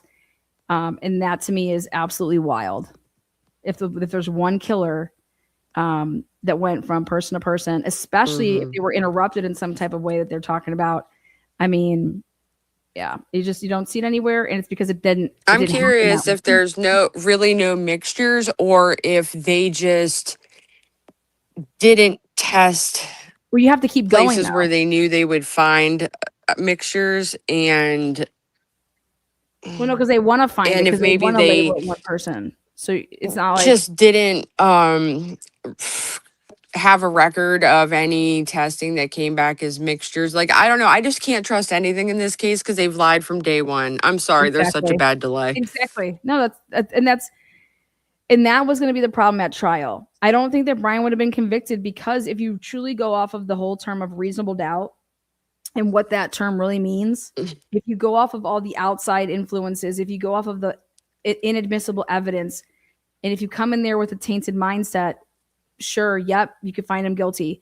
But if you actually are doing your job as a citizen and going into that courtroom with what would have been presented in front of you, nobody could be coming out of there and telling me that they're going to have there's so much reasonable doubt here, and that's what people are supposed to do in a court. Like, you know, when you're asked to be a juror, is can you say beyond a reasonable doubt that what the state is telling us is what happened, and that's what the evidence shows, and you can't.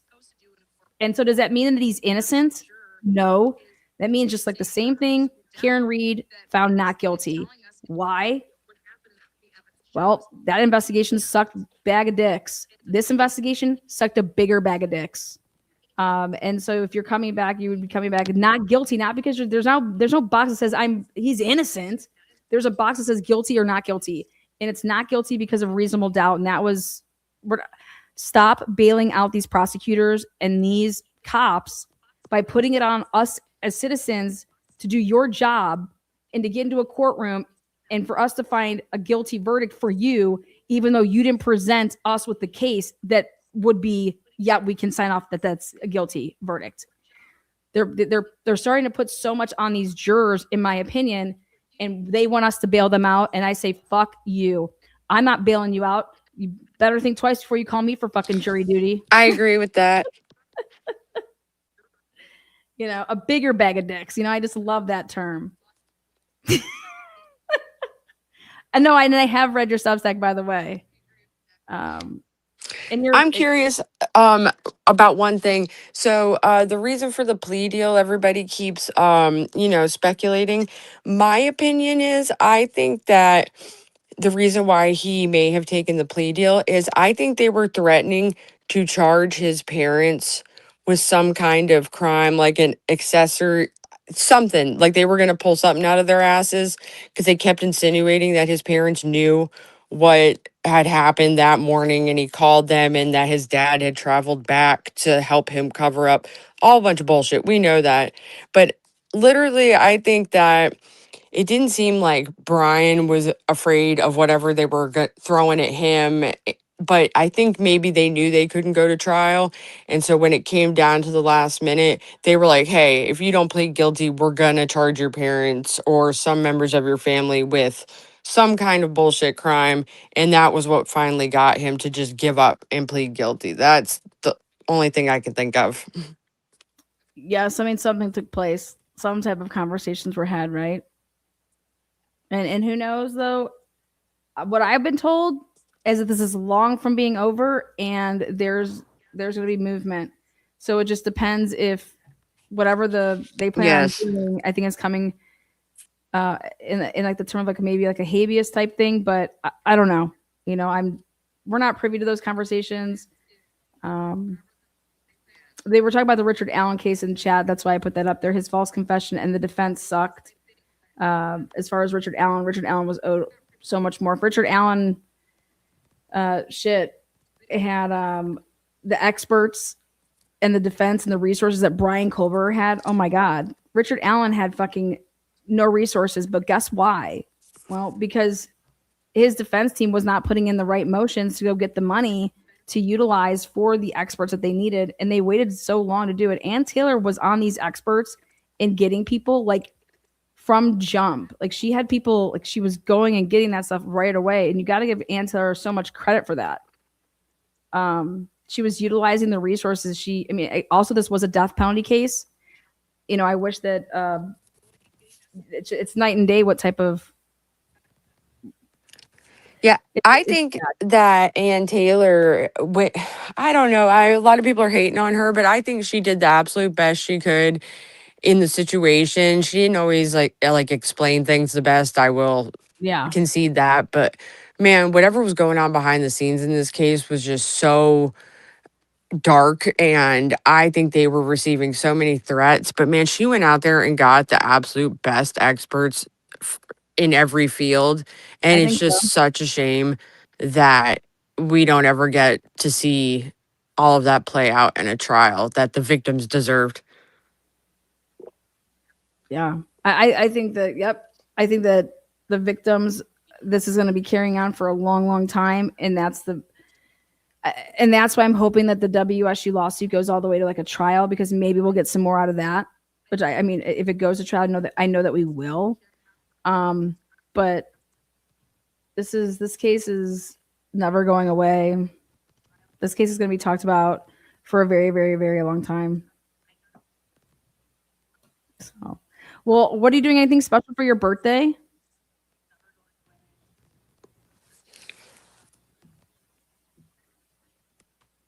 I agree.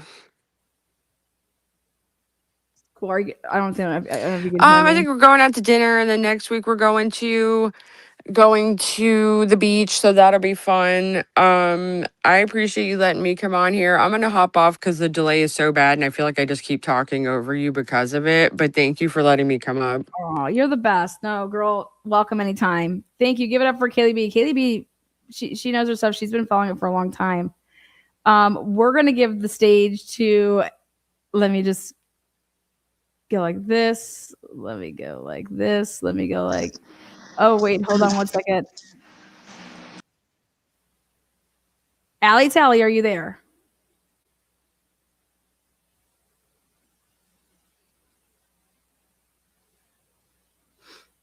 Allie Tally's like, oh my God, I hear my name. Is it me? Is it my turn?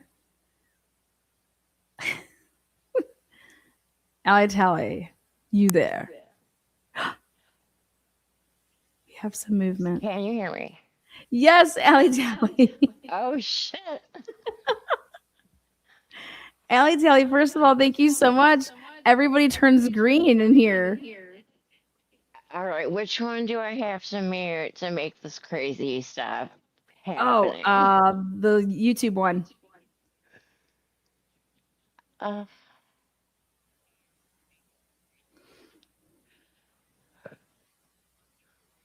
Did it work for you? Okay, YouTube muted. Oh, it worked. Yes. What is good, Allie Tally? What do you want to say about life?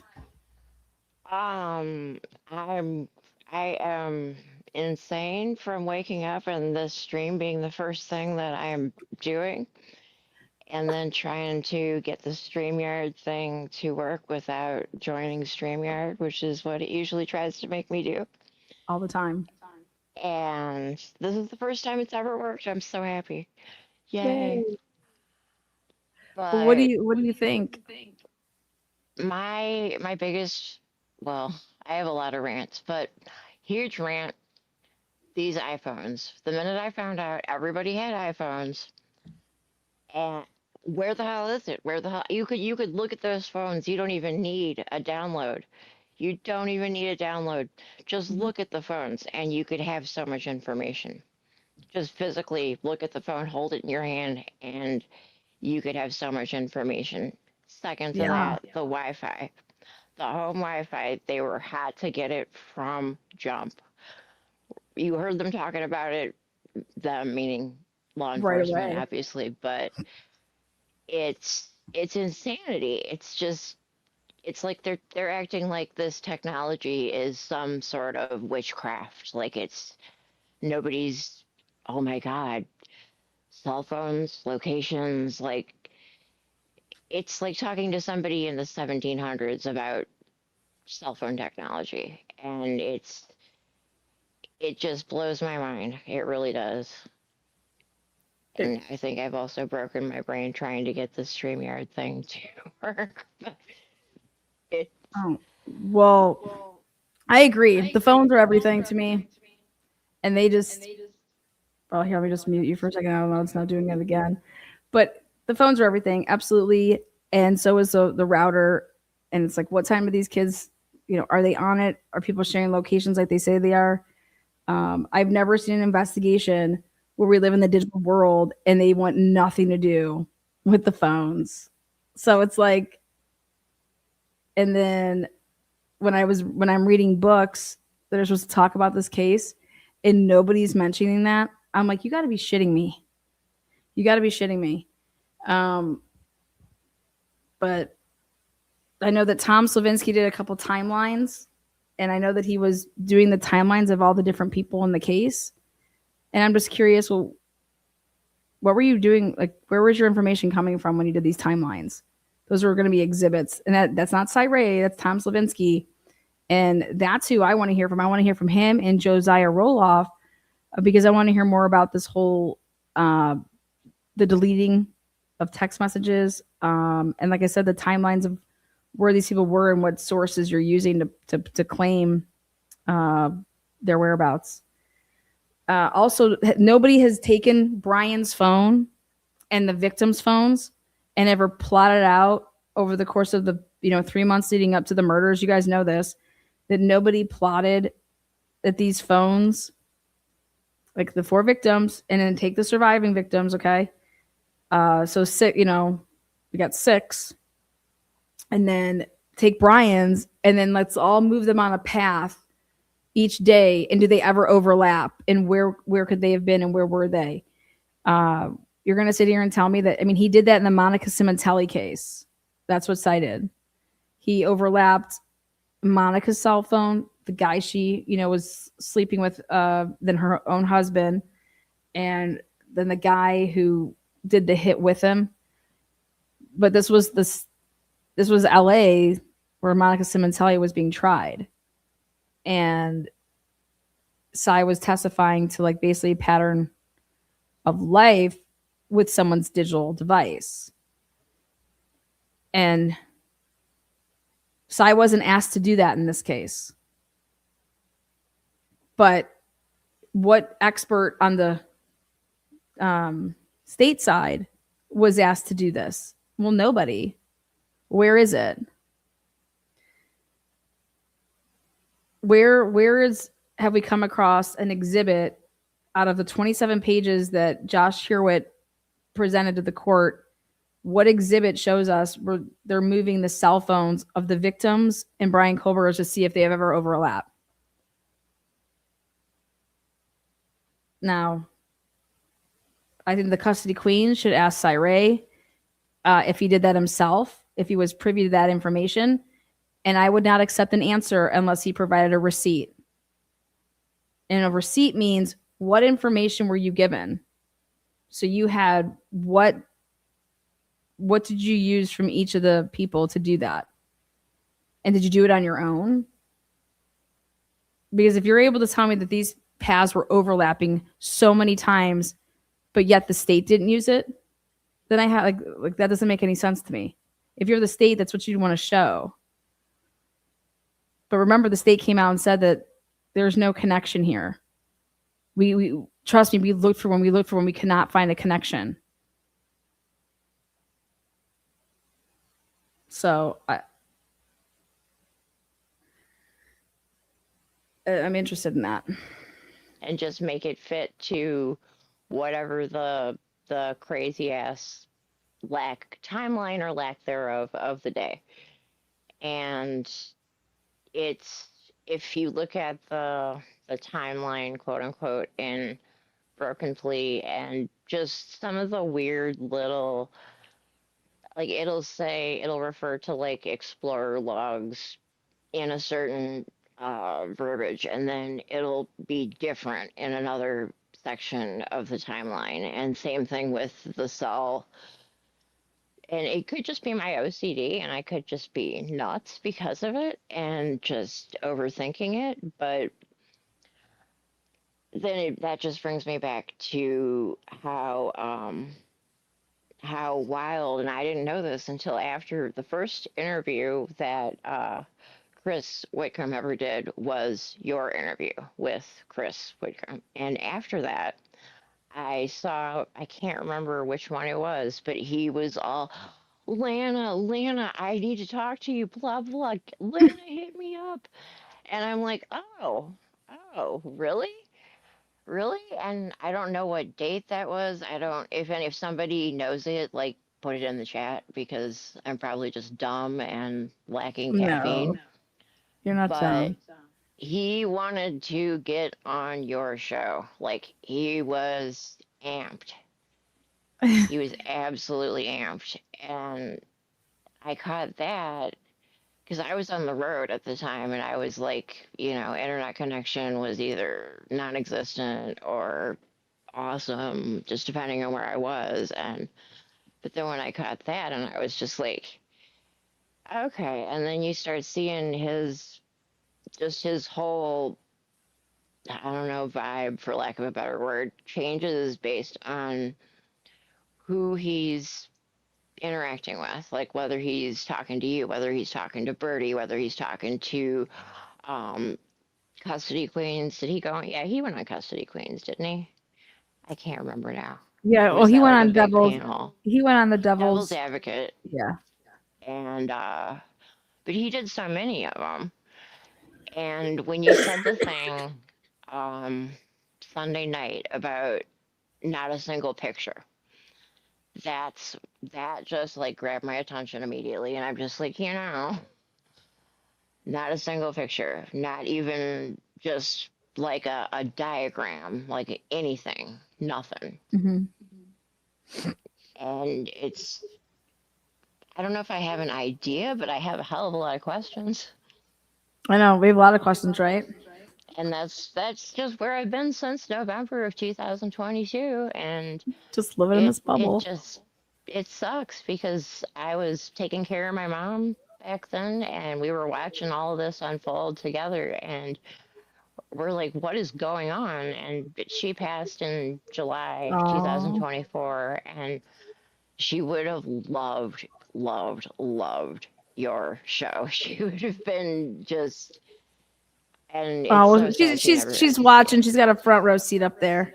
Yeah, that's the way I gotta think about it. And that's, I don't know. I mean, it makes me happy every day to tune in. And oh, well, you're the best, like Allie Tally. Insane by myself. I don't appreciate you. I appreciate all of everybody in chat, all the mods. All the other, Allie Tally rocks. No, we're not insane. It's critical thinking is still a thing. Wow. Okay. Yeah. No, we're not insane, and I'm so glad that you can be here with us, and that it makes you smile when we do our lives. And you're a really good person, and I know that your mom has a front row seat upstairs. I know she does. For sure. And oh, hey, Molly, yeah. Can someone please tell Molly I am taking live callers? Molly the DoorDash driver, not Molly my cat, because she does know your voice and she reacts. She's probably like, man is alive. Oh, thank you, Allie Tally. I'm gonna try to get through a couple more of these. I got yeah. I got TLC up next, then Karen. I think I did this right. Okay. Cool. I'm so glad it worked. Good talking to you. Thank you so much, girl. I'll talk to you soon. Sweet. Late. All right, bye, Tally. All right, let's see if I did this right. Oh. Wait, did she just say that her cat's name was Molly? Where the hell's Molly? Molly, I'm taking callers, goddammit. What is up, TLC? You are up next, girl. Can you hear me? Let me see if I did this right. Oh, wait, hold on. Let me unmute you. Oh, wait, unmute yourself. Oh, their mic isn't connected. Okay, hold on. You might have to. There you go. Now, we good? Yes. Thank you. What's up, girl? How are you? What do you got? What do you want to say? I'm good. You had me so pumped up on, I guess it was Sunday night when you went live with your Bring the Receipts. Oh, yes. Yes. Thank you. I think it was titled Talk is Cheap. Yeah.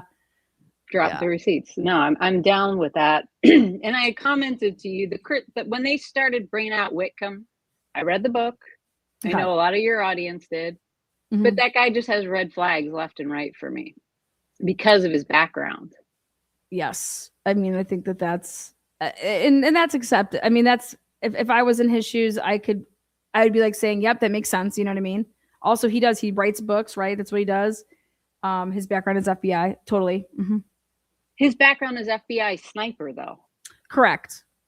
He's never done a homicide case. Right. He did the Ruby Ridge case, but he was not the shooter. And he was at Waco. Yes.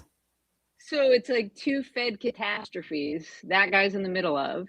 And one of the points that you've made over and over again is the Feds are the black hole here. I think so. So they trot him out. And then you've got Turvey, who's bringing in this other ex-FBI guy, Chris Holland. And you're like, how the hell was he allowed to see anything? Yeah, well, that's why the question I was trying to say and ask was what do you mean you peer reviewed something? That means you had to have the material, which it was under a protective order. And that's why I think Aunt Taylor wrote out, because she's like, wait a second here. I didn't give this man any fucking thing. I feel bad for what Aunt Taylor's going through right now. I can only imagine, like, just like she's probably nobody's ever dealt with something like this. You're experts. She only owes Brian Colbert anything. That's who she owes. That's her job. And to see, like, if she told these people, hey, I'm going to release you from this NDA one day, but I just can't right now because we're doing something, and they just went ahead and did whatever the fuck that they wanted to do. Yeah, I take umbrage with that. I have a problem with that. That's why I was so respectful when Cyre's like, I can't talk right now. He didn't realize that it was going to take as long as it did, because he said he's coming out of my channel. So I didn't think I needed to ask him again. We've already put that in stone back in the day. And it was like, I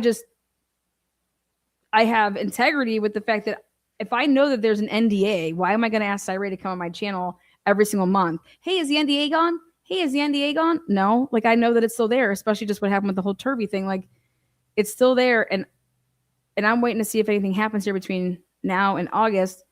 But if you're going to come out and interview, but there's going to be rules. What do you mean? What can't we talk about? Well, no, I don't want there to be any rules. So are you going to be getting free off of this NDA at any point? But also, you're also not Brent Turvey's keeper. So coming on my channel to tell me and our viewers that you think Brent Turvey is full of shit and that all this victim blaming needs to stop and that those girls were just terrified that night. Yeah, no, you can go do that somewhere else. I'm good. I didn't host Brent Turvey on my channel. You know what I mean? Right. I want to talk about the fucking data. I want to talk about the fact that everybody was lying and that why are we giving people passes for lying? Well, and why are none of them concerned about putting together a timeline?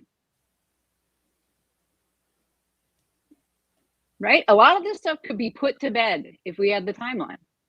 That's and all a lot I've of us been asking for. Through the Karen Reed trial. We know how this works. Yes. The lack of digital data is the dog that didn't bark. Yep. And the fact that we haven't gotten into Kaylee's phone. So we don't know when Kaylee's phone last moved. That's fucking wild to me, man. Right. That's the most important thing when you talk about what Dylan's bringing to the table. Because if Kaylee's phone stops moving and doesn't move again after, like, let's say, like 2:53, then let's back up everything that Dylan says, because I believe that happened at 2:53. That's the time that it looks like it's, because then her phone stops moving. So does Maddie's. And it looks like it stops moving and that they stop using it because they're being attacked. Not because they both fell asleep at the same time and was like, oh, we're out. Like, get out of here. Well, and the other thing that sticks out to me too about something that Dylan said, and it's difficult because we know she's lying about some things. So How much do you keep in? How much do you throw out? But she made a comment in one of the earlier interviews about hearing the Doc Martens go up the stairs. And that stuck in my head because Kaylee wasn't wearing Doc Martens. Nope, she was wearing those white shoes. They're Crocs, right? She was wearing those, like, they look like Keds, but they're not Keds. They ain't making noise going up. Yeah, they're very soft white shoes. Yeah. Yeah. So that stuck out. So who was actually wearing Doc Martens? Well, I think that she was. Mm-hmm. I think that she was. I think maybe could Bethany have been wearing Doc Martens? But if we're to believe those two, they were home chilling on the couch. Are they chilling on the couch in Doc Martens? Yeah. And then I was trying to size up whose Doc Marten that was in the middle of the room. Let's just do it by process of elimination, and whose docs are not accounted for, right? I just think that it's just crazy when I'm talking about bringing receipts. The only question we have to ask Aunt Taylor is, Aunt Taylor, I find it hard to believe that you would be giving out the entire discovery unredacted, because remember, she's getting it in pieces. So think about what that would require when she has an expert witness, like she says she has all of these expert witnesses, right? That when she would get something new, she's like, hang on, guys. I'm going to share this Dropbox with everybody. Here's the new piece I got. The fuck out of here. That didn't happen like that. It doesn't happen like that. No, and they keep the experts siloed. Yeah, it's whatever your field is. Yes. Now, if you're part of the investigation team, like the researchers, right? So then that could be a different thing where, again, show me a receipt where your role changed that, hey, I'm not just this person anymore. Now I became, and I'm part of Ann Taylor's researching team. So I'm going through the discovery. And that's what I'm talking about. Like about these contracts. Like if you didn't violate your contract, well, I can't show you my NDA. Well, then list me out the material that's listed in your NDA for the material that you received. Because I would think that it's going to be pretty much laid out. Like this is all the materials I got, right? To make my determination on whatever they want me to do. But what about if they're getting more stuff like during the course of like the investigation? Usually your report is what's the proof of that. So when you type up your report, you say what you got. That's what I've always seen. Like the false confession stuff that Dan Moore did. Dr. Leo, the first couple of pages is what everything he viewed to come to his determination. And he's then citing it throughout his report, which was like 75 pages. And that's the norm. That's the norm to me, is that the expert deals with the lawyer. They have their separate contract. And then the expert is receiving the material that's provided from the lawyer. And the expert isn't ever meeting the client or anything like that. Like it's not, you're there to do one job. Right. And they're also preparing for trial in theory. Yeah. So they would have to document all of that. So and they're supposed to be helping Ann Taylor prepare for trial, because if you're the opposition of something, right, you'd want to help Ann Taylor prepare her cross-examination, I would think. Yeah. So if Ann Taylor asks you to help in that, if Ann Taylor is saying things like, well, and it happens all the time where they're like, here, if you ask me these type of questions, then I'm able to get out this information that I need to be able to explain this to the jury, because that's like a lot of stuff. What happens with experts is you're more or less giving them the open field to why they were hired. Okay. Can you describe what you did? What information, blah, blah, blah. But all of these experts were from all over the place. What days did y'all have these round tables where y'all sat around a room and you guys were like playing Ring Around the Rosie, where it's like you guys were having these, I call them war rooms. If you're trying to lay out what happened here, or you're trying to even say, hey, this is what the state is saying. How are we going to combat this? Like, what evidence is there that shows that what the state is claiming here cannot possibly be true? Or we don't know if it's true because they don't have anything that corroborates it. Like, where's all that shit? And I think that would be Ann Taylor and her, like I said, her investigative / researching team. And so if you're going to sit here and tell me, was Cy Ray and was Turvey and who else was part of this team that was doing stuff like that? And would that be normal? I mean, to me, I watched both Karen Reed trials. Mm-hmm. I don't recall them ever talking about bringing out all the experts into a room to discuss. Those guys were flown in at the last minute. I mean, it just doesn't make sense. No, they would keep that at the attorney level and whoever's working directly with Ann. 1,000%. Then they might come up with questions to go back and ask the experts about. Yeah, like once the disclosures come out. Exactly. Right. Once the disclosures come out. And they're supposed to be so busy. Remember, these experts are so busy. Yeah. These experts are so busy. Did you up your Borg? Did I got my Borg here, guys. It says boobs. Boobs and Borgs. Well done. Yeah, that's fine. Yeah. And then I want to watch like 2. I have to pee so bad. I've been drinking this and I'm on a 4-hour live. I think I'm gonna pee my pants. I'm talking to Bella here, guys. She's like, hey, are you still live? Do you want to eat like today? I'm like, yeah, probably like 2. 2's a good time. I gotta pee first though, man. By the way, Bella says hi to everybody. Hi, Bella. I told her, I was like, build me an AI system and I'll marry your ass. And so she's been working on this AI system. It's the tits. I'm just kidding. What she got going on? She is doing some sick ass work with because everything's just changing in our world. And I'm like, man, can you build me like an AI system to like, just weed out all these fucking liars? I'm just kidding. Maybe. But what you were saying was, I agree completely with you. The Karen Reed case, we saw it. You have these experts. They're supposed to have all these other jobs going on, right? And so they're doing all these other jobs. They're not, you guys, I have no problem saying this, and I would tell Cy to his face or anybody else. I told Chris Whitcomb to his face, I know more about this case than he will. I forgot probably more than he will ever know about this case. But I'm like a subject matter expert with this case because I've actually went through all the documents. We go and get the documents. We lay it all out on this channel. We go through it also that we have the material, right? That way we can, when we hear something, we're like, no, that's not true. Or wait a second, where are you getting that from? Because this is what we have. And it's like, these guys are over here writing books about shit that I'm like, where'd you come from? Right. And who gave it to you? And the fact that Whitcomb said, oh, I'll send you a bunch of stuff. And then, whoop. Yeah. And I've been trying to get it. And that's why I want people to know that, like, don't think I said, I will fly to you. I said, I will catch a flight in the next 2 days and come. I'll bring a couple of my external hard drives. I mean, these puppies are like big as shit. I'll travel with them, and I want to drag over file folders. I don't want anything that has any. I want no pictures of the crime scene. That's not what I want. I said I want the digital data, and then I want to put it on some of the Google Drives, right? And I want to disseminate it. I want to disseminate it to all the, because we need all hands on deck. Here, put it on a Google Drive, put it out to the world here, and then let's go through the shit.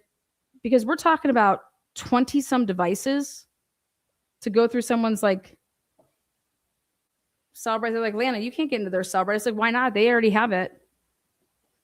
Why not? Yeah. It was evidence in a murder case. Well, redact some of it if you want. I only want the steps, the stairs. I said I would even Did work any with of them have watches? Well, the latest thing was Dylan. They tried to say that one of these people had a watch, and I was like, it was just something I was, when I watched 2020 again. Bethany had a watch. Yeah. And I was like, I don't see no watches. There was no watches. Where were these watches at? They weren't collected. I want to see the actual, they want to talk about the evidence that the chain of custody. I want to see the inventory receipts of what they took on each day laid out with these search warrants, right?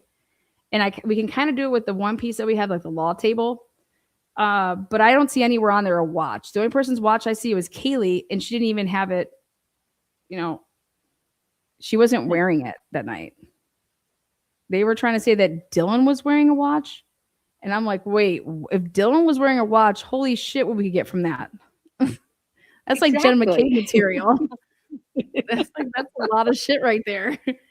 We're going to find out they were playing It's Raining Men. Yes, I want to know the heart rates. If somebody was wearing a watch, dude, your heart rate, like when did it go like crazy? 100%. And did they ever collect the Alexas?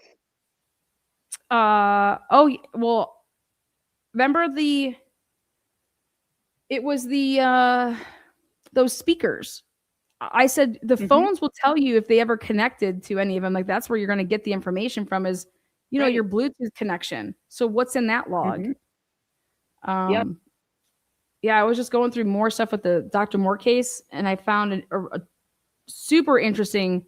I went back to like old school shit, like for one of the first people they thought did the crime, Stephen Hartman, and I have all of his Cellbrite extractions. And one of the ones that I never went through was this older phone. Well, sure as shit, the day of the murder of Brian Drake, that phone was saving at 9:00 in the morning a contact named Brandon Johnson. Brandon Johnson is the name of one of the officers, the first responding, and the guy that sat out and protected the crime scene at the Moore case. And I'm like, how did I miss this? I didn't miss it. I never went through that phone because it was said to have just been like an MP3 player, but it wasn't. It was an old school fucking iPhone. And that's an MP3 player. Yeah, I was like, it was labeled wrong.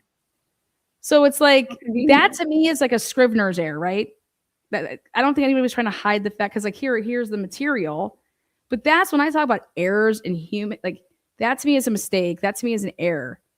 That person wasn't trying to deceive by labeling it this, because we still got the material. Like that would to me is just, hey, that's a Scrivener's error. I don't think that person's corrupt. You know, Yeah, it's like, no, what's this new phraseology? The systemic. He was systemic. It was failure. It was a systematic failure. And I said, this case is not a systematic failure. There's could be cases out there that maybe you could say that. Yeah. Not this case. This is all a bunch of humans that are lying. Right. And I said, how can implementing a different method change that personal human lying aspect? How does that get changed? Or how does your methodology sniff that out? Right. What don't we need to change something at how we're getting warrants and how the probable cause can, what's being presented to grand juries? If you want to fight the probable cause down the road because you really didn't have it because you lied all up and down in it, you know what I mean? That to me is what I thought we were going to be talking about changing, because I think that there could be some tweaking there. There could be, for sure. I mean, just seeing the stunning difference between the written reports and then the video or audio versions. Crazy, right? It's amazing. Yeah. But that can be fixed tomorrow.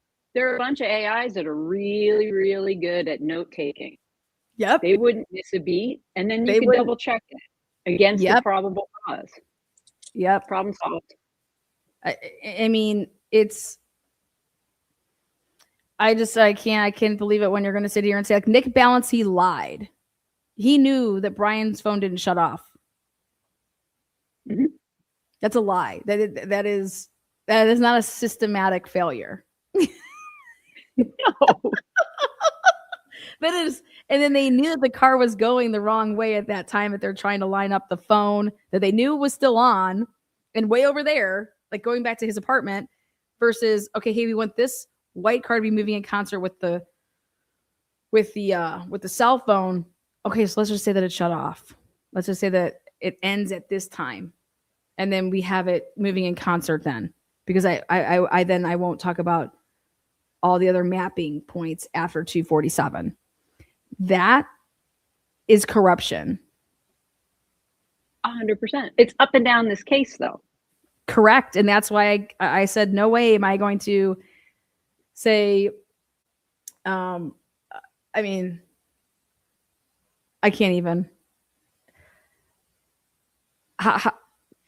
Why can't you just say that the dude lied? Right. Why can't we just say that Ashley Jennings lied? Why can't we just say that Blaker lied, Payne lied, Mowry lied? At all these different points when they were asked to, like, oh, here, now we're going to act like, come here. We have to tell the grand jury. So how we're going to explain this to the grand jury is kind of like that you did the work, but you did it after the fact. But we're going to make it similar to the grand jury. You did the work to get us to the point of us being able to go and get search warrants for Brian Koberger and then the arrest warrant of Brian Koberger.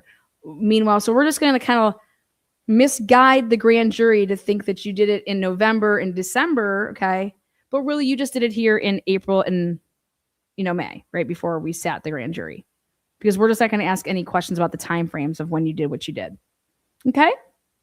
Like, if people don't think that that's absolutely nuts, that is not systematic failure. That is a group of people sitting around a round table and saying, hey, don't be using the radios. Don't be emailing. We're going to do everything in person. We're not going to have any paper trails, because we know that anything that we do and say, if we're emailing, if we're on the phone, whatever, that there's paper trails of all that, and that's all discoverable. So, and then you do that in a case where you're talking about IGG for the first time in such a high profile case. And then you just totally say, here's your policies and procedures with how you're supposed to do that. Fuck all that. We're going to go into every database we want. These are the people that are doing it. The same people that are sitting around this round table saying, hey, nobody use radios. Nobody do this. Like, and if Syrie wants to come out and say this is a systematic failure, then that means in every single investigation across the United States of America that this is happening. And then what we have to just hey, guess what?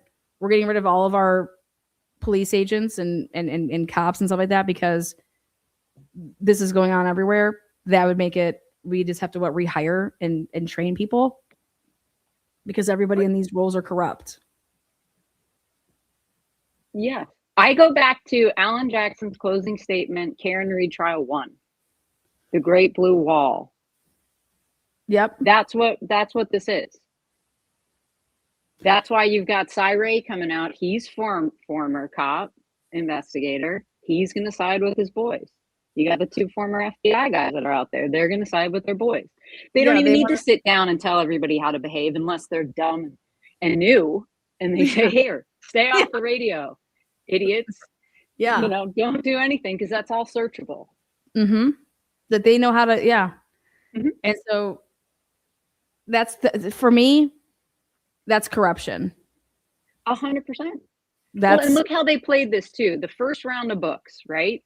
It was all leaked to reporters. So they're just happy to take whatever narrative's fed to them. You've got Bloom. Bloom was out first, right? Yeah, Or Bloom. Blum, however you say him. Then you've got James Patterson. Mm-hmm.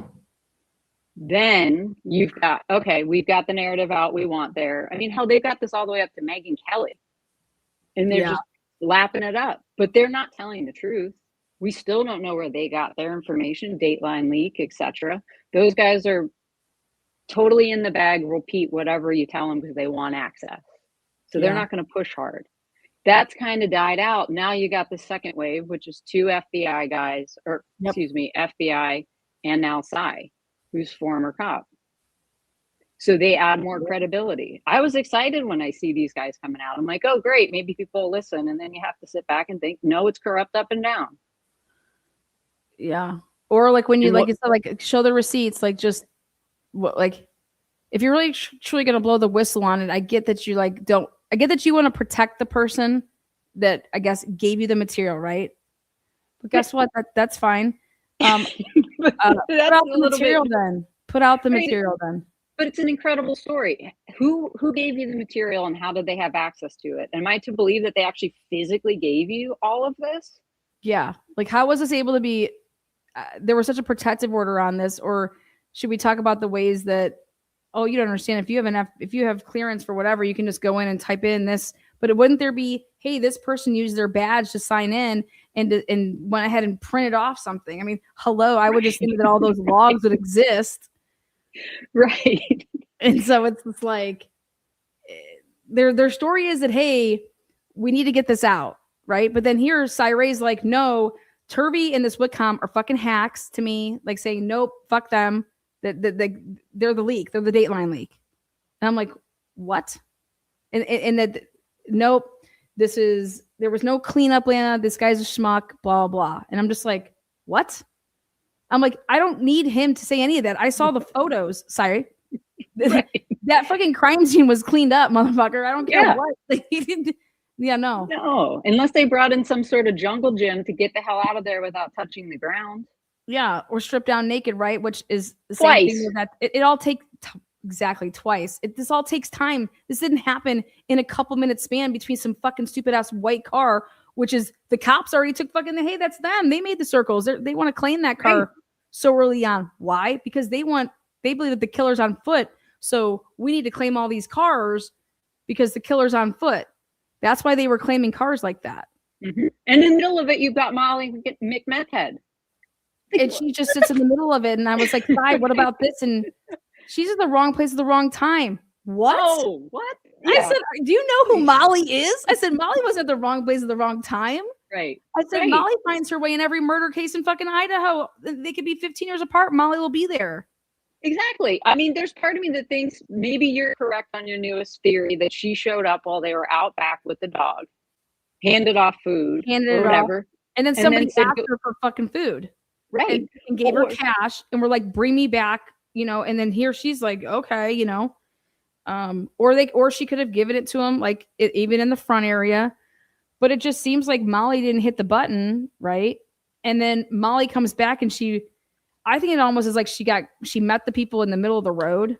And the reason I say that is because Molly was like, she was trying to find the people again, because she didn't remember what fucking house ordered the food that she was Right. originally at. And then you mix it with the fucking interview that the guys, dude, thank God JLR never took that down off the internet, right? Right. And thank God he has Magnolia going there, and they are totally illegally recording because in Washington you cannot do that. Okay. But hey, it's out there, and it's like these guys told us that Molly placed and delivered the order. And they're like, yeah, that is pretty weird that she ordered it and delivered it. And that's the key words there. Ordered it and delivered it. And it's like, and then you hear in her interview and she's like, yeah, they thought I wasn't coming back, so they threw it away and they had to make me another one. And I'm like, oh my God, that's how she's getting around, because that was the line to say, because she probably went into the store, or when she thought she was on camera. And why would she be ordering food? That's not what you do. The DoorDash order gets placed, you're picking it up. Well, here she had to make it seem like I didn't get the food. You guys have to make me another one. And however the fuck, for all we know, she just went like this. Here, I need to place this. I'm going to buy this. And she's taking whatever that order was back over there, and she's keeping $20, spent, 10 to get it. So maybe she kept 30. But that's how you hustle. And don't you think Molly would be doing something like that? Like, she's a hustler. I also think she's probably dealing while she's delivering, like dashing. Sure. Come on. I mean, we did that shit back in high school and college. It's like, of course, the pizza guy can also drop weed off. Yeah. And then and then you want us to believe that Molly's in that car by herself? Now I'm dead. Nope. Fuck no way. No, for all we know, she could have delivered who actually did this and then came back around and picked them up. Yep. And she could have dropped people off, because remember she was talking about I have friends over there in those, and they're all shady. Like, it's such a shady area. Molly, fuck you. Molly, hit the link. Yeah. Come join us. No, but didn't she also have some bullshit about she was talking to her man? Like, I don't remember if it's her husband or whatever, but she was talking to him and then they got in a fight. So they stopped talking in the middle of that night. Yeah. Makes no sense. Did she go back, pick him up, and then they're in the car together? That's why they don't need to be on the phone. Oh, and he was mad because I didn't bring him Coke or Sprite during my deliveries. It's like, how would you ever be mad at somebody for that? Like, girl, you were doing your job. I can't be, hey girl, don't press that button yet. You need to bring me go to the store and get me my 12 pack of Sprite and give me my candy for the night. And my Funyuns. But that's really, I could believe that. She would be with a dude that would be like, by the way, where's my shit? Yeah. Absolutely. Or is that code for something else? Molly's working 18 hours. Molly can't even walk. No.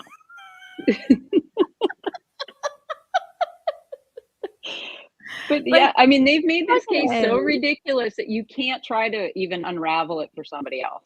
They're just, nope, his DNA was there. You got to pick that whole thing apart. Yes. I mean, the DoorDash, it's just so insane. And then I find it hard to believe that if so let me get this straight. Xana makes an order at 2:15, right? But then her friend calls her at 2:53 and she doesn't answer, right? Yep. But yet she never says, "Oh, maybe I should call Maddie back at some point," because remember, she's up, she's waiting for her DoorDash. Right. Well, don't you think she would? I don't know. Like, there's no phone movements at all from Ethan or Xana after them being on their phone. Like, hey, we're using the phone to show. Because wouldn't you still be texting people and searching the internet? And I mean, unless you're having sex that whole time, which God love you. I mean, whatever. But if he's on that much Adderall, that takes away your sex drive. So I don't know. Well, I don't know how he was asleep with that much Adderall in his system either.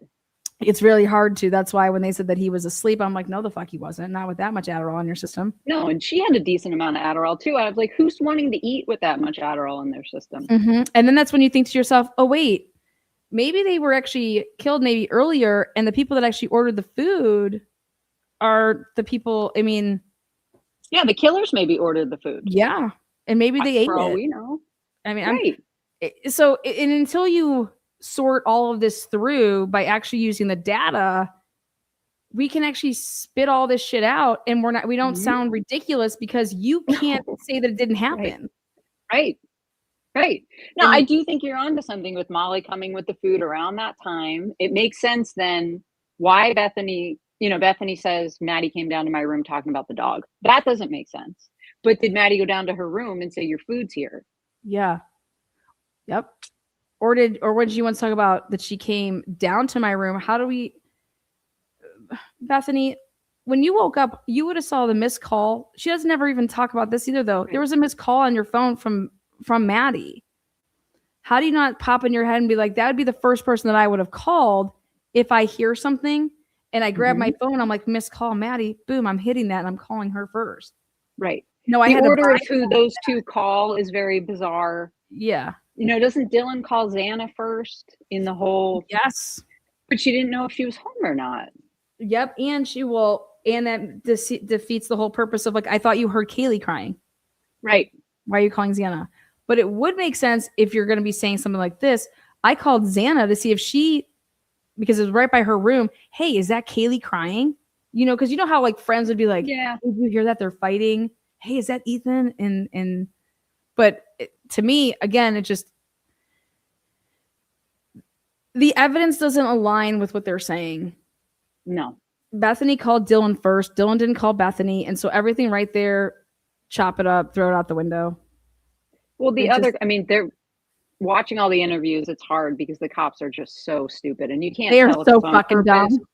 So just the simple questions like, do these kids keep their ringers on? I don't know Yeah. about you. I haven't had my ringer turned on since 2010. Yeah. Like So when you were if it's- calling, were you hearing it? Was it vibrating? Correct. And why aren't you just texting? Those kids, for being that young, they seem to be on the phone a lot, which is not normal. Yeah.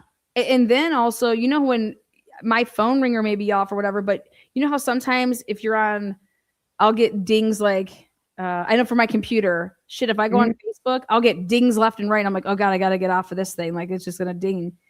So there could be other tones that are happening that aren't even because of calls or like Snapchat notifications. They don't want to miss anything. So but they don't even ask these people these questions. They're not even in their phones. They're not dissecting.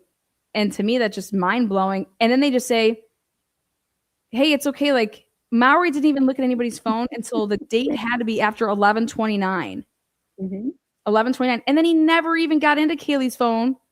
And I don't even know if he got into Maddie's phone because we had no receipts on that, which again, I just know that Kaylee's phone was never, ever to this day has been downloaded. We don't know when Kaylee's phone took its last step.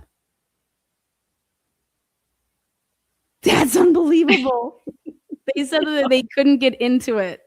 They said that they weren't able to break because every phone's encrypted. Right. They weren't able to. Family cloud sharing plan where they could have gotten some of the information. I mean, her sister seemed to be pretty damn good at digging. Yeah. And when people know that, it's a difference of though, like you're able to get the phone records have nothing to do with the actual inside of her phone. Right. So when the family's saying that, yeah, we helped them out because they couldn't get into something, that what they just mean by that is we didn't get into her phone. We used the phone records that you could get from Verizon and supplied them quicker than a warrant would. That's all that meant. And right. I confirmed that with them. People just want to run with the little thing that they say. And I think they were lied to a lot. I tell them that all the time. I'm like, I wouldn't trust any of these motherfuckers. No, they're clearly lying. Yeah, well, but I believe that they were lied to. So if I'm just repeating what I was told, it's like the family, if they were told something, guys, and they're repeating what they were told, who's the lie get attributed to? Well, I hope to God you're able to ascertain that, actually, they're not the ones that are lying. It's the people that told them that. Correct. It's the same thing for Ashley and Brian Enton. They're not lying. They are just dumb. They are. They're just dumb. I mean, I think they just want to sell fucking whatever. Right. They want people to subscribe. They want people. They're all about their ratings. Right. But they're low IQ, right? There's no pattern recognition with those two. There's simple things like where the hell are the phones? That's easy. Also, their story doesn't make sense. There's no way those girls came home, took naps. I believe that part. But then they're up at 8 and they're out at a party half hour later. No effing way. I don't care that they were wearing sweatshirts. They're still spending way more time than a half an hour getting ready. Yeah. Well, and that's what the data shows though too. When you look at the phone records, Dylan's all, and I will say this, dude, when you are switching over the time zones, that would mess anybody up. And it's just that the cops should just been like, listen, we already downloaded your phone. So we have all of that. We know all of that. So let's go through. We're just trying to place like, what did you want the girl to be telling you? Because why would you just let these interviews confuse them? Yeah. What the fuck, man? Yeah, to your point, by like the third or when she's sitting down with Gooch, at that point, you had her whole phone. You had her whole timeline. Yep. Why are they having her tell you times at that point? Yes. It's, no, your story doesn't make sense. You turned in your homework, which give me a fucking break. Why wouldn't you be between the 5 to 8 time that you're napping? Correct. And then she's saying that she woke up, started drinking, and then did her homework. I'm like, girl, come on. It's already late. Unless somebody did your homework for you. Right. I will say this, unless you were cheating, which, hey, and she's waiting for something to get done. And then this person comes over and they're like, here, gives you a thumb drive. Hey, I did this. So now you have to wait to get the thumb drive, to plug it into your computer, to upload it to Black Book, and to send it. Then, yeah, I could see that now we're getting somewhere. But just be honest that, hey, yeah, I cheated on my assignment. I had to wait to get that. This is how I remember that. Okay. So please just don't tell the dean so you don't get kicked out of school. But I was fucking committing this is all plagiarism. But that would make sense to me. I'd be like, yep, now we're getting somewhere. Right. Nothing that she says makes sense. She goes home with Lakeland because Lakeland was so drunk that she was like, oh, we'll walk home. And then she lets her walk home 20 minutes later or something by herself. Well, no, then it's Dylan, the one that's passing out, but Lakeland's the one that's fucking hammered. She's like, I'm going to leave now. And you were like, she was just too drunk that you maybe took a sober driver home, the whatever 250 yards that it is from where they were. Or you lied and you guys walked home, and then you get her some popcorn, she takes some weird pictures, and then she's like, peace, I'm out. Yeah. You're telling me that girl the pants. Like, it would make sense though, like to take a picture of those pants though, is if, because we were all going back and forth, whose pants were they?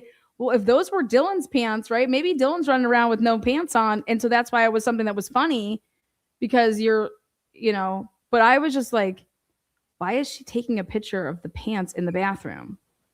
Like, that's kind of like a weird thing. Yeah. Unless there's more to that. Somebody like sleeping with somebody else. So you're showing like the evidence of like, dude, like I was just like, but you'd have to ask Lakeland that, hey, that seems kind of weird. Why were you taking a picture of the pants? I always thought that it was just in the background. Like when I was taking a selfie of me, that got in there. Well, no, now when we're listening to these interviews, it's like, no, she took a picture of that item. Well, that's fucking weird. Why are you taking pictures of my panties rolled up into my khakis? Lakeland, do I need to know something, girl? She's like, yeah, I like you. All right, what do you final remarks here? TLC. I got nothing. Thank you for obliging me and yapping to me about this case. I've been dying to talk to you about this. It's like, Lana stays on top of this shit. I've been following it since the beginning with you. You bring the receipts. Don't get tricked by these feds that are out there trying to shit coat this whole thing. Yeah. They're the linchpin in all of this. Yeah. We're just, as soon as somebody wants to say, hey, we're going to write passes for people, I'm like, I'm not on that fucking pass train. Get the fuck out of here. No. This isn't not at all. This isn't if we put in new methods, this is going to change anything. These are people lying. Yes. Up to the judges that are allowing it. Yes. And then that's the question, which is, how do we change that aspect of it? How are your methods going to require that a judge now has to do what? And so when I just read the book, I was just like, dude, this is a bunch of word salad, because I want to see where this is like, hey, this is how we need to do this. And this is how then the checks and balances would happen. And it's like, I think that anybody that would sign off on a report that was a lie, it's very simple. You get a strike. Like anything in life, you get, and then once you get so many, then you're out of the force. I mean, you take away qualified immunity. That's one way to do it. You Mhm. make them personally liable for this shit. So you lie on a police report, you get the same penalty that I do if I lied to the cops or I Yeah. lied to the FBI. Uh-huh. I guess They- you know Bella mentioned that. She's like, I'll make all these people start rolling with insurance. Yeah. And then once you are uninsurable, you won't be able to be a cop anyways. So it's kind of 100%. like a doctor like with malpractice. Mhm. You know, make all these cops should have to roll with insurance, right? And then if you become uninsurable, right? You're just because your insurance is so high because you have so many fucking problems. Right. That who's going to take you on? But you've got to get rid of it up the chain. I mean, I think about what's her name, Devers or Devers, whichever one insults her more is the one that I would like to use. But she was basically sent in to lie by the top brass. So even if you had the insurance, you'll have other people that'll cover your ass for you. So I really don't know how to fix it. I mean, I have a criminal justice undergrad like you do. Yeah. And I had a great professor. His name's Sean Griffin. He's actually written a bunch of really good books. But he was a Philly cop. And at the time I was like, yeah, maybe I would go do that. And he pulled me aside. He's like, don't ever do it. Mhm. It's so corrupt. And this is 2000. Yep. Yeah. Or He's you like, have to unless be you're in going to the be in dirty, crowd. they'll put you off to the side. They will screw you. So Yep. like, If you're not okay. going to live by the code, you don't tell on each other. You don't. You'll get. Yeah, go watch The Shield. Yeah. Especially for a woman trying to get in on that. Oh yeah, no, that's what he said. He said you'll get stuck somewhere forever because of quotas and all that crap. And if you don't play the game, I was like, okay, I'm out. Yeah. Yeah. Yep. Thank you, Professor. Right? No, like those are the ones that you're just like, well, I wish you would have told me this before I got my fucking 4-year degree in this shit. But I learned a lot and it was kind of fun. And I would love to know if your experience was like mine. I'm like, oh, okay. This major is basically like a bunch of athletes. It They're was. like, this is easy. And then there's kids that want to be lawyers, which was I was thinking lawyer or cop. That's where And I then was it's going kids with it. that want to be professional criminals. Yeah, true. Yeah, it was athletes. It was so flexible with our time schedule because of practice and games, and they had a lot of night classes. They had a lot of online stuff, and then like the whole going like the lawyer route. But I was like, I'm not going to be no social worker. Like I was just like, because when I originally was in, I'm in school, and I'm like, what are you talking about? I'm not going to be a social worker. I'm not going to do this. What the fuck, a cop? No, get the fuck out of here. Like I'm like, why am I taking this? Like, and then I was like, well, I guess like it's like go pre-law, but I don't want to public. I didn't want to. What's it that poly? I was like, let me just go this way. And I just cared about my sports at the time, so I was just like, whatever. And then I wanted to be a teacher. I was like, but then they were like, no, because you have practice during the middle of that every single day. And I'm like, what do you mean no? Like then fucking A, like then get some classes that are gonna. I mean, you can't sit here and tell me that I can't. I'm a student athlete. You know what I mean? And they're like, Nope, yeah, you but can't you're major getting in that, paid. Lana. Yeah, but you're getting all your money through sports, and I'm just like, yeah, but I'm a student athlete. I'm not going Here to pro get as an much as I want to education. go Yeah. pro. I'm like, now it's changed though, so I will say that they've definitely made now it's you have to have so much of your curriculum done. You have to have for you to be eligible. You can't just have good grades. You have to have so much. It prevents you from taking a bunch of stupid classes just to be eligible, and you have to be going on a graduation rate and like, hey. So yeah, that was my experience. Is that I was okay. I'm going to be a lawyer or I'm going to be a teacher, and they're like, fuck, you're not going to be a teacher because you're not taking any of those classes during the day. And I'm like, okay, well, I guess I'll just run a bar, buy a bar, and do business. So the other option was to be a business major, and so like I went that route. And I was like, But I could now just you're be going to do both. yeah, and I was just like, You're I'll just be my own boss. running your mouth. Yeah, I was like, I'm exactly. not working for the man. Fuck that. I love the working at the bars. I'm telling you, I'm a social butterfly. If you couldn't tell, I could strike up a conversation with the wall. But I just love, like, I want to see people have like fun, enjoy life, like have a good time, like put me in that atmosphere. And that's why I like covering death. It sucks. It's hard. And when I try to crack jokes and when I do it, it's not out of disrespect at all. It's like, I got to find, when something funny is there, you laugh about it. So But That's thanks right. for Molly, joining. call in. Hit the link, Molly. Fuck yeah, Molly. Molly, I told you I tossed you a fucking grand in your pants, Molly. Come on, nobody's tossing you a grand. All right. I said I'd pay for her. Uh-huh. I'll double I'm it not if she paying for shows the up. interview, Molly. I'm paying for your time, okay? And I know that you're such a busy beaver working 18 hours a day. And so I'm paying for your time to make sure that you can get away and that you can ask your boss if you can have a couple hours off. Because I'm not paying for what you're saying, because I have no idea what the broad would say. You know, I'm not paying for her to say something one way or the other. I just want the truth, Molly. I think Molly has the biggest target on her back in that area. Like, I do. Probably. I think that if Molly steps out of line and thinks that she's going to say or do anything, they're going to throw her ass in jail. And then, depending on where she's at, with whatever she's getting in trouble for, she may go down to the women's prison. I don't know. That would be the nicest way they could deal with her. She could accidentally OD. Yep. Loose ends, you guys. They don't like them. Nope. But Molly, I'm on record here. I will double Lana's offer if you'll show up. How does nobody clip that and get that to Molly? Molly, that's Please 2 G's. Please do. Molly, but we have you all day. You're going to pull an 18-hour shift with me, damn it. This ain't no 2-hour interview, Molly. Shit, I may have to just get on to Moscow and you're going to drive me around and we're going to rehash out your whole day. We're going to do 18 hours. Go dash in with her. Yep. Mm-hmm. All right. Thank you so much. I got one more. I got Karen here. You rock, girl. Thank you for, believing in the channel and appreciate your time. Thank you. Oh, yeah. All right. We got Karen. She looks like she's in a bikini. Fuck yeah, Karen.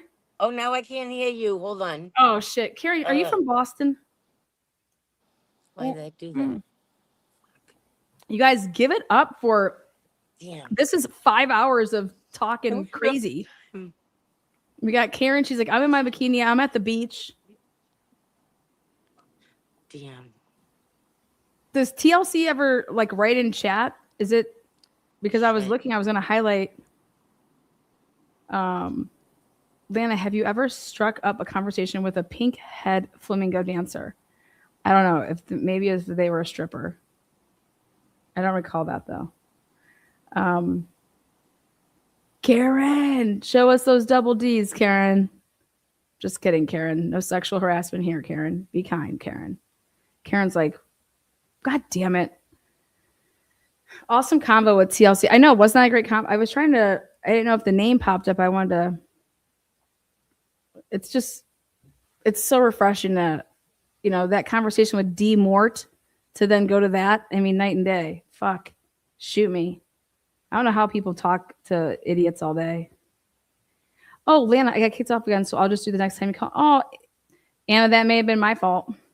I have to blame me there. Moto Man, I literally, Karen was going to be my last caller because I have to pee. I have to eat. Oh, wait, Karen, is this you? I got to give Karen this opportunity. I heard, did you have to go to the bathroom though? No, yeah, but you're good. I'm waiting for you, Karen. Okay. Oh, I'm nervous. Karen, are you from Boston? I am. Well, I'm probably 3 to 4 miles outside. I'm from Malden. Okay. With so Dr. this is Russell. Karen D, everybody. Karen D, what's up? Woo, woo. Yeah. Lana. Yes, I love good. everything that you're about. Thank you. I wish I found you at the beginning of the Karen Reed trials, but I really didn't get into it till the second trial, I guess. Yeah. But I believe you. We have to make change for our children because the way the system's running right now, it's just not good. You know, and to me, when people take oaths, they're supposed to live by their oaths. Yeah, your word. And a lot of them don't. But judges have to hold them accountable. Yeah, so exactly. how do you fix it? Yep, nobody's held to that. It doesn't. It's say whatever you want, and then nothing happens to me. So, oh wait, I can just I'm going to use Turtleboy as an example. That motherfucker has been lying under oath for years. Yeah. He's been getting away with lying and fabricating evidence in criminal cases that he's a part of or civil cases. And when I did my whole deep dive on him, I'm like, this person, I'm telling you, he is no better than a Michael Proctor. I mean, he would be doing the same shit if he had a badge, you guys, I'm telling you. And I bet you there's worse messages in his phone than Proctor's. Oh, well, or they're just as bad. You know what I mean? It's just Yeah. like, fucking, hey, dude, that dude is a liar. Okay. He's a Mm-hmm. piece of fucking shit. Okay. And all he did was bring Karen Reed down. Like, literally, he's out here blowing off his own dick and blowing off Karen Reed's legs and her lawyer's legs. Yeah. And I really hope she doesn't go back to him. Oh, I don't think she is. There's no way You she know, is. I don't see that if she happening. has the brains, I think she does. She won't. She does. She's never going to talk to. She will never talk to that man. I don't believe, like, people say, oh, if you think that Karen Reed's innocent, then you have to think Turtleboy's innocent. Yeah, And that's the I stupidest don't. logic I've ever heard in my life. Yeah, because the facts are the facts, and like the judge said, you're gonna push it and press play, and I'm really Who curious records to himself find out. committing crimes? Right. Fucking he did. He is like, I'm gonna be able to talk my way out of this, and I'm like, that's literally he's gonna need jury nullification to have a chance. And so I think that's why I think it's so funny that he wants to talk about it. And I'm like, dude, the only way you're getting out of this is if the jury goes in that back room and says, listen, fuck them. We're not going to give them this win, even though he meets the statute. He violated it. It'd be jury nullification. It would be because of Karen Reed that, well, or because of what they did to Karen Reed, that the jury would be alleging, that, yeah, we believe that they, framed her, whatever. And he would literally, that's the only way he will be found not guilty is if the jury goes and that the route. jury, with the good thing with that is I'm very curious to see if it's going to be a Suffolk County jury or a Norfolk County jury, because there's a big difference between it. And Turtle Boy's not all that famous out around here. No, so I knew him because he wrote a blog on somebody, and I was like kind of skeptical of him Was the it whole before time. or after the Karen Reed case? It was before the Karen Reed case, and okay. And then I seen him on the news that they posted him getting arrested, and but him saying that there was no the news was covering it big time. Yeah, the he only was thing lying about they weren't saying they that weren't covering narrative. it how he wanted to cover it. Like, let me go out here and he did. Yeah, and then I was like, yeah, because the cops are corrupt around here, and I'm sick of it. They hate women. Yes, they do. Holy shit, do they? They just look down, but some of them aren't, because there are some really, really good cops. And it sucks because everybody like, hello, how do you treat your mother? Right. You know what I mean? Like, how do you hate women when that's why I believe it, man. You want to know how somebody treats women? Watch how they treat their mother. That's what my mom always said. Mm-hmm. And she always said, you are who you hang around with. So you are. And I like to make sure my circle is not doing things that I don't approve of as a person, because I try to treat everybody like I want to be treated. Yeah. But Karen, I fucking love what you're saying right now, dude. This is fucking it's so great to hear. Where are you at in the background there? Are you at the beach? You didn't invite me? I'm on my porch. Oh, I was about to say, Karen. Karen's like titties out, guns out. Fuck yeah. Oh, look at it. Yeah. Oh, that's sweet. Hey, yeah, so are you? Did you see all the Scots down there drinking beer and stuff, like going? Yes, fun and with I the was so World happy Cup? because I have a little Scottish. Oh, okay. So I was happy too. But there's it was it's fun because they're really amped up around here, and oh, they are, dude. I've been watching, dude. If I got people from all over the world come in and visit in. I mean, Boston usually has that, but this is you can tell because they all got the shirts on. And oh yeah, they also go my to Fenway the 9-year-old other daughter. night. She was telling me all about it. I'm like, I never knew you knew this much about it. The Scots have invaded Rockport, Mass. Yes, but I really do appreciate even I know that Broken Baker stream was but the way you just made me laugh, and I needed it because I'm new to the Idaho4 case. Okay. And about 6 months since I found you, I've been, I've always been scared of it, I think, because my daughters are their age. Oh, yeah. So when it happened, it was I was terrified. I was scared. And then I I kind of watched mainstream media, and then they found Brian, and I was like, this doesn't make any sense to me. But we trust, we want to trust the cops and the media and all that. So you wouldn't think that they go through the extremes because the Idaho 4 case had bundles, like abundance of evidence. There was so much evidence they had. And to think that the one that they're charging is like no evidence against him. Yeah, like that. Well, that's what this whole problem And is that it's a false sense of evidence. It's a um when you have gag orders on cases and you're not supposed to make any extrajudicial statements, but then they started just sealing the official record. Can you imagine if all the filings that were in the Karen Reed case that we all were able to, like, when they were when they were made, and we were able to go ahead and read through them. Can you imagine if all of that stuff was sealed? That's what they did in the Idaho 4 case for the majority of it. And it was like, and dude, they're it's still one giving thing. a hard time to you guys about it. Yeah, well, it's And one I thing. think that you're that's just gonna like be doing something that our kids, the next generation, have to learn, that to learn how to request these. I mean, everything's our tax dollars. Yep. They're going, cops are making 300,000. There's a cop, Boston cop, 30 years in, and then he got charged with assaulting a minor. Okay. And he's out. He resigned. Commissioner was like, "Oh yeah, he's gonna resign," and Okay. then he's out on like his $200,000 bail, and he's getting 10,000 a month from his pension. Yeah. And it's like, how long has he been doing? And it's not the Yeah. first How long time. is he? Yeah. What's been going on? Like, absolutely.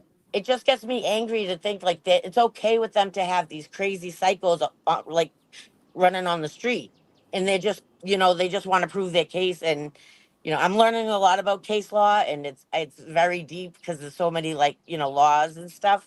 But I just think it's crazy. And like with John O'Keefe, I think the biggest conspiracy of the whole thing is that the Boston cops were Yeah. nowhere Where to are be they? found. Yes. No, Thank you. right. Where And are so they? there's a bigger corruption going on. And he did work in the unit, and I Sex feel unit, like yeah.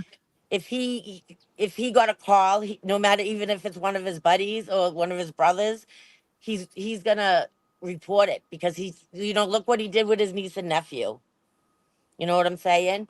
And so his heart. He's not gonna let like these predators go and do that. So I think there's a bigger thing, especially now with some of Proctor's text coming out. Those are fucking horrible. Yeah, but they said mention Kevin Foley and Grant Ellis Smith. Is that right, Grant? Yeah. Grant. Yeah. So he did a dive into it and found out that we think we knew who this Kevin Foley is, Okay. and come to find out that Kevin Albert, when John just got the kids, did a fundraiser, and he did the fundraiser at Kevin Foley's venue. I can't remember. I think they did cross training. They did something, a Okay. fundraiser. Yes, I need to go look at that. Yeah, and so I There's think always. it just goes deeper. That case just keeps moving. And I hope that what happens is they put women in top positions, and then they run the women and tell them what to do and how to do it. That's why Rotten Mango said it. She's like, they put women subordinates get put in power. I'm just like, they get put in powerful positions, but then the guys really control it, because what they did to Kelsey Fitzsimmons, that was just wrong all the way. And yeah, there's a lot wrong another there. thing, when they upcharged Karen Reed, that guy Lucius Crumb, and he's a little crazy, but he caught the head of the Boston Union on the side, getting Peggy O'Keefe, John, is it the dad? So why was the police union in? He made no statements, or not in, because he never has a problem. But yeah, I just think it goes deeper, and we'll never get justice. We're never gonna find out what truly happened to him. Yeah, what that's the thing that sucks, is that the investigators in that case made it so that anybody that ever gets put in that defendant's chair, they will be acquitted, because all the same problems that were there in the Karen Reed case are going to be there for whoever would be in that defendant's chair. Like, you're going to have all those problems with the investigation that they don't go away. And so I just don't think that people understand that. I think the justice we're going to see for John O'Keefe is that people are going to be exposed. And you know what I mean? Yeah, I hope so, because if it's all smoke and mirrors, two things can be true. It could be that I just know that if I'm the McCabe's, I'm not suing. Okay, so that my life, my financials can be gone through, my phone, all this stuff. Like when you sue somebody civilly, you are opening yourself up to the biggest, like, right. they They can get get your into medical anything. records. Yes, anything. And it's just like when people, I try to explain that to people. I'm like, listen, when you do that, okay, you're taking the stand, you're testifying again, you are an open book, and it's nothing like a criminal case. Like Karen Reed, she was also in ways protected from things just because of the fact that during the criminal case, things weren't quote unquote relevant. So you couldn't bring them up. In a civil case, things become relevant that Yeah, would and never there's be not allowed. objections, and Mm-hmm. there's not like, because the way Bev ran that courtroom, because listening to the sidebars and stuff, that you Mm-hmm. could the way she ran that courtroom is she wants to know everything you're doing, how Mm-hmm. long it's going to take you, and if you're doing something that's out of case law, she's going to call you out on it and say, no, you can't do it. Yeah. Um, I think, so like, I'm also a big person on this. You can't sit here and say that they're corrupt and everything that happened to Karen Reed is corrupt, right? And then go use the same hands that they did to show that corrupt. You don't right. beat corruption with corruption. And Turtleboy, that's what he did. That's what And he tried to David do. Yannetti, because we Yeah, we David let him Yanetti's go. a complete fuck him. I'm And sorry, I but thought David, I thought he was going to help us. I'm like, yes, this is awesome. And then now David he's Yanetti's rolling around in the dirt with fucking Turtleboy and having these ridiculous text messages with him. I'm sorry, like they make you look like shit. right. And if Well, people listen, can he's lie about it, representing. but fuck that. I would never get that guy as my lawyer. Sorry. Right. I mean, unless I'm guilty, Because he maybe hasn't I'm a shown guilty his person. integrity I want shows someone like like David Yannetti.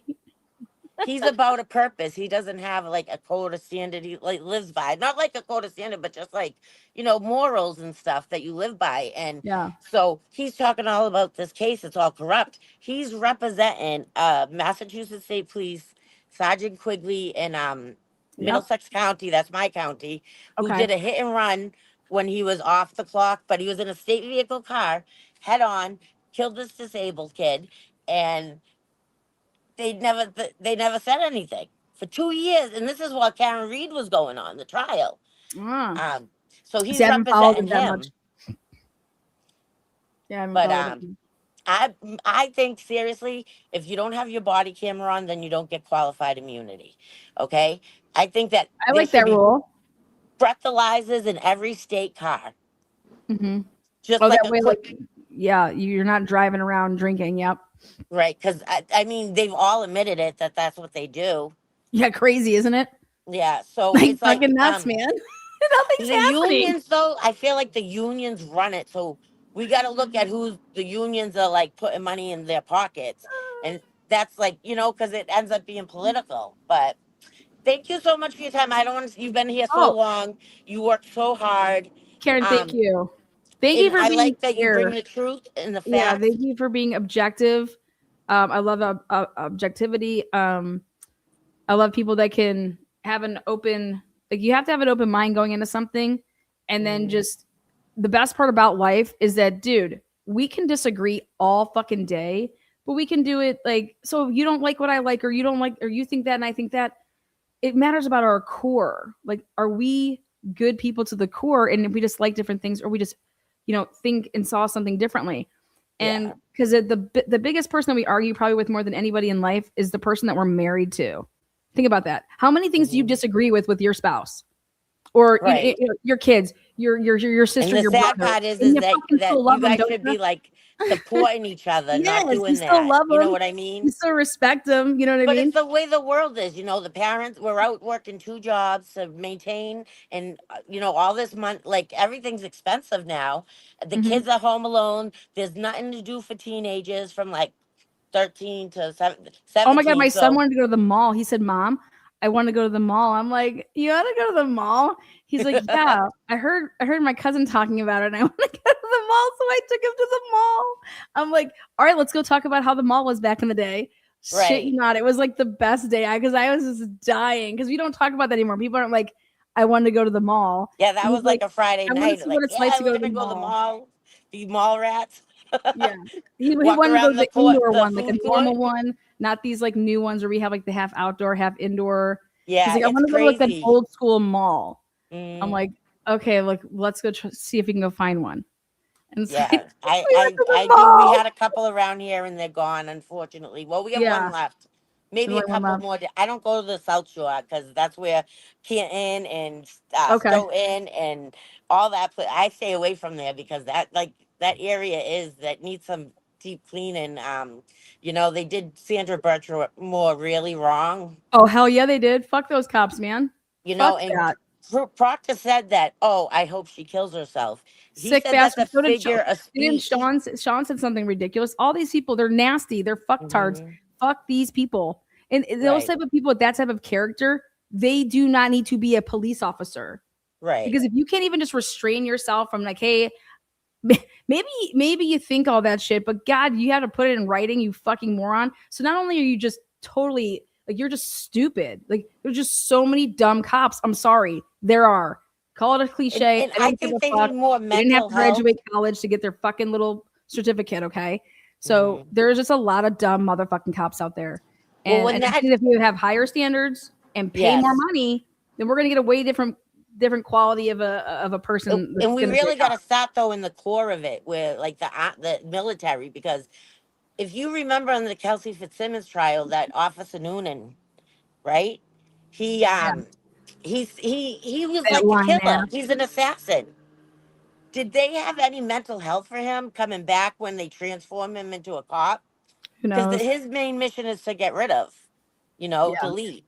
And but yeah, so thank you for talking to me and making me Oh, feel thank comfortable. you, Karen. Yeah, I rarely do these. Everybody knows. They're like, oh my god, like Lana's doing like a legit call-in show. Like I don't do them that often.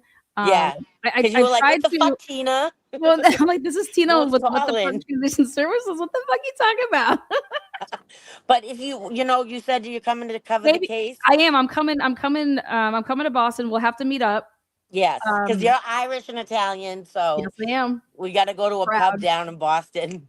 Oh, we will fucking we'll drink our faces. And Let's you do it. even mentioned something about giving hot dogs to the homeless or feeding the homeless. Yeah, no, yep. Throwing hot dogs You know, on I hallways. thought that was a good thing. But yeah, I want to so- grill out. I like to grill out. It's called a true tailgate for the truth.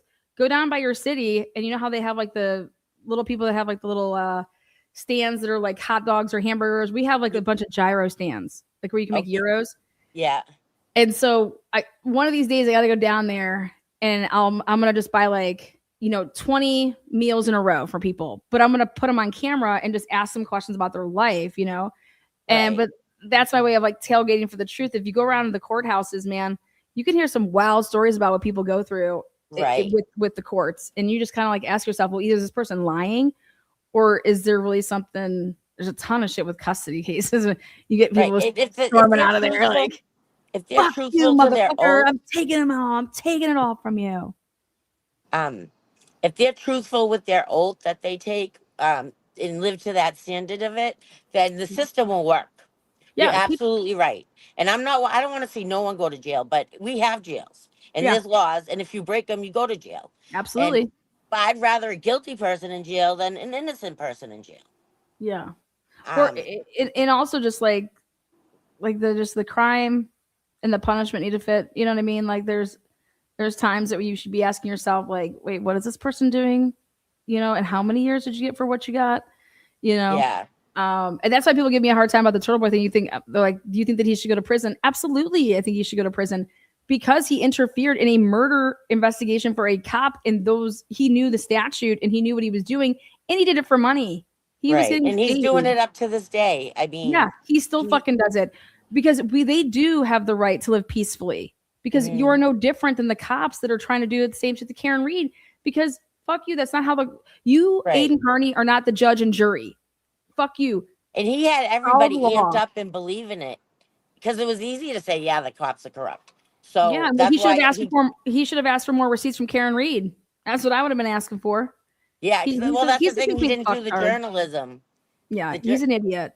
The So, dude but won't debate me because he knows that I know his case inside and out, and I know the Karen Reed case inside and out, and I can't be gaslit. Motherfucker wants to Right. talk about people that don't matter. He and doesn't people talk that about you at can't all talk. because he knows what's up.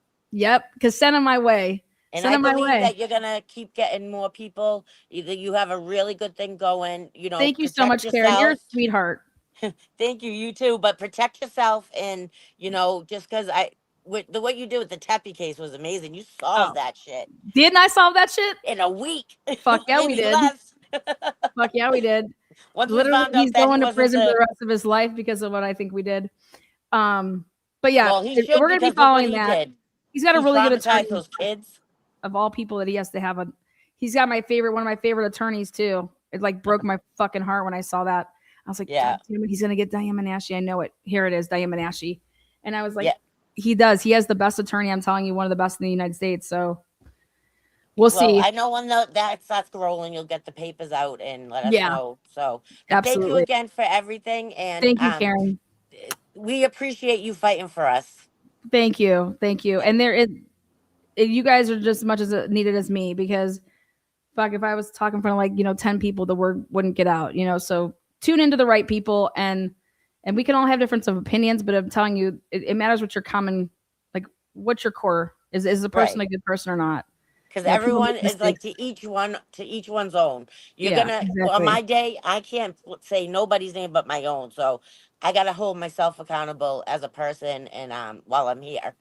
But Well, thanks thank you. again, and hi chat. I love you guys all Yeah, because Chad, give it up for I've Karen. always been Karen. there. And again, thank you for bringing laughter during the hard times. Because I was gonna say You're like welcome. Broken Baker, and you had me laugh because that's when those autopsies came out, and they Oh, were okay. doing, and I cried. Yeah, it's hard. It's really sucks. hard, and it's good to find laughter. And Broken Baker and his big fucking ween problems.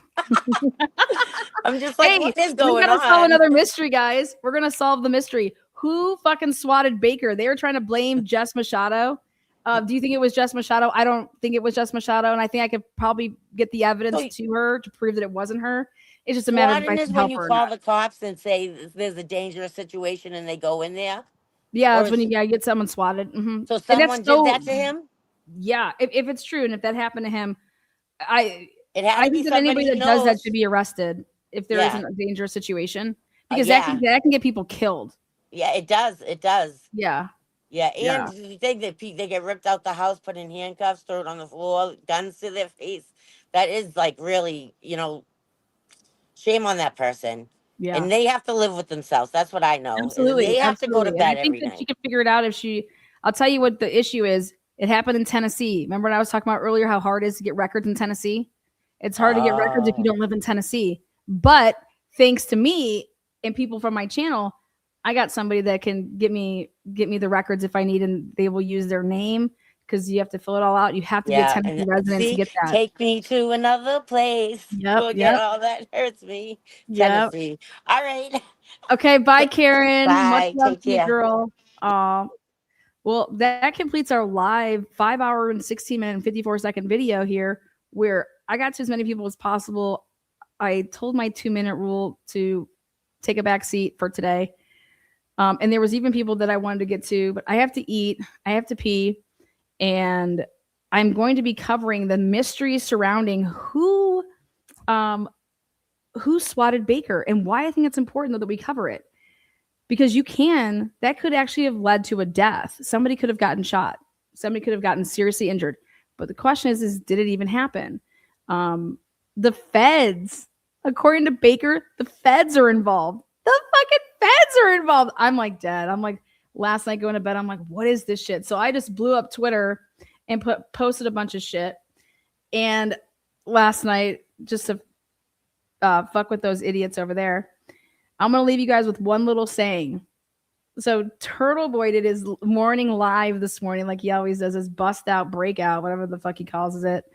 Let me just play you guys a clip. Let me just have you guys laugh with me for a minute. Okay. I just reset my phone, not my computer, but my phone. Take a listen to this shit.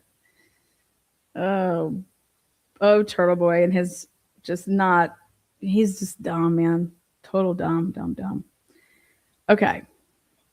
Let's see if you can hear this. Being under attack like this, Okay. I paid 6 figures. Wait. Just for this whole thing. Okay. Hold on. So he just had a fundraiser for him where he raised like, I don't know, $80,000 in like awesome kudos. Like that's so amazing. Kudos to everybody that donated. Ready? He just did this like not even a month ago. It was a couple weeks ago. It was during, what was it? Was it right after Mother's Day? This dumb fuck goes out yesterday and tells all of his subscribers that he's out of money. I need help. You guys understand what it's like being under attack like this. I paid 6 figures for a new lawyer, right? Just for this whole thing, for a retainer. Guess what? It's used up. I owe 5 figures more now. You know what that's like? You ever accumulate bills like that? He said it's all used up. I 6 figures. My 6-figure retainer that I just paid, not even a month ago. It's used up. It's gone. And I'm like, what? I'm like, what? Okay. Then I see a post on Twitter from Broken Baker. He says, if you are wasting your time watching anything but Melanie Little and need a little fact material, why do I have this if nothing happened? Note the feds. And it says, hello. If you are requesting audio, you will have to resubmit your request again and select you want the printout and audio. Also, the FBI is reviewing these files and there is a hold on the release of them pending an open investigation. And I'm like, these people are proud. And this is like a great thing that the federal government is investigating your swatting incident. That is the worst thing you could ever fucking be like, hey, look at this. You could ever be involved in. Because I'm going to tell you something. Trolling is usually done within your own circle. And so I'm willing to bet if I was a person who had a bunch of red chips in front of me and a bunch of black chips in front of me, okay, I'm going to bet, take them both, my red chips and my black chips, and put them all in. I have to pick one that Broken Baker was swatted within his own circle, because they do that to then try to blame somebody outside of the circle, like they did with Jess Machado. Jess Machado had me swatted, blah, blah, blah, blah. She's getting blamed for this. Now, do I think that Jess Machado swatted Baker? Fuck no, I don't. Absolutely not. The number 1 and 2 people that are emerging into who did that or whose idea it was either Auntie Deb or the Glare.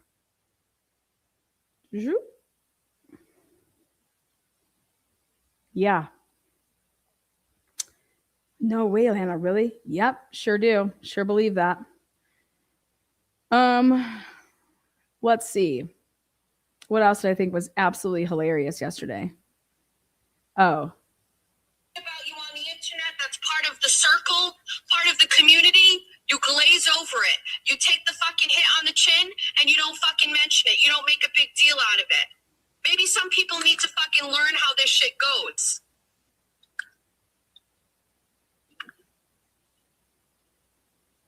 But right after the Karen Reed audio shit, Will put up some fucking nasty fucking posts about me on fucking his Facebook page.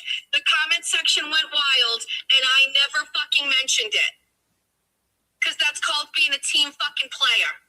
So when you hear me say shit about fucking Baker, you should have shut your fucking mouth and been a team player. But instead, you want the views. You need something to talk about. You have no fucking original fucking shit ever in your fucking brain. I agree. The Will's dumb as fuck. I know whether I spoke to Olivia. Looking back on it, I don't fucking know. Mark Adams said it's her. I don't know. I have no idea. I'm going to tell you, there's nothing else here. I did it for my friend who wanted some distractions from a bigger problem that he had, which oddly enough, so everybody's on board here. Your girl told everybody she heard an audio day one. I said I heard the Karen and Aiden audio. I knew he recorded her. I heard the audio. I heard it. So... Yes. I'm like, these motherfuckers are just blowing off their own tits, dicks, asses. I'm like, I said, look at the Glare crying per usual. I love that all these people are eating themselves whole. Like I told everyone that would happen once this case ended, meaning the Karen Reed case, I said none of them are true crime creators or bring a damn thing to the table for wrongfully accused and convicted people. These Jerry Springer channels are right where they belong, with Turtleboy, blowing off each other's dicks and tits. Go chain smoke your twisted, frizzled gray pubes into a pretzel, you gimp. That's what I told the Glare. Go have a fucking petty stream and hide behind fucking bullshit. That's another motherfucker that won't say shit to my face. Why? Because these motherfuckers can't tie my shoes. All right, let alone talk about a fucking case. All right? They're fucking laughable clowns. And the best thing that ever happened was Karen Reed putting it out to the world that Aiden Carney recorded her. Okay? She's like, thank God I get to get away from these fucking people. All right? These people are absolutely dumb as fuck. Dumb. You cannot have dumb people around you. They are liabilities. Period.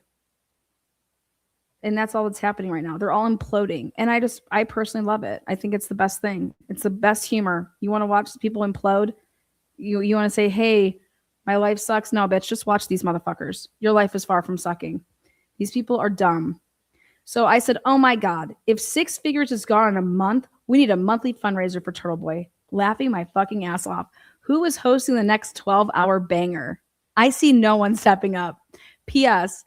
People are dying and starving, and this fool talking first world problems. Your money for me is all gone because I refuse to grow up.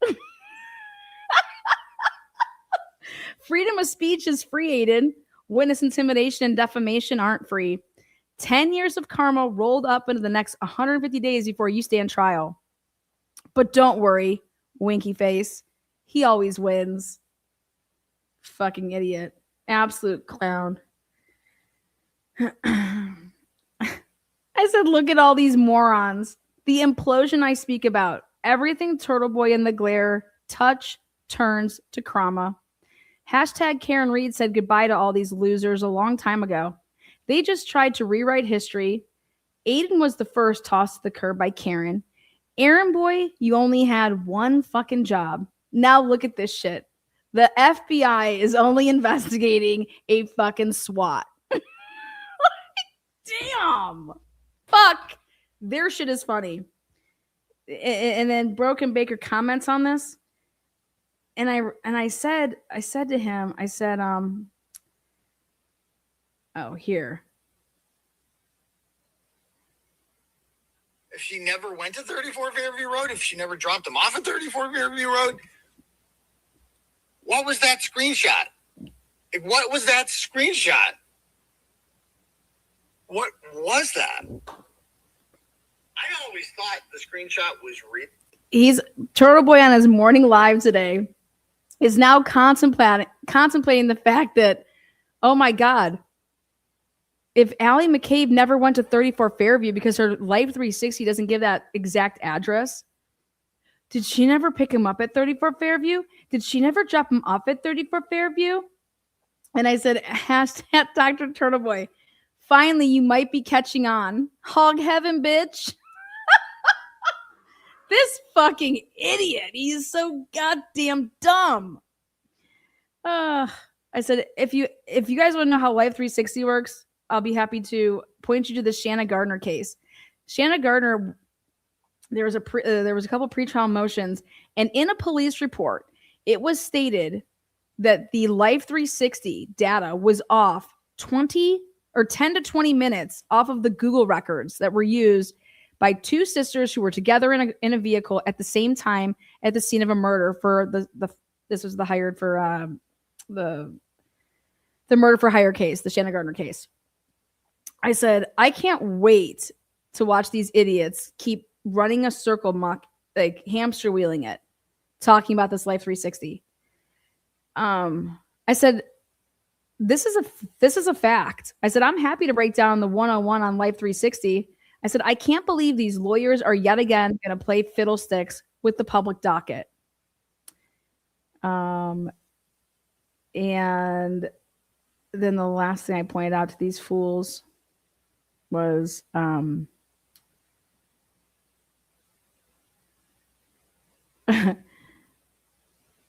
I said the comment section of his shit is hilarious. Let's see. This girl has it all wrong. Somebody wrote me, Kylie K Cosmos or something. Says the woman making calls to action for him to come to Delphi. Bitch, I never asked for that motherfucker to come to Delphi. I was there in Delphi. Nobody needs him anywhere. You need him like you need a fucking hole in the head. And I said, I didn't ask him to come to Delphi laughing my fucking ass off. I was there. I'm good. But rewrite history some more like you guys do over there. I said, have a blessed day in June. Broken Baker writes me and says, someone woke up on the wrong side of the bed when I shared his stupid fucking post about the feds. I said, Baker, seriously? Not today. I'm giving your dick all the breaks and bends. It's been toyed with enough. I said, hit me up after the World Cup, okay? Idiots. All right, guys. Have a good day. We'll see you on the next one. Peace out. First world problems over and out. Your dick's just been toyed with enough, guy. I'll give you all the bakes and brands, okay? We'll see you on the next one.